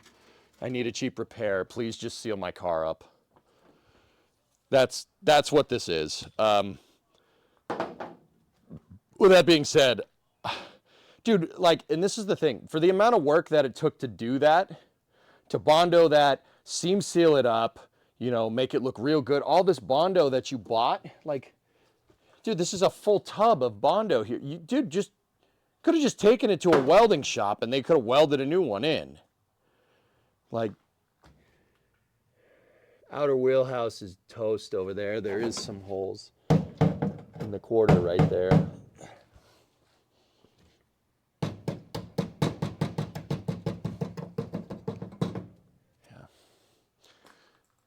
All right, let's take a look. You know what? I don't want to screw up my hammer and dolly anymore. Let me get my framing hammer out. We need a bigger hammer.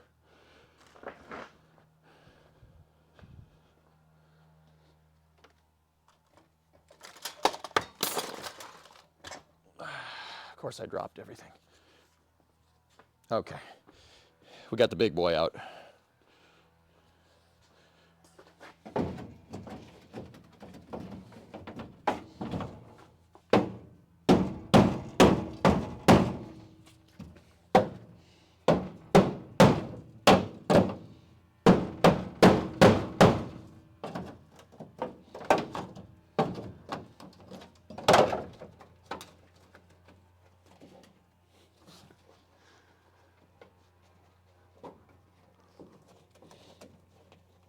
Can you show the full trunk for a second? I have to grab a screenshot for reasons. Yes, sure.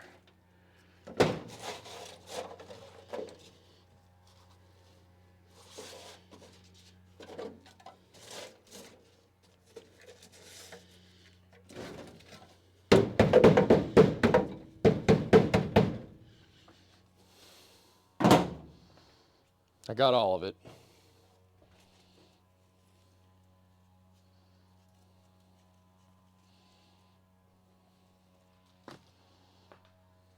That trunk extension doesn't look too bad. It's still structural.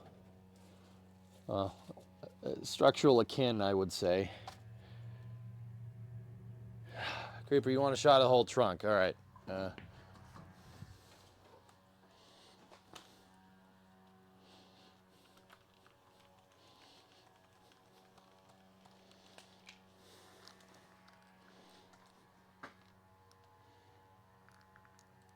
Let me get the light out of the way.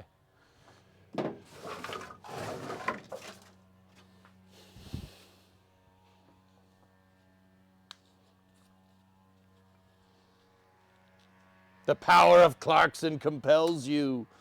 I'm using the Jeremy Clarkson School of Engineering here. Sometimes my genius even amazes me.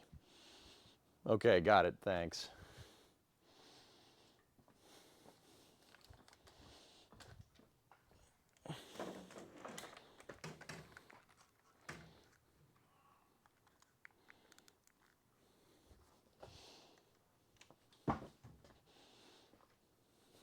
Okay, what time is it? 4:26, nice. Just use Flex Seal. ARJ, I'm pretty sure that's what they did. Look at all this copium. You could overdose on all this copium. There's so much. There's just so much copium. Oh my goodness. But yeah, okay, so, you know, jokes aside, this was most likely done by somebody that just needed their car fixed, which is fine. This isn't a race car. This is there's holes in my trunk, please help me fix it. Or somebody DIY'd this, in which case I don't know why you would do this to your car, but I'd never do this to one of my own automobiles. I would find somebody to patch it.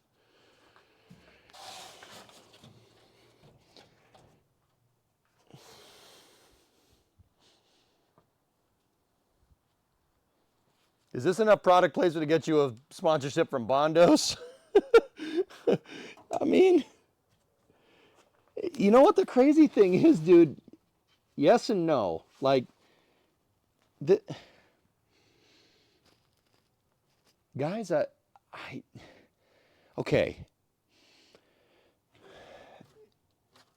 You know, I don't, here, let me vacuum this out and then I'll explain. I see something here that is kind of throwing me for a little bit of a curveball.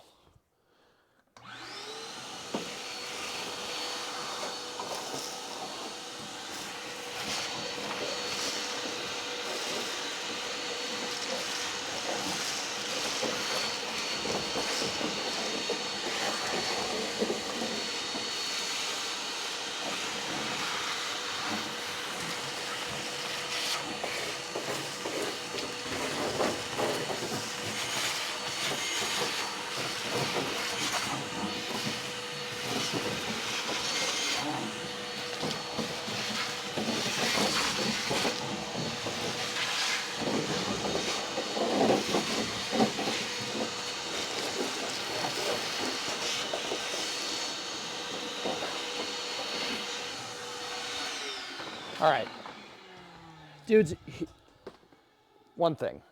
Okay, so look, the other trunk pan was shot. It was completely, the trunk extension. So look, right here, there's a seam. There's a seam between the pan and the extension, okay? Now what does the extension do? The extension is an L-shaped piece. Once again, the pointer finger side, right, connects to the trunk right here. So this is the pointer finger side, and then there's a thumb. The thumb goes down and connects to the quarter panel, right? There is a little bit of a gap here, right? A little bit of a gap. That's okay. You know, Mopar didn't pay too much mind with it, right? But okay, here's what's getting me. That side, when we did the other side, it looks like somebody put that on there after the fact. Like it looks like somebody's like, oh, I need holes patched in my car. And that's kind of what I've been thinking up until I saw this and I started thinking about it. So look, here, let me show you what I see. Take a peek. What can you tell me right there? Right in the center of the shot. You see that? You see what I'm seeing? Okay. Now, if you don't know, there's blue. There's blue metal right here. Blue metal is the car. That's the car. That is not factory. That's the factory paint. It's right where you can't. This shot didn't really frame too well. But the point is that there's factory paint there, which means that tells me that somebody did this to the car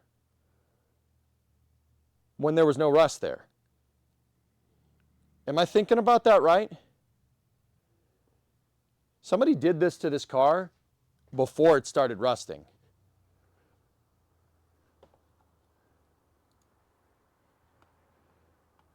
It's all Bondo, always has been. Didn't you say the factory was applying some goop? Martin, the factory goop is this. It's the gray. See the gray? The black stuff, I don't know what that is. But here's the thing, guys. So, like I said, let me just put the hammer down here. So, all up in here, this is not, there's paint. This was covering up paint, which tells me that if it's covering up paint, that there was no rust over here. I'm starting to think that somebody caked this thing. Maybe they caked one side with Bondo and said, screw it, do the other side, because the other side's just going to leak too. The same thing's going to happen, right? Maybe it's possible, but this was applied, all this crap, somebody put on all this nonsense before this was rusted out. And now why is that pertinent? Why do I bring that up? Well, I'll be honest with you. There's rust. Obviously, you could see it. It's rusting. The back of this is rusting. See it right there? You can see it all up in here. It's all rusting. Do you know why it's rusting? It's rusting because somebody sealed Bondo up against that. And if there was a leak down this crack right here, water was coming up and getting trapped against the stupid fricking Bondo and rusting the thing from the inside out. This is what I mean. You got to be careful with weather stripping. The reason why you got to be careful with the fricking weather stripping is because you could inadvertently trap water and make it worse. I'm starting to think that might be what happened here. I think that somebody sealed this up and it's like, oh yeah, seal it up real good. It ain't going to go nowhere. You don't have to worry nothing about that no more. And then this fiasco happened. Because look, those panels are rusty. See? Water was trapped up against that at some point, and it rusted it from the inside out. You know how I could tell it rusted it from this side? Look at all the pitting. Water was being held up against that, and it oxidized the steel. Somebody sealed that up before it was rusty and inadvertently ruined it.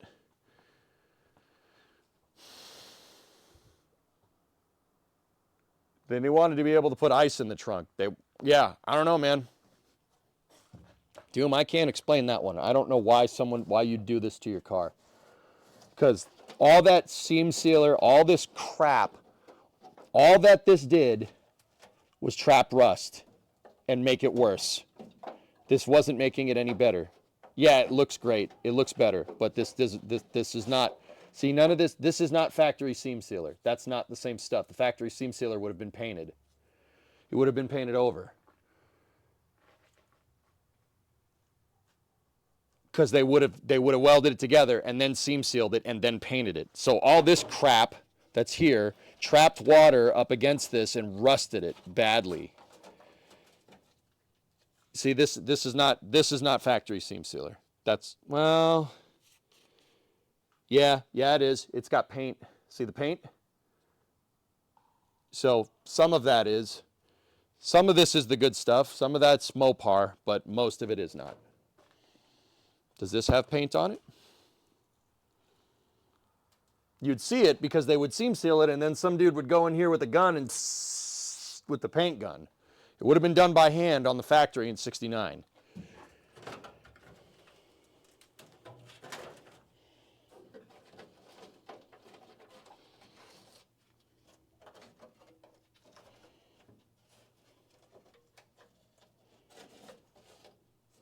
So some of this is factory seam sealer, but most of it is not.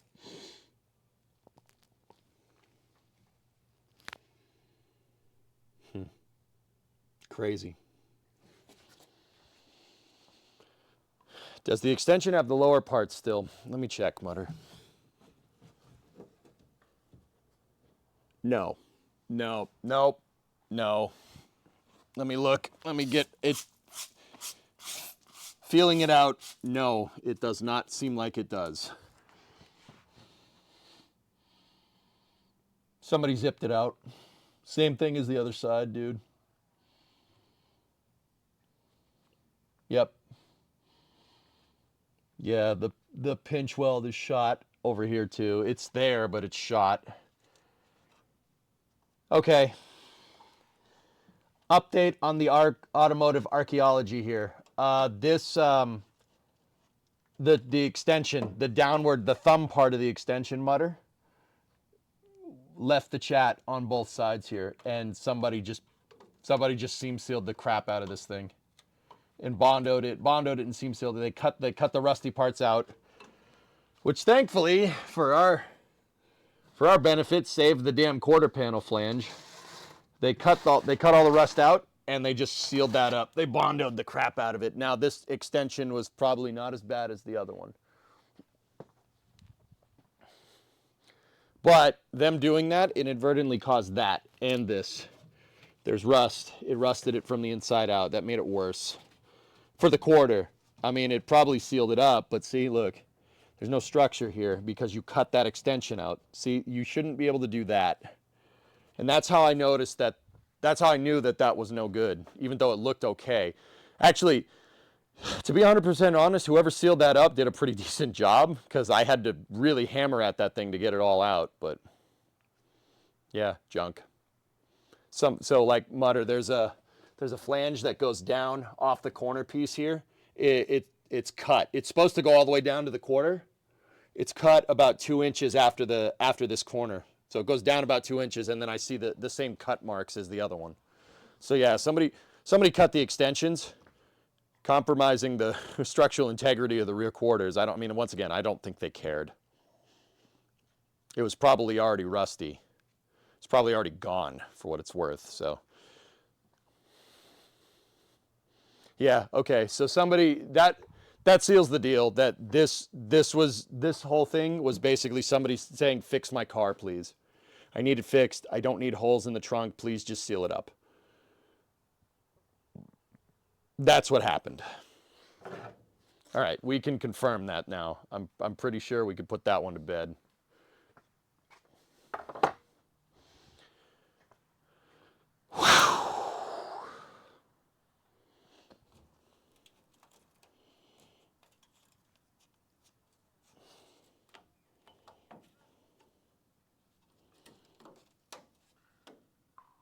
Uh-oh.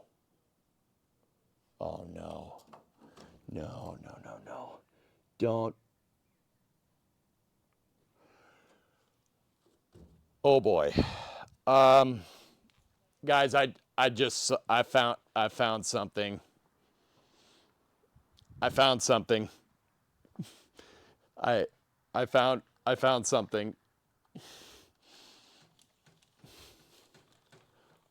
Uh-oh. More fun. Look. So I was looking at this right here. And I noticed, I don't know if you guys can see that. Hold on.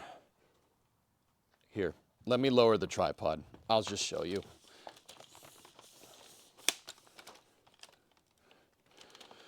So there's a reason somebody sealed all this up, guys. I just noticed, you guys can see all of my car on the floor.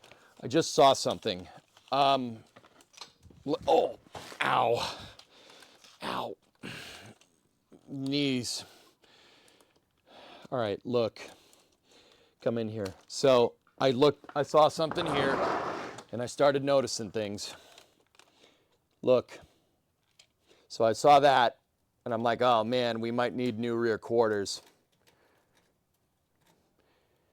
And then I noticed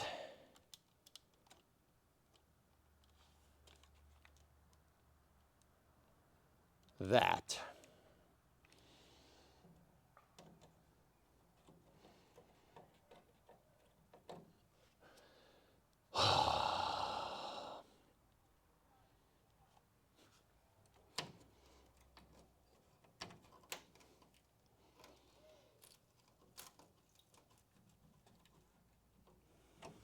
It's patched.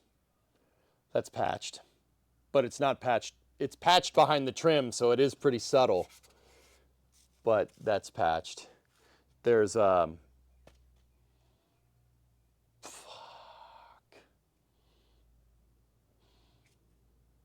Yeah, remember when I said a little while back that I thought I could save the quarter panels? You're not saving the quarter panels. This is patched. There's a pop rivet right there. Look at the back. Here.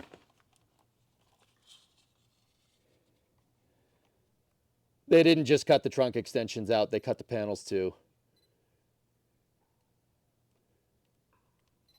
See, that's the original panel.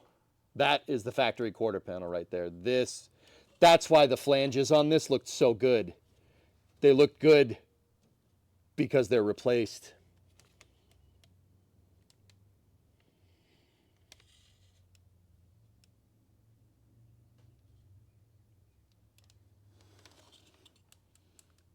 Now I'm wondering if the other side is like that. Yep. Yep.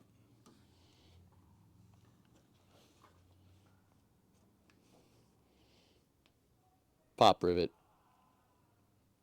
That's a patch. It looks good. Fooled me for a second. That's why there's so much crap in here. It wasn't, guys, it wasn't just my trunks leaking. It's the whole rear of the car is falling off. Yeah.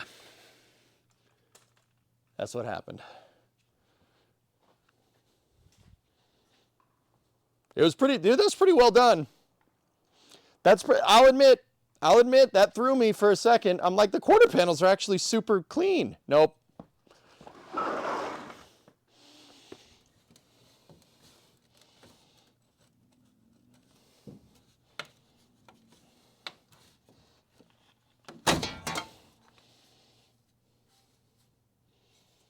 Yeah, it's just on brackets.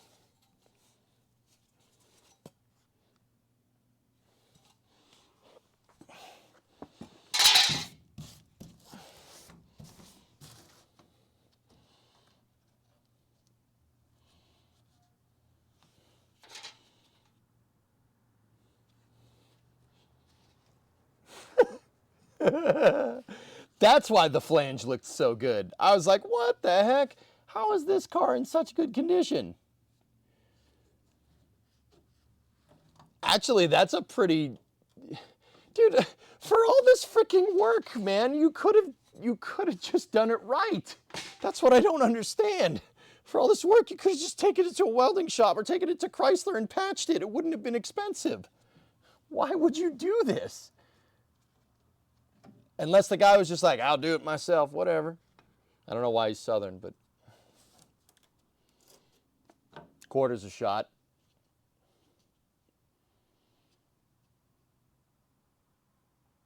Damn. Damn.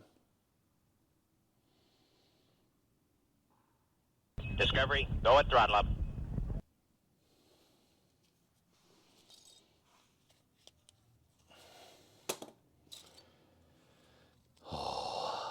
I don't know, dudes.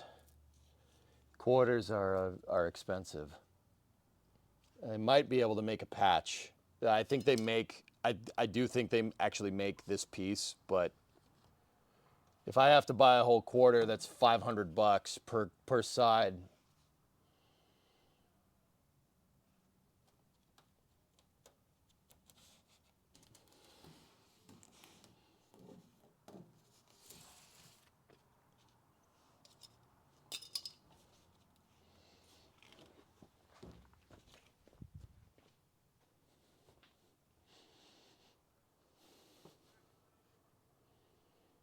Yeah, they rotted out a long time ago.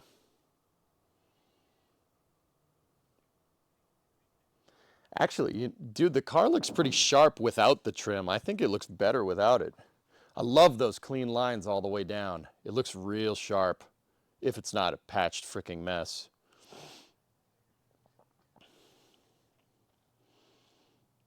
Yeah, we got to cut the quarters.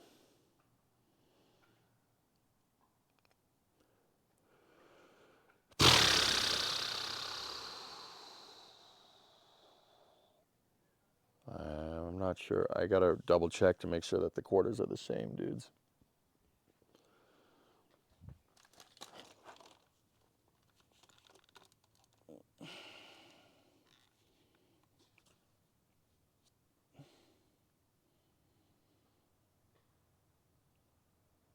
You know, I'm trying to, the whole back end of this car is shot. The whole, guys, like, I'm not trying to be pessimistic. And once again, I'll still go through with it. I don't care. I want to learn. We'll learn how to do it right. But I can't believe that. From the tire backwards, from the rear tire back, the only savable parts on this are the gas tank, which I replaced in 2017, the rear sill, and the trunk, and the deck lid. That's it. That's pretty much it. Maybe the top of the quarters, I could probably save, but pretty much that's all junk. The rear cross member's junk. The rear frame rails are rusted out at the edges. I can't believe that.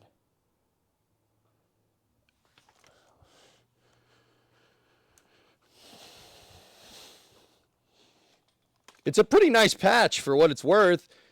I mean, I'm not going to sit here and be like, yo,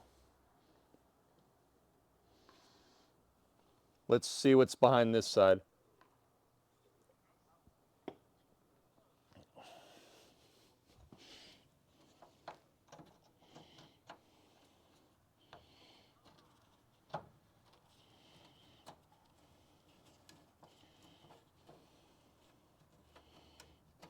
Yeah. You know, the deck screw in the trim probably was a dead giveaway. Oh, nope, not a deck screw. Excuse me, wood screw.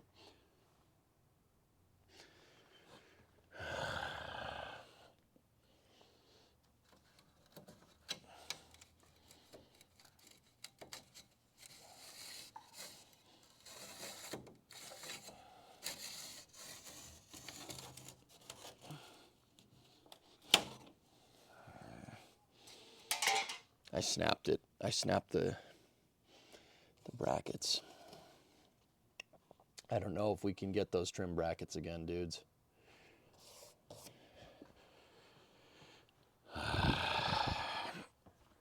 The trim, though, is fine. It's just the mounts. We might be able to get them. Trim is okay. It's actually okay. This is the 500 trim. This is actually pretty good.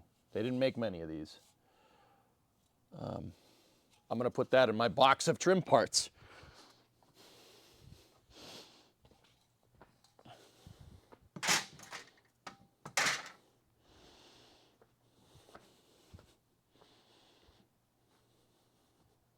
Go trimless. Dude, it really does look good without it.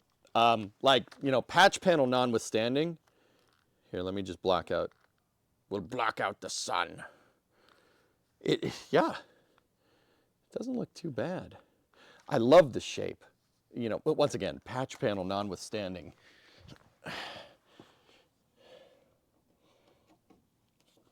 So, you want any good indication? You want a good indication on how long ago this was done? Guys, it's pop riveted, right? It's pop riveted. And there's flathead screws everywhere. This was done in the 70s, I'm pretty sure. Judging by just how this is all coming together. Somebody did this, and this patch was done a long time ago. Like a long time ago. You know, I got to give the guy credit, man. It took a good deal of digging into this thing, and after it sat for 30 years to really to see that it was a patch. I should have noticed that a little bit earlier. Chalk that one up to me being amateur at this, or newer to it.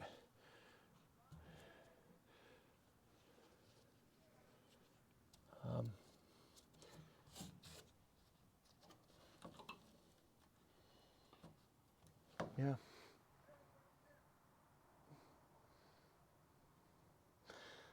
Judging at what the quarter panels look like, you need to replace the whole thing. Yeah, I know. Yeah, you're not wrong. What is this? See, that's interesting, because this paint, that's B5 blue, and this is I'm pretty sure this car is B3 blue. That's not the right paint color. See how blue it is? But then again, it could have been faded. Dude, if this is actually a B5 blue car, I'm gonna, I don't think it is. I think it's B3, not B5. But if it actually is that, holy crap, the paint is so ridiculously faded. Let's get a small drill bit, drill these things out. Yeah, let's get the bit, drill it out. Check the factory color. The VIN would tell you the factory color. I don't think it would with this. I don't think it does. And the fender tag is gone because this thing got hit. Yeah, the deck lid paint is B3, so I don't know why the guy used B5 blue there. That's weird, because that's definitely Chrysler B5. That's medium blue, not light blue. But it's just underneath the trim, which is weird. Maybe the guy, I don't know, maybe he just used what he had or something.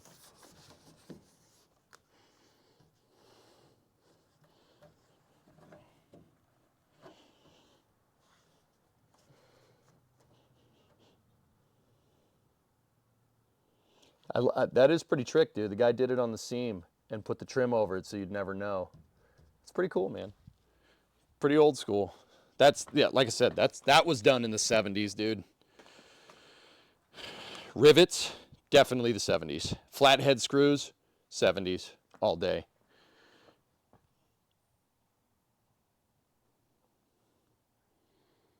So I still think the prevailing theory here is, please, I don't want my car to fall apart. I don't want it to look like Dookie. Please fix it. Just patch it and make it look nice. I'm pretty sure is what happened here. Which is whatever. That's fine. We don't judge much.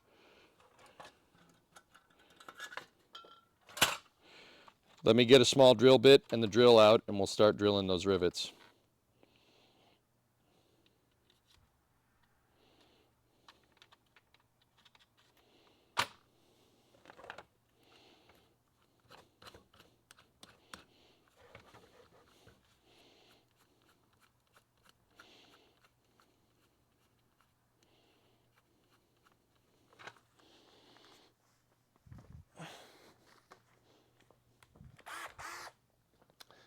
See what we got.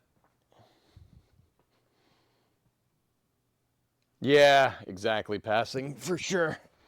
All right, let's see if we can, let's just start at one side and see if we can get the rivets.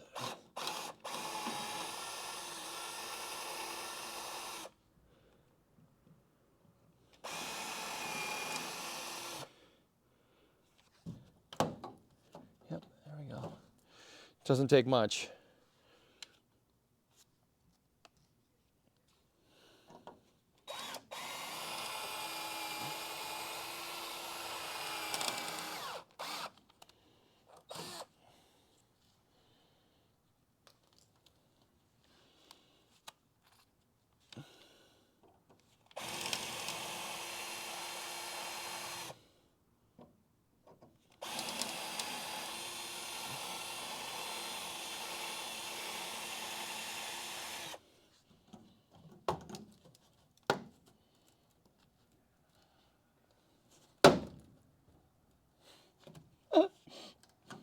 hell? There's like another panel behind this one.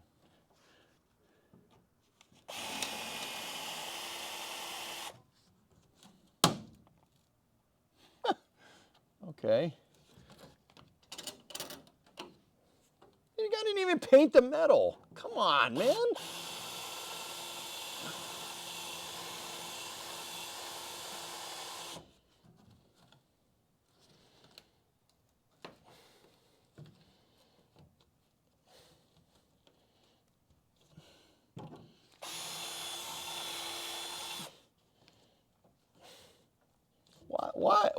What the hell? What the f... What is this?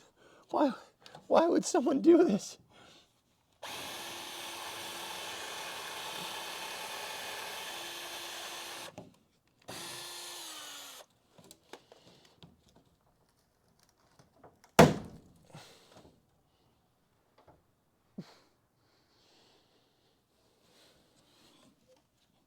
This is awful.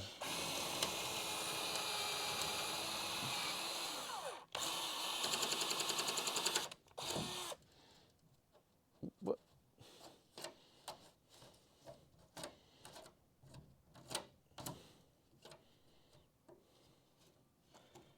This trim strap is still good.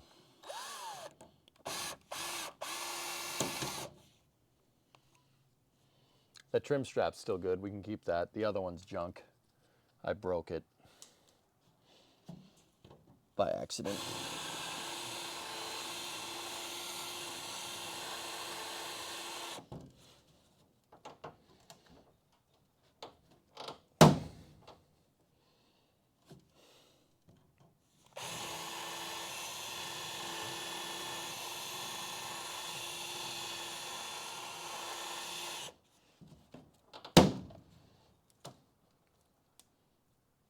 I couldn't understand why the flanges on this car were so good and the trunk pan extension was not.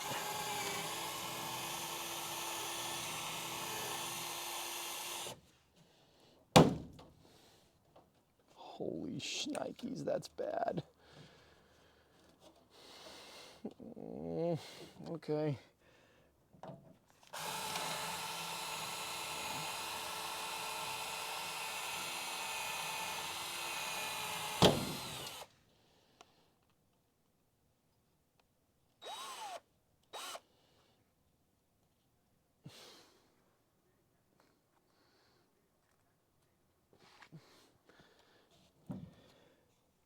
Yeah, we could 3D print them. Shy, I should be able to save this one. This one is still good too. Here, I got one rivet. Let's get the other one. Got it. Yep, I saved it. She's good. Excellent. Wow.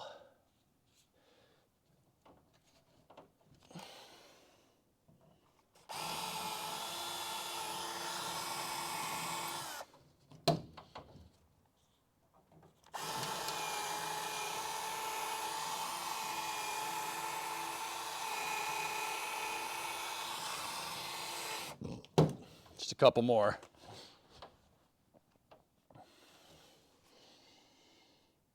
I mean, I appreciate the craftsmanship, dude. I really do. This is actually super sweet. Like, there's a lot of patching work. The Bondo on the top is a little bit overboard, but this is actually pretty good stuff, man. Like, for what it is, like, I just don't understand. For the amount of work, like, there was a lot of effort put in here, clearly. But for the amount of effort, dude, you could have just fixed it. Especially in the 70s and the 80s. It's not like you couldn't find Mopar parts.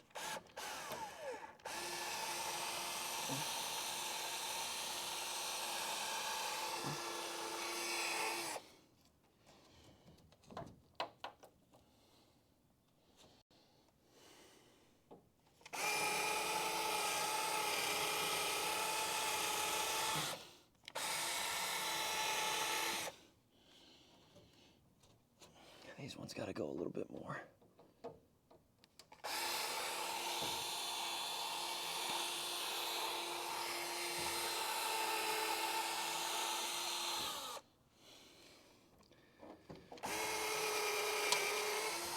Okay, I got one.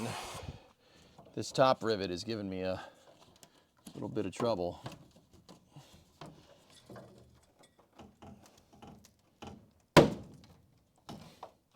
One more.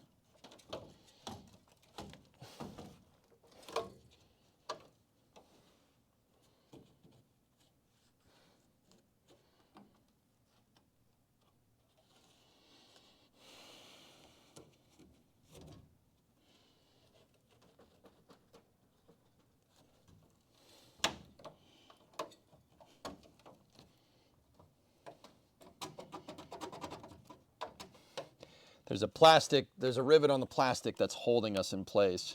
There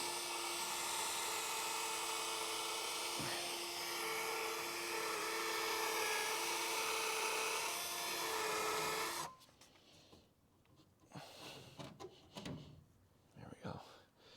I got it. I saved that one too. One last one.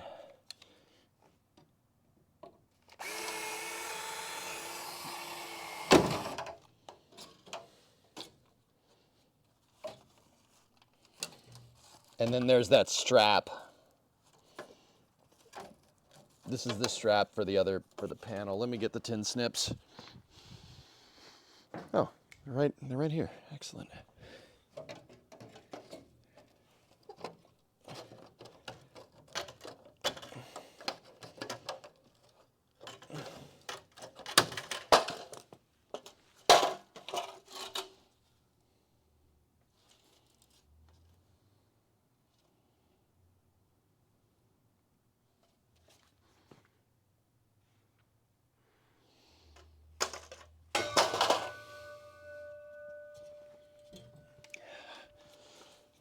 Just give me 1 second.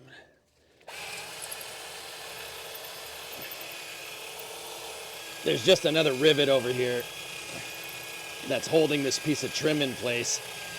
It's supposed to be screwed in, but you know, that's just my drill bit breaking off. That's good.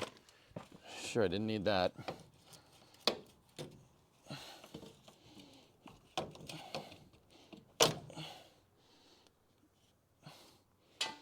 I don't know where the rest of that drill bit went. I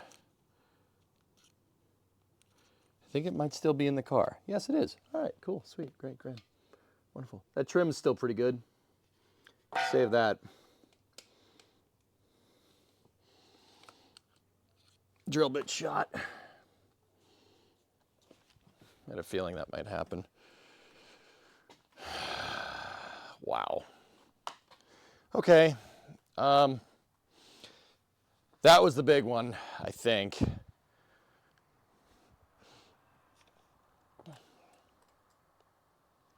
Less metal to cut out later, saving you time.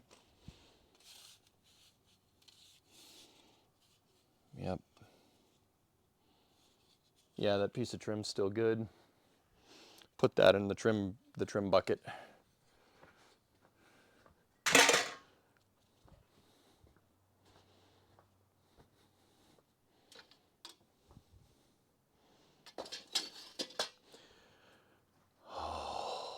Okay. So, where do we stand, dudes? We got to do that to the other side.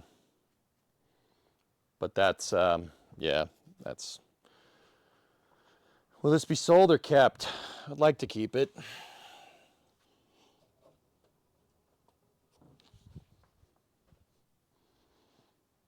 Damn. Damn.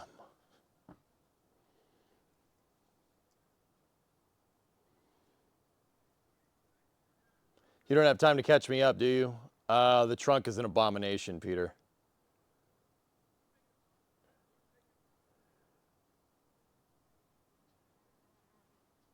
Freaking bee, go away. That's a honeybee. That's not an actual bee, though. That's like the stingery bees. Quarters a shot, both sides, Peter. There was a patch panel underneath the trim, and it made it look like it was one. And it's actually a pretty good patch. But, yeah, both panels are like that. Both of them are gone. Both the trunk extensions are bad. Quarters are bad. Wheelhouses are bad. There's not...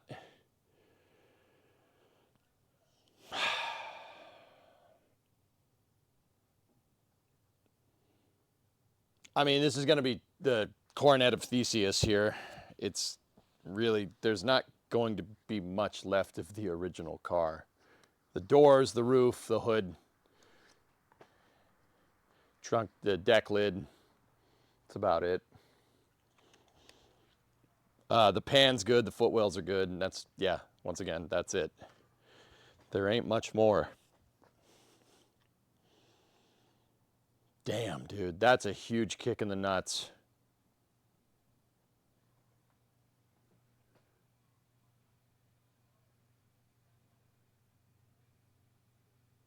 There's a freaking honeybee in here. What are you doing? Get out of here, man.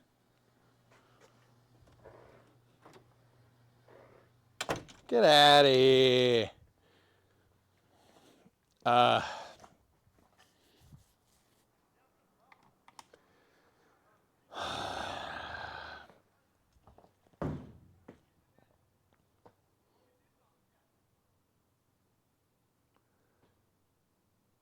I mean, once again, we can rebuild it. It's rebuildable.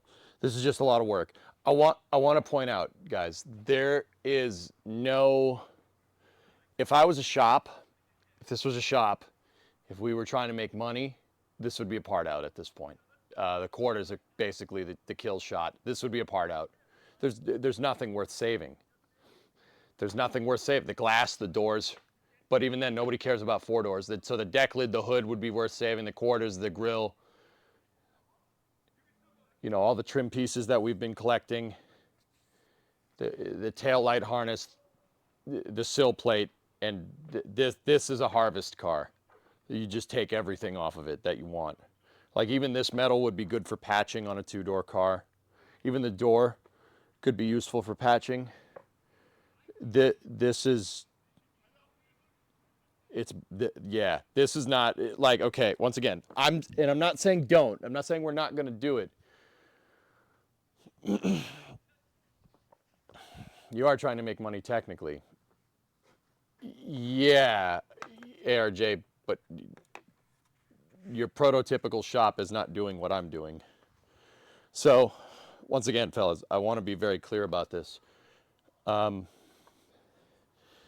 This car is not worth saving if we were a regular shop. Now, we're not a regular shop, so we're going to save it. But because technically, the worse it is, the better it is for me, because that's more content for you guys. So that's great. There is not a lot worth saving. There's nothing to save. Like this is harvest the organs out of this car and put it in cars that are nice. At this point, dudes, like.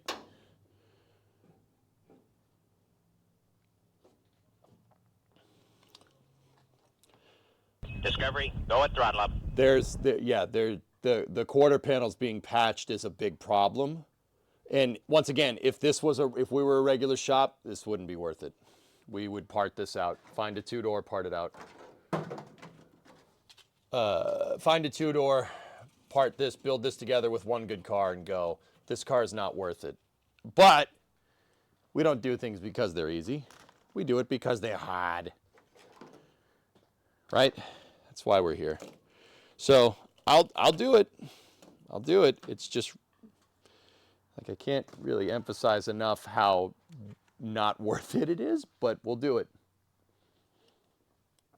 Yeah, that's a big kick in the nuts.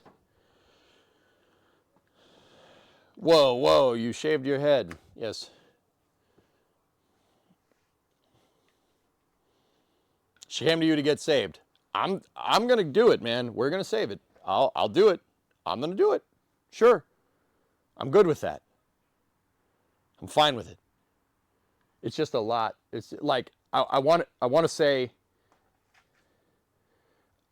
dudes, that if we were a regular shop and we were looking to make money off this, we make money off taking the parts and selling them, harvesting all the parts off this. This trunk lid is worth money. This is an original Mopar. That's worth money. The grill's worth money. The hood's worth money. The tail lights are worth money. The bezel is worth money. Like that is what you should be doing with this car. But I'm not. I'm not.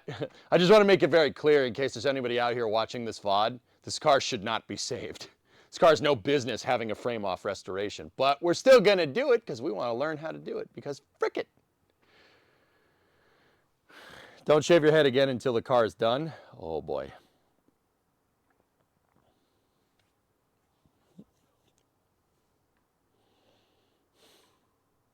Yeah, Silent, that's probably what we'll do. I'm probably going to cut it, section the quarter panel along, like just a little bit below the accent line. That's what I see everybody do on YouTube, and that's a good idea because it retains the shape. Yeah, and then just patch. That's what we're going to have to do. This starts to get a little funky when we get to here because you cannot buy this stamping.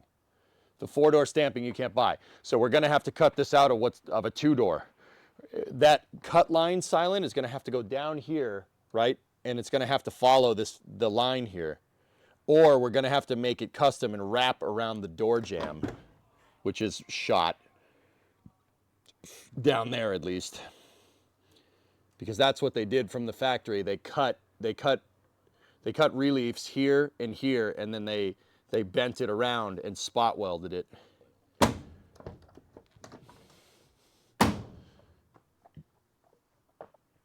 Yeah, but there's really no. Yeah, if this was just if this was a shop, if we were a regular shop, this car is not worth saving. There's nothing worth saving on this. The floor pan, maybe. The hood, trunk, stuff like that. But, like I said, we aren't a regular shop. We're going to frigging do it. It's basically the entire rear quarter, though. Yeah, I know, Hellfish. I mean, dude, do you have a better solution?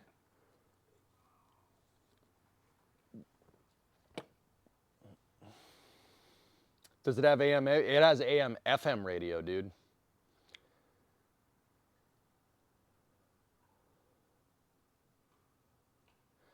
Yeah, Doom. So here's the thing, guys. If this was a 2-door car, I would feel guilty about using it to learn. I want to learn how to work on B-body Mopars. This is the perfect candidate to do that. Because if we were working on a 440 Magnum A833 with an 8 1/4 or 8 3/4 rear end, if I was working on the car, if I didn't get it exactly right, the value would tank. It wouldn't be worth, like, you could take all the worth out of the car if you don't patch something correctly, right? I want to use this to learn how to patch correctly, so when the right car does come down the road, Coronet Super B, Charger, Roadrunner, when those cars come down the road and they fall into our lap, maybe not, who knows, in the future, we know how to fix them. We know how to fix them right. This is a great, this is a great teaching car. It's a great car to learn on, and that's it. Like, that's the other reason why we're doing it, because I want to learn.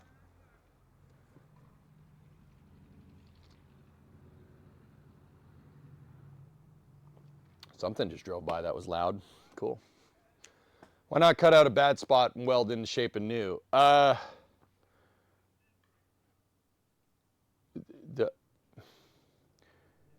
There are some places where we can get away with that, Shogun, but the vast majority of this, no, probably not.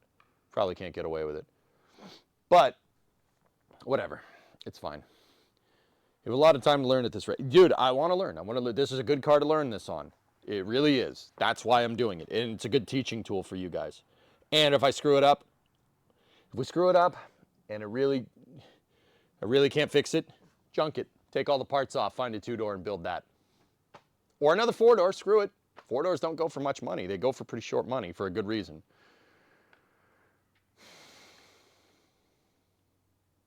Yep. Yep. We still got to drill out the patch on the other side, but I think it's time for space news anyway.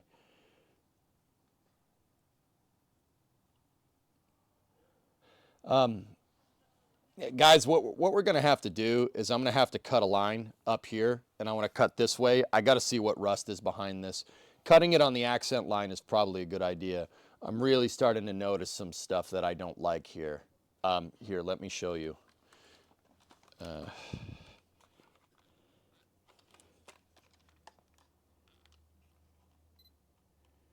Trying to get a good shot of it. There we go.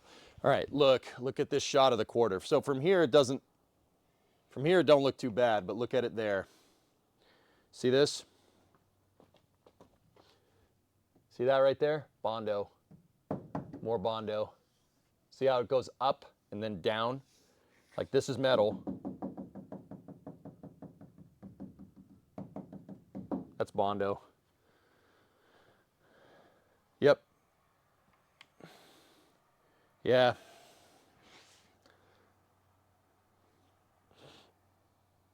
No more cutting until you find replacement parts. Paul, I know where the replacement parts are at, dude. The reason why I'm doing this, well, not, sectioning that out. The reason why we'd need to, I'd have to cut into it. One, it's Bondo, so who cares? Two, the reason why I'm cutting into it is because I need to, I got to see behind it. I got to see the outer wheelhouse right there. That's the real big one. I got to see the outer wheelhouse. The wheelhouse, I think, needs to be replaced. And if it needs to be replaced, you just cut the panel out, because you got to cut the panel out. I mean, don't get me wrong, we could butt weld it back into place. It's not a big deal. It's just metal. Do you have a magnet? It's Bondo, dude. I know it's Bondo. Did you hear that? Like, look, okay, look, this is metal.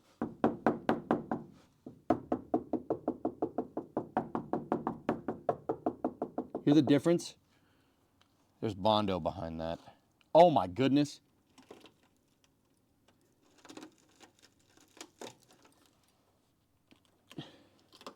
That's the wheelhouse. It's junk. Junk. Junk. Gone. Caca. The wheelhouse is gone. It's okay. We'll tub it. I'm serious. We'll tub the thing.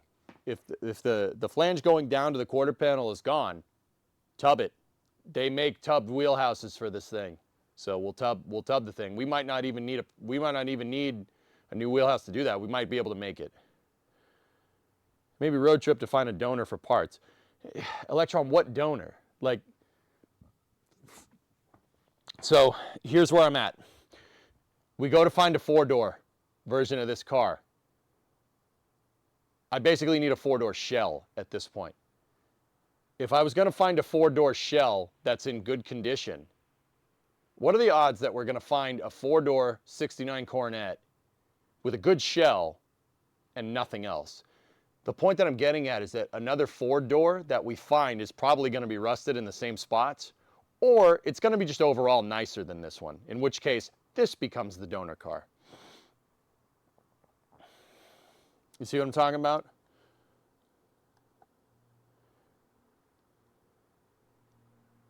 Honest question, is this car really something you want to invest time and money into its state? Yes. Yeah, I do, geek. I want to learn how to patch B-bodies, so I love B-body Chryslers, man. Yeah, I do. This is a good car for me to learn. It's a good car to learn on. And that's what we're going to do. We're going to learn on this car. I'll learn how to do the spots, learn how to drill the spot welds, learn how to do the patching right, butt welds, welding, plug welds, spot welds, maybe I'll go buy, the Harbor Freight has spot welders that are not expensive. They're like $200.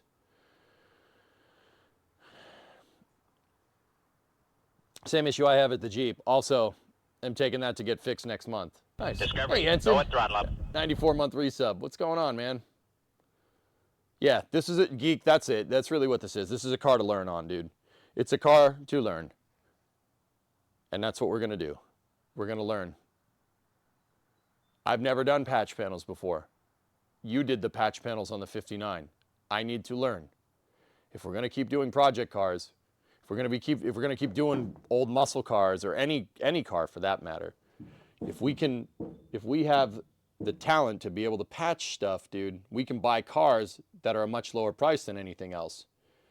How much is a 70 Coronet Super B with no floor versus one with, right? The floorboards for a 70 Coronet Super B are $260. I guarantee you the price difference between one with no floor and one with floor is not going to be $260. See what I'm saying?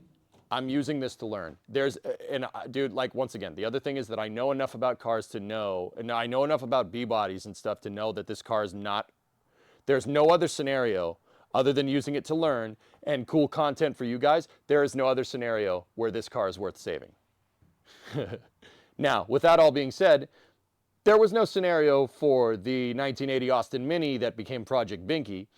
There was no scenario where that car should have been saved. But yet we have Project Binky. New episode. There's episode 40. Guys, watch it. It's pretty sweet. They do some pretty maniacal stuff with the gauges. It's pretty cool. So, with that all being said, you know, if we got to patch this, we might as well do some cool stuff. 5.7 Hemi, maybe put an 8.8 from an Explorer in the back of this thing with posi, disc brakes all around. That's actually kind of cool. I like that idea. Or maybe put a 9-inch in if we want to go more period correct. Only if you like doing the work. Rust isn't most people's thing. I like it, Doom.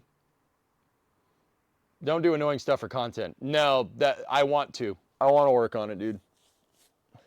I'm really enjoying the stream because it's something I have to do similar to mine here soon. I had body damage on the rear quarter panels and got to replace the tailplate too. So I appreciate the heads up this is given me. Might pick your brain about a couple things when time comes around. I'm accruing, yeah, Metric, exactly. I'm accruing the knowledge to do this. That's really what's getting me. So, Metric, if a 69 Coronet coupe comes my way, one way or the other, say we take a road trip to a junkyard out west, find one. It can have no floor. That's no problem. I can fix that. See what I'm saying? Let's build something cool with this, man. I'm not giving up. We're not going to give up. Shut up and fix it. Let's do it. Will the current tubs fit 395 tires? No.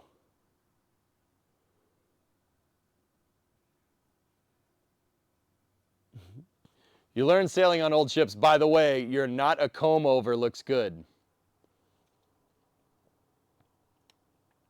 Dude, I'm starting to get some shine up there. Hell yeah. Hell yeah. Starting to get some shine. Look at that. Look at it, shiny. All right. Buffed out. The paint's going to be that shiny when we're done. It's going to be sick.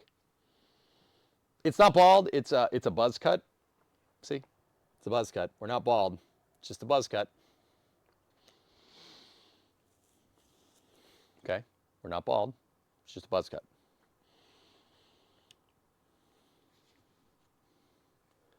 Gamer dent? Dude, I got a hard gamer dent, man. All day. And I even went bald on mine. That's how much I wear my headset, dude. I'm having another beer. I don't want to talk about that anymore.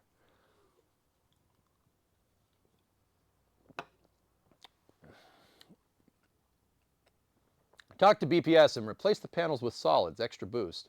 Yep. Yep. Yeah, it's not a bad idea, man. All right, I'm going to keep these trim pieces. Put them in the cool trim piece drawer. But yeah, it's good. And Metric, yeah, if you want to pick my brain, dude, Metric, if you want to pick my brain for this, dude, I've been basically building a 3D map of this in my head. I know how this car is built basically back to front. There's very few areas of this car that's gray box to me at this point, or black box to me at this point. I've been going ham, like I do with spaceflight, on reading about how this unibody works, how it transfers load. Oh, that reminds me. If anybody has any footage of these things going down the assembly line, particularly the jig that Chrysler used when they were building these things before they put the rest of the car together, the jig for the frame rails and stuff, I need to see a picture of one. I've been trying to find one. If I can find one, I can know what to make. 7:30 a.m. I'm going to start a stew for dinner. Hey, beef stew takes time, Paul. I literally stopped feeling mine when I started feeling the valley. Yep. Yeah, it is what it is, dude. Whatever. VODs are gold, honestly. There you go. So we still have to drill out that other quarter. Yeah. It's time for space news, dudes. I want to talk about Rook and a bunch of other things today. Guys, so where do we go from here? So the next episode, we'll get the other quarter out. And I think I will make a purchase here. Let's start small. So what are we going to start with? I need the trunk pan and the extensions. We need those. There's no getting around that. Right? That's what I need. So we'll go buy them. We'll buy the trunk. I think we should start with this part of the car. Let's start here and work our way forward, right? I got most of the rot out of this thing. We got most of it. I don't think there's any other things. I got to drop the gas tank, dudes. We got to do that. We got to undo the fuel lines, drop the gas tank.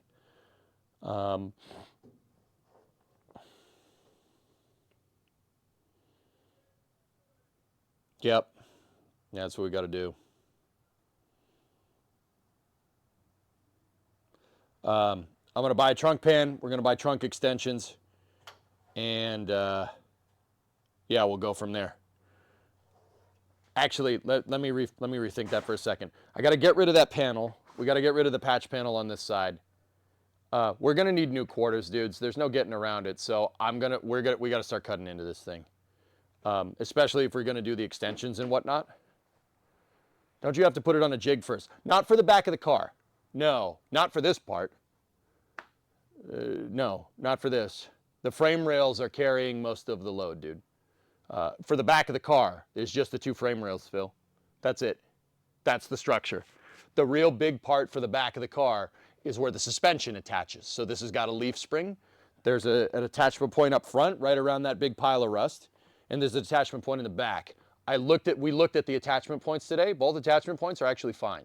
So that's a godsend, frankly. That's a godsend. So we're going to need a trunk. We need trunk extensions left and right. I need a new rear cross member panel. I could probably save the bumper brackets, even though they got broken bolts in them. We can definitely save those.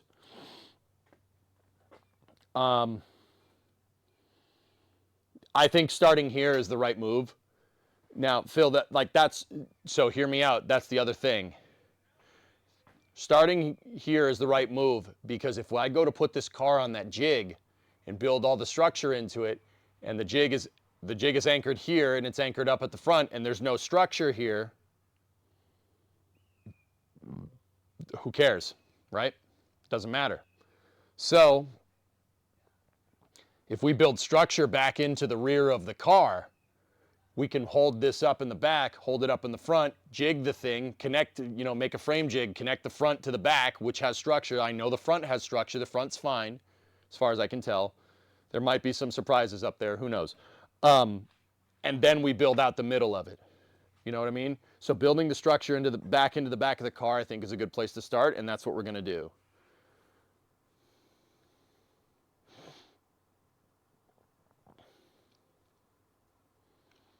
All right, guys, it's 5:30. I'm going to take a break. I'm going to go take a shower real quick. We got to clean this up. Hey, after we cut all that out, does the trunk still close? Hold on, ready? Oh, nice, sweet. That deck lid is worth money, dude. It's worth some good money.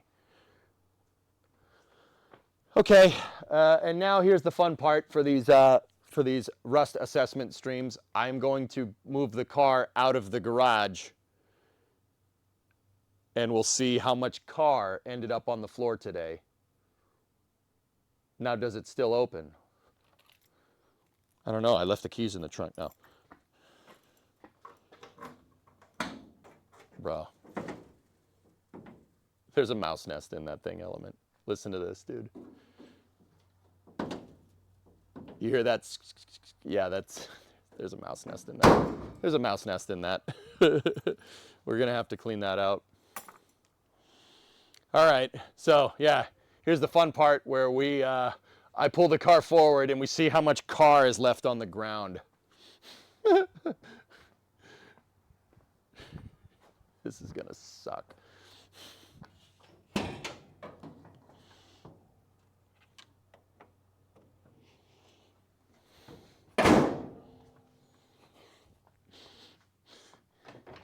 Who thinks it's gonna start? You think it's gonna start? I think it's gonna start. Hey, you need the keys to do that. What? Really? When did they start doing this?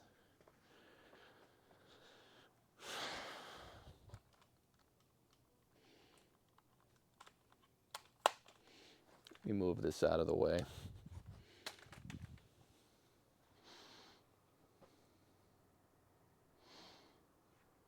Better access for the mouses. There's still mouse nests in this thing, dude. I found another one.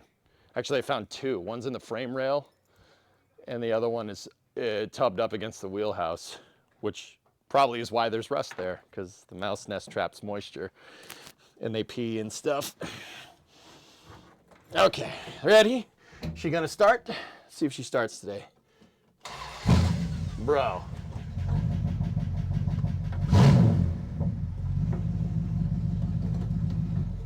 Let's roll. Later.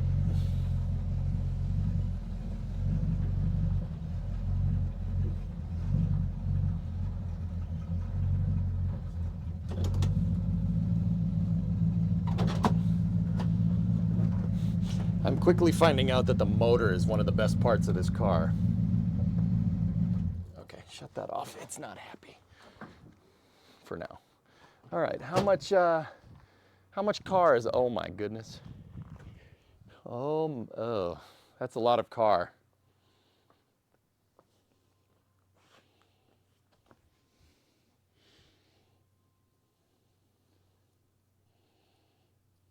Jesus.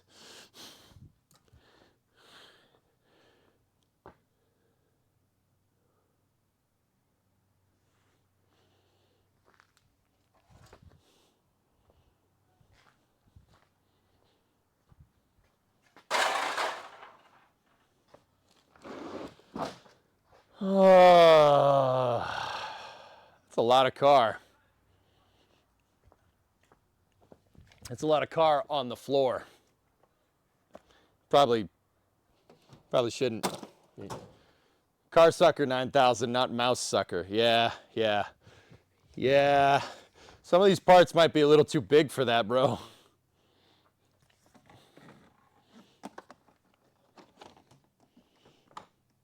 Let's just get the broom. Let's do it right.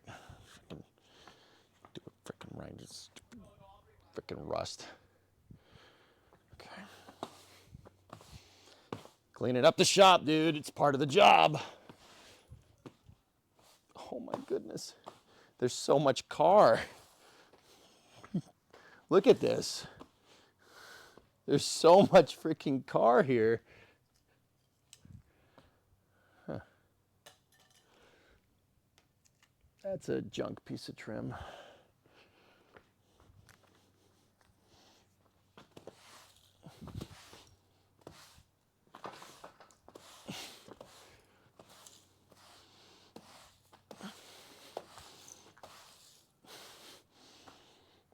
That is legitimately a lot of metal. Well, not metal, iron oxide, I guess.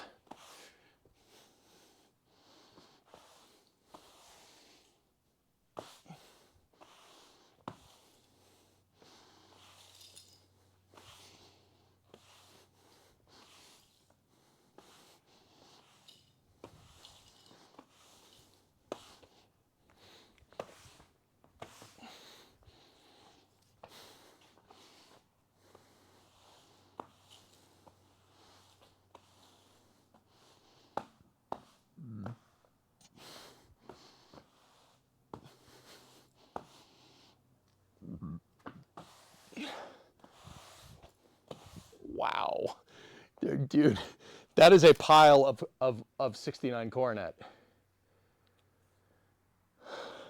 Oh, it's a pile of 69 Coronet on my floor.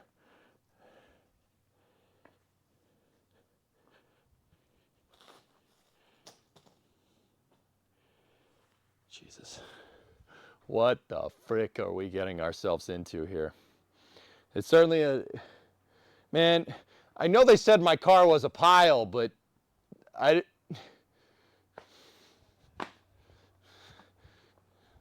It's a little much. Send the pile back to the factory. Finn, the factory doesn't exist anymore. Yeah, lowering the unsprung mass is good.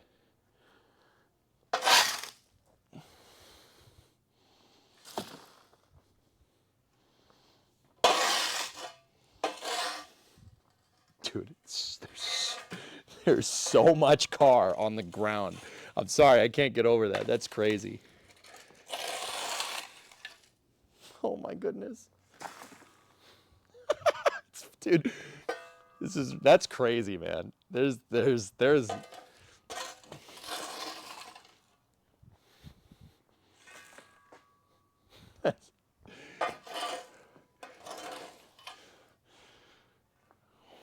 wow.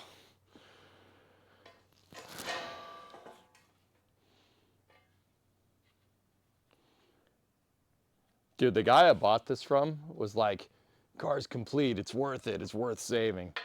Freaking strange Mopar people, dude. What do you mean it's worth, I mean, you know, to be fair, maybe it was worth saving in 2013. Most of that rot's probably from me. But also, jeepers creepers.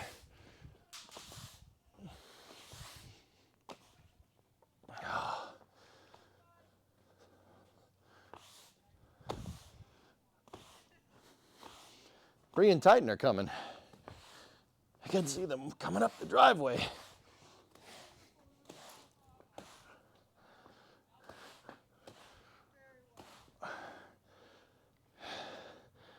All right, this is just dust. I'm gonna.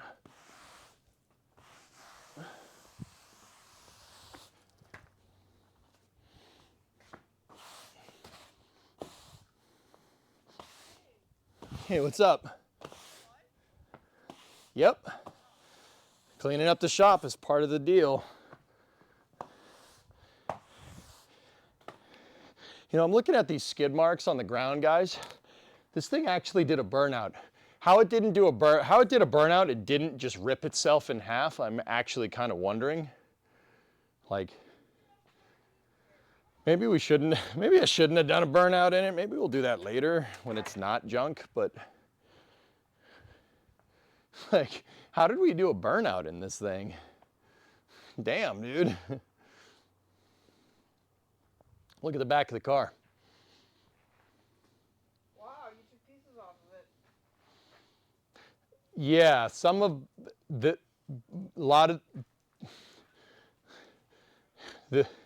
the pieces took themselves off. I just undid a bolt and they all fell on the ground. That's what I was sweeping up. Look at, there is a good amount of 69 Coronet in the trash can. Oh, that's good. Yeah. Love that for the car. Yeah, I also went and bought these totes today too. When did you do that? I'm a wizard. When did this happen? After I took him for a jaunt. Oh, that's why your jaunt took so long. No, I did it after that. After you came in? Oh. Titan, what are you doing? Hey! Good boy detected. Titan! Hey, come here. Titan! I want to play in the mud. Yeah, he likes doing that. Hey, come here, buddy. All right. Space news time. I'll be back in about 20 minutes. I'm just going to eat my food here, take a shower real quick, and yeah, we'll go from there. You might want to, oh, Bree's saying you might want to, oh crap, I'm in trouble. Huh? What? What was I going to say? I don't know. What were you going to say? That's what I was asking. You might want to take just a little bit longer. Top of the hour, should be about 20 minutes. All right, I'm just telling you. Okay.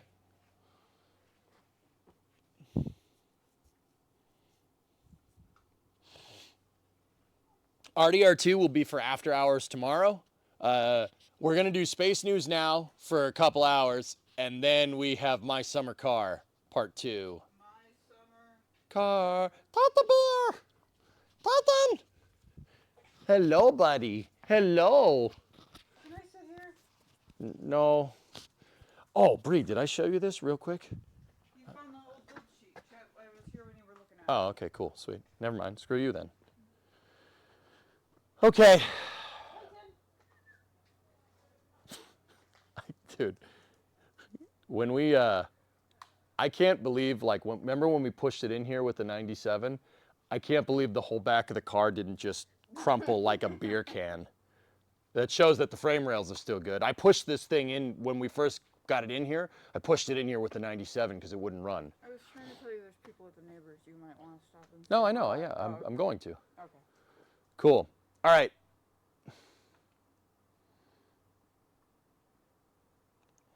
Brimo. This is Bree.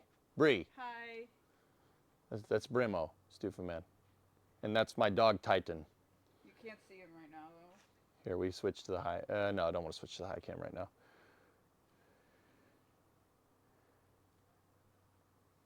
Successful burnout. Show the wheels have good connections to the frame. Yep. My wife. Brimo's the better half. Yeah, you're absolutely right. Aw.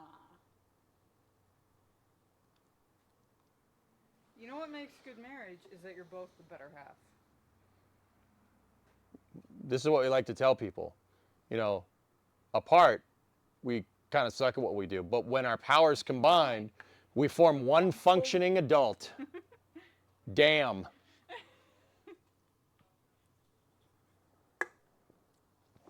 We only watch the stream for her, not gonna lie. Yeah. I would. Yeah. I mean, that's kind of the secret.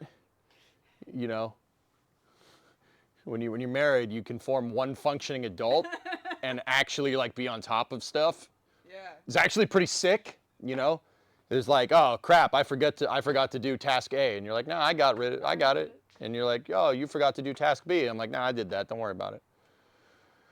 It's pretty sick, dudes. Today you filled the washer, and I did all the laundry. There you go. It's chirality. It's chirality, chat. Today, we're going to talk about chirality.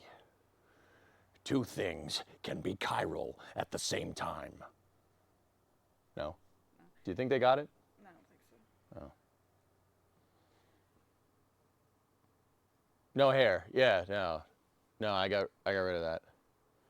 Can't have a bald spot if it's all bald. 5-head? Actually 5-head solution.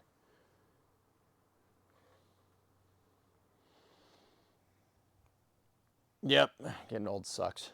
I'll probably do something about it. This is actually getting a little out of hand. Yeah. Yeah, I'll probably do something about it soon. Okay, guys. All right, we'll be back.